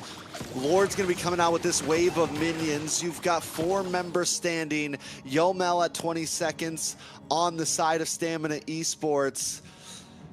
All they got to do is try to close things out, but Leon's been great at finding the mess ups, finding the kinks in Stamina's armor. Can they defend? Evolve Lord. The Evolve later Lord. it goes, the stronger it becomes. 24 That is how minutes, that works. 37 seconds. I know. 24 minutes, 37 seconds, man. We're deep now. Stamina Esports don't want to let this loose. It's pretty late for them too, if you ask me. Right? Fatigued. They've been waiting all day for this. Is this going to be the final push, or is Leon going to hold on to take it to game number 3? Again, just one fight that goes wrong could mean the end of Stamina Esports as well. Struggling. They've been struggling, Trex. They've been struggling. I got a feeling this is going to be the one. Either Stamina Esports wins it here, or they get wiped out and Leon runs it back down mid or something like that. But this may just be the fight that decides it all. Yeah, Raquel needs to find someone to zone away, and that's going to be Diamond. You can see already a lot of damage being dished out. Instinct has the immortality. Raquel can only try, but they can't save this inhibitor. Looking to take down this Lord, 16,000 HP. Aggro pulled towards the mid lane inhibitor. Lord is going to be melted down. Next set of super mini waves coming in. Diamond looking to hit. Free hit. Find someone. But Pov is looking for that big play of that King's Calling from Bernoulli. They back off. It's slow plays from around the board. The waves just weren't synced up from Stamina Esports, and Leon had an easy route at clearing down that Lord. As long as they have Speedy Lightwheel, as long as they have Bernoulli, they can just shred these things down. And Stamina Esports is being so careful about their approach. Watch on the top side though, Bless and Diamond along with Desert look for a pick. Shadow Strike comes through as well. Tsunami Slam, they're looking to lock somebody down. There it is. The King's Calling coming through. Pov goes down first, and now Bless taken out super low. Bernoulli, no flicker present. Des looking to catch somebody off guard. Doesn't have the deadly magic. Yomel coming in clutch with using that King's Calling, or rather has it right now with him. It's got to be this final Lord now, and Stamina Esports looking to take it and finally get the end. Yeah, Bless having that immortality is extremely clutch. He's willing to take a death, knowing that, listen, I might use a Tsunami Slam, I might go down here, but at least we'll get a kill onto Pov and a 40-second death counter. But Leon, no, this is all or nothing, and there's no way. And Dez is able to secure it. A King's Calling does come out, another pick-off. Synerjune in a bad spot. Immortality pops, but he's going to go down. A legendary kill for Diamond. Yeah, they're sniping. The Sky Piercer starting to stack up, and you can see the recalls are coming in. I'm not sure if it's the right time, Diamond. The Lord is already in your hand, marching down the mid lane. Let's see if they're able to pull off the finish. All right, so Stamina Esports, all they got to do is try to do what they tried to do last time, but a little bit better. Top lane isn't quite synced up, but Instinct is in the bottom to at least keep things pushing. They're stalling lane, waiting for that top side. They want to get a full-on crash the whole way, but Lord is going to come first, and that might be the mess up. Luckily, Instinct is there in time. Instinct is there, and look at Dez. He's trying to find the pickoff. Yomel has the King's Calling, finds the angle as well, but it's not right. Tidal Strike coming through will help with the Tsunami Slam, but Bernoulli makes it right on time. Pov comes in with the Petrify, with the Rough Waves, and Leanhart is able to get the kill, and they're able to kite. Dez taking out super low. Immortality told as well. I think they're locking down the base. Crystal Stamina Esports finds it as they're able to take it all 2-0. What a game, what a series. They waited all night for this. Stamina Esports waited another 20 minutes in game 2. It took a while to do it, but finally they secure it 2-0. Ashley, I know you were waiting a while for that game to finish. How you feeling? Dude, there was so much back and forth from that game. I was like sitting at the edge of my seat, and then I was like, okay, never mind, we're not ending. And then sitting again, and I was like, okay, we're not ending. Okay, so at this point, I was like, okay, are we going to a game 3, or what's gonna happen, you know? But okay, before I go on to talk about the winning team, I gotta give a little bit of props to Bernoulli on this Mincetar, you know, I know the guy had 9-10 deaths, but he was full on committing to take down anyone important, such as Dez from these major objectives, right? Unfortunately, Stamina was able to thug out the kiting competition, and, you know, take down the Lord when it finally mattered, fight the battles, and, you know, come out not too skated. But one thing is for sure, guys, I can tell that Dez and Diamond really poured their heart and souls out for this series. Diamond with a nearly perfect KDA with 0 deaths in.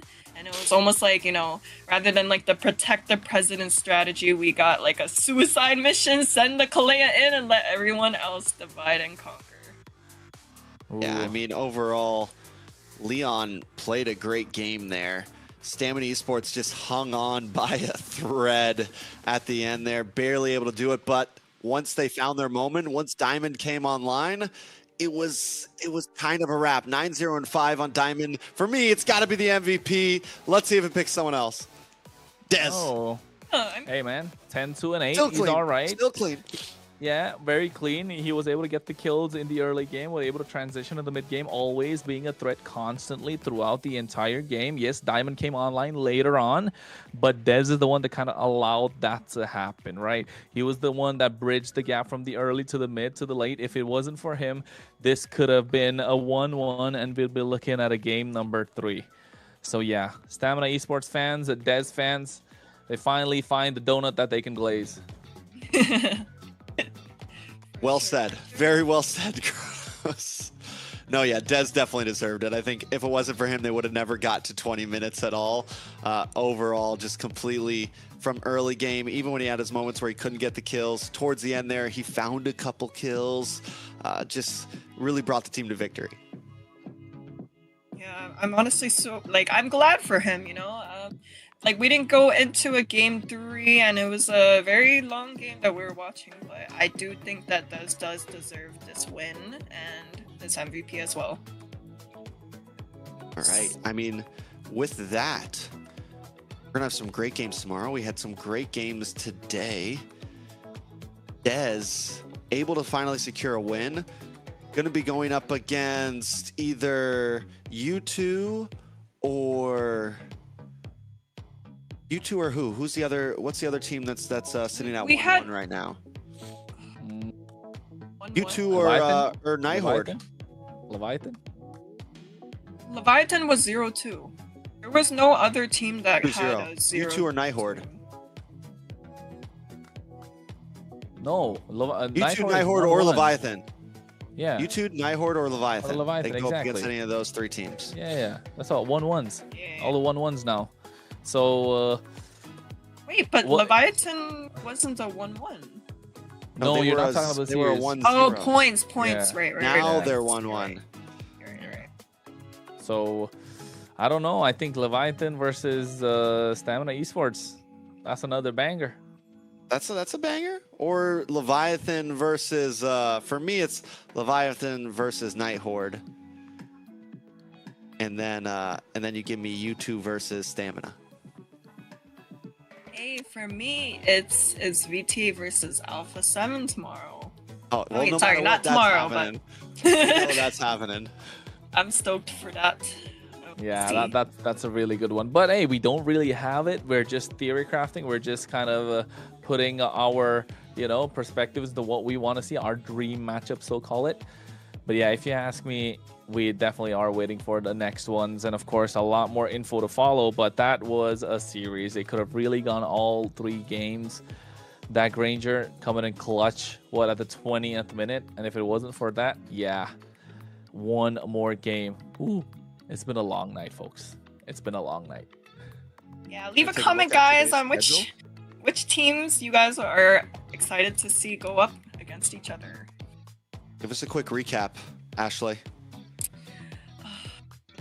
Man, all right. So starting with the first series that we went and viewed, it was Leviathan 0-2 against Alpha 7.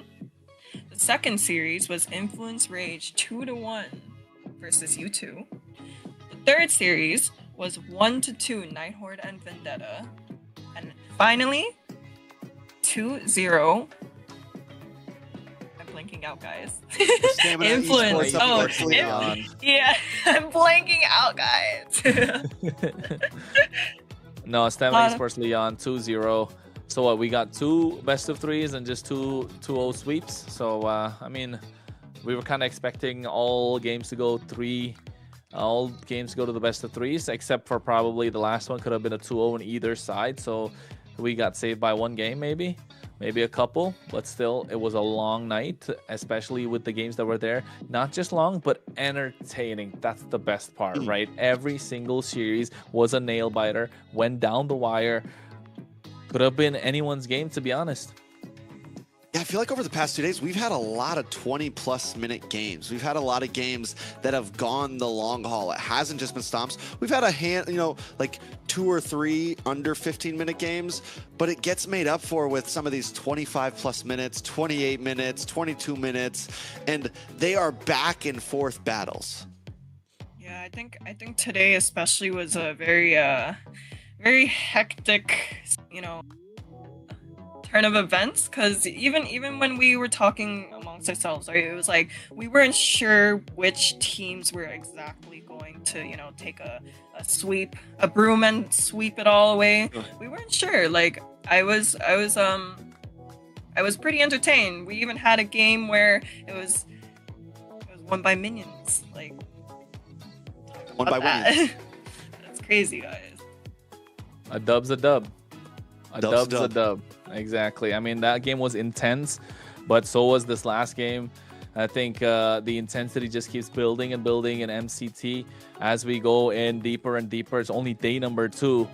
And with the amount of games that we've had, it is absolutely crazy. But of course, folks, we're going into an interview with the team that came out victorious. And of course, we have the jungler, the MVP, Dez. Hello, How we doing hello. today, man? I'm doing good, man. How are you guys? Fantastic. We're good. It's upsetting that we had to see that series so late because that last game was such a nail biter, and I think everyone is feeling it. I know it's late for you guys as well. How have you been holding it together? Like keeping morale high with such a long game and late night.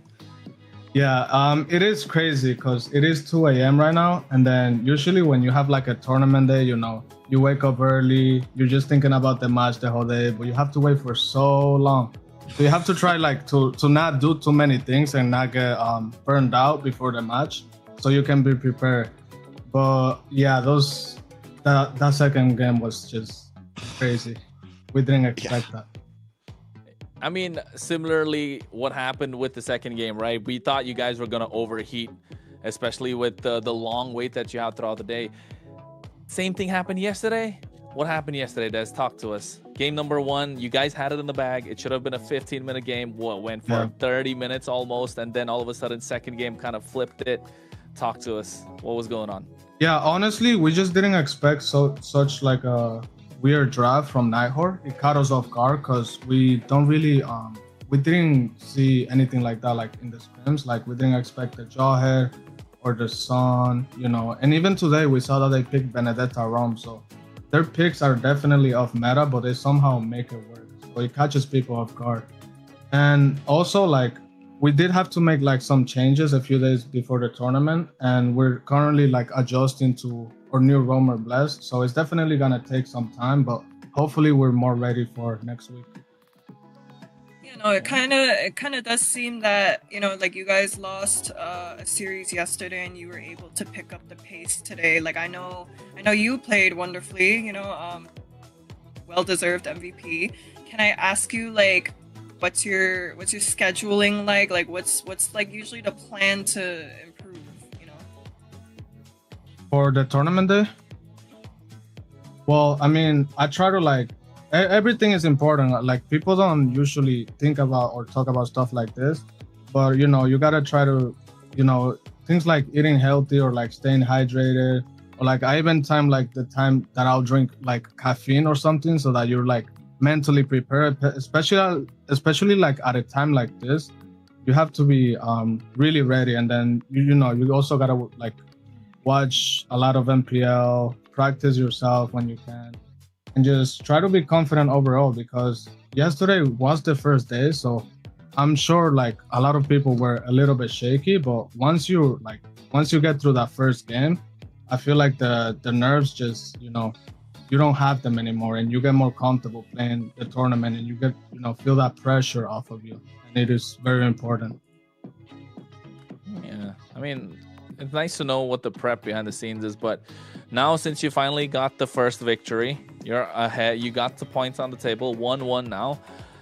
I want to ask who you want to face next week, but before that, which is the team that you really want to go head to head against and take down the entire competition? I mean, I think everybody's aiming for like Alpha 7 because they know they're like the strongest team and they have like all the stars players, so it'll definitely be good to aim for them. And then to whoever we face, I think we have a chance to go against Horde again, so it'll be nice to have like another rematch. Vengeance arc. Yeah. The Vengeance arc. But yeah, I want to say like this MCT, I feel like it has been like the most competitive. There's a lot of good teams, and it's definitely very enjoyable to like watch and play as well. And what do you think about the global bans though? Like, I mean, change. Yeah, I know a lot of people don't like it because they're not applying those rules like overseas and stuff. But I personally love it a lot because with global ban, you don't see the same heroes over and over. You're gonna see something new every game, which is something that I really like, and it's something that we've seen before. Like same picks over and over again, no matter what game it is. I definitely like it. It's super interesting overall. Coming into this, you take a loss on day 1, you take a win on day 2. How's the team's morale holding up? How are you guys feeling going into this? Like, what is I guess my final question is like, what's the overall goal of this? Are you guys like aiming for grand finals? Are we aiming like we really just like we'd be happy with top 3? Like, what is what is Team Stamina Esports like goal throughout MCT? We're definitely aiming for grand finals, but after today is definitely a relief that we did win tonight because it gives us like more time, Now we have until next week to prepare even more and try to build that synergy. That's very important. But of course, our goal is to like qualify for EWC. Anybody that plays tournaments should be always aiming to, win. Of course, you cannot be comfortable with just, getting top 3, top 2. You should always aim for the top, and you shouldn't care about like who you're against or anything. Yeah, man. You sound like you're locked in. The noise is completely blocked out, and I think this is the version that we were kind of expecting as well. All of us on the desk, we've been talking about it behind. Like Trex has been saying it mostly. Like we got to see Dez locked in. And hey, listening to what you had to say, Trex, you happy? A lot of white noise. He's just completely locked in, right? I mean, and I feel like you're becoming a popular face in the NA scene. Last year we got to see you kind of break into top 8 and like really start performing against some of like the big dogs. And I think a lot of us want to see where you can exactly take it. Like, can you push the limit? Can you be that grand finalist? There's still obviously some growth, but the drive, we can see it, and we're happy to see it there for sure. Yeah, you can't just go against the big dog. You got to be the big dog now. You got to beat them. Exactly. You got to be them, bro. You got to be them. You got to be the god dog above the big dog. God dog. Yeah. Well, more or less, if anyone is deserving to be here today, it's you, Des. I'm pretty sure a lot of us know that you worked hard to, compete for the spot, and best of luck to you. I do know that you have a lot of fans who came to show support and watch you today. So do you have any messages for them? I want to say thank you to anybody that supports us or, the competition in general, because it's very nice to see like an official MPL, you could say, like this, come to this side of the region, because it's been really long and it's honestly been going downhill. But I hope whoever qualifies here, whoever wins, it could be us, it could be anybody. Most likely, I just hope they do good in overseas, so they can keep bringing these competitions and just for everybody to support each other. Well, thank you so much, Des. It's been a pleasure to have you. Can't wait to see you guys play next week, seriously. I think we're all excited for it, the players, the teams, the casters, the viewers. So we'll see you next time, all right? Thank you. luck. All right, guys. Hey, man. That's some really positive news we see, and the fact that even though you kind of glaze the donut, it's not going over his head, right? Come on. Can we stop with the glazed donut? It makes me feel weird inside. Okay. A little uncomfortable. I get it, but you know what I'm talking about, right? Doesn't really get to his head. Pride's not a massive thing here. Doesn't have a massive ego, I'd say, and I think he's really humble in terms of what he's looking forward to. He's literally locked in and wants to really get through the competition, understand what's at play, from looking at it from a macro and a bigger picture perspective. Most definitely. With that, we start to go into the closing of this night. We're going to be taking a look at the Swiss format and what we're going to be. I think our matches tomorrow. Yeah, it should be. Is it out? Matches no, it's tomorrow. Not. No, not tomorrow. Next week. But I don't think it's coming out today, is it? Or next week. Next week. Even if it came out, I'm pretty sure they wouldn't show me because they'd be like, wait. Yeah, don't show Ashley. Yeah, but you know what, Ashley, you were absolutely amazing, fantastic. Day Really one, were. day two, could not have asked for a better host.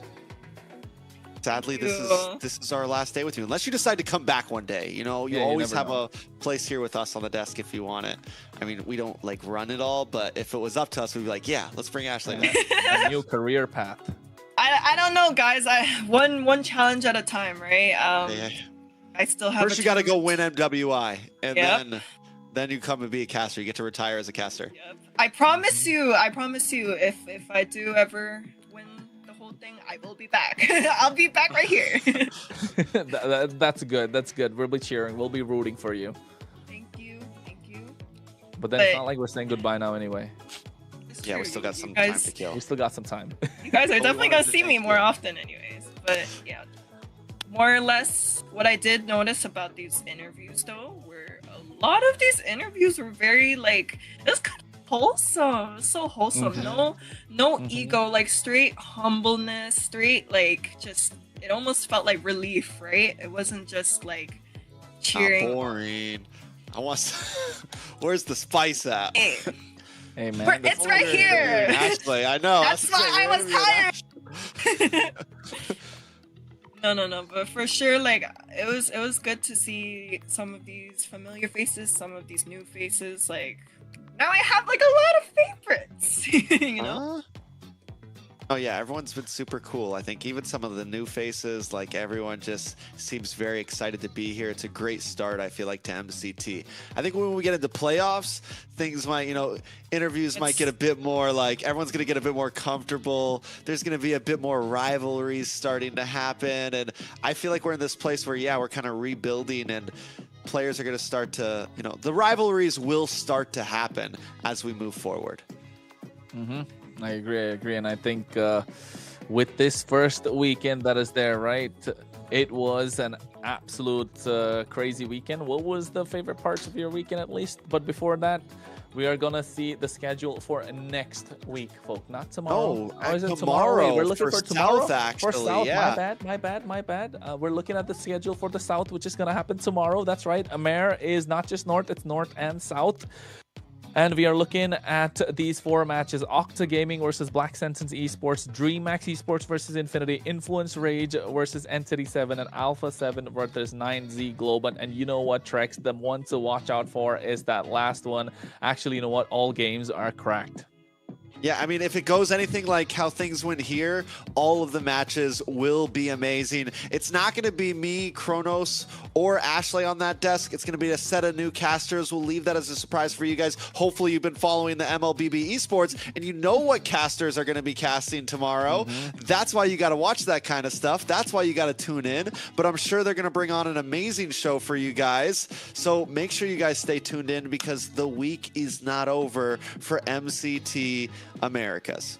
It's crazy, right? It's crazy to think that we got 4 days of streams going on MCT AMER. And of course, like Trek said, if you want to keep up with all the info, make sure you follow MLBB Esports and be a part of our community. X, Instagram, Facebook, YouTube, TikTok. The info is all there. And of course, I think massive shout out to the ones who made it possible for us. Can we maybe do it early as possible? Maybe. Oof. Yes, we do. Of course, we're talking about runestone.gg. A quick shout out to them, because if you want to level up your gaming experience, check out runestone.gg. It's the perfect place to track stats, improve your gameplay, and stay ahead of the competition. Go take a look and start climbing smarter today. You know why? Because they are the official sponsor for AMER MCT 2026, and get ready for a new esports experience with real-time data and more interactive broadcast, folks.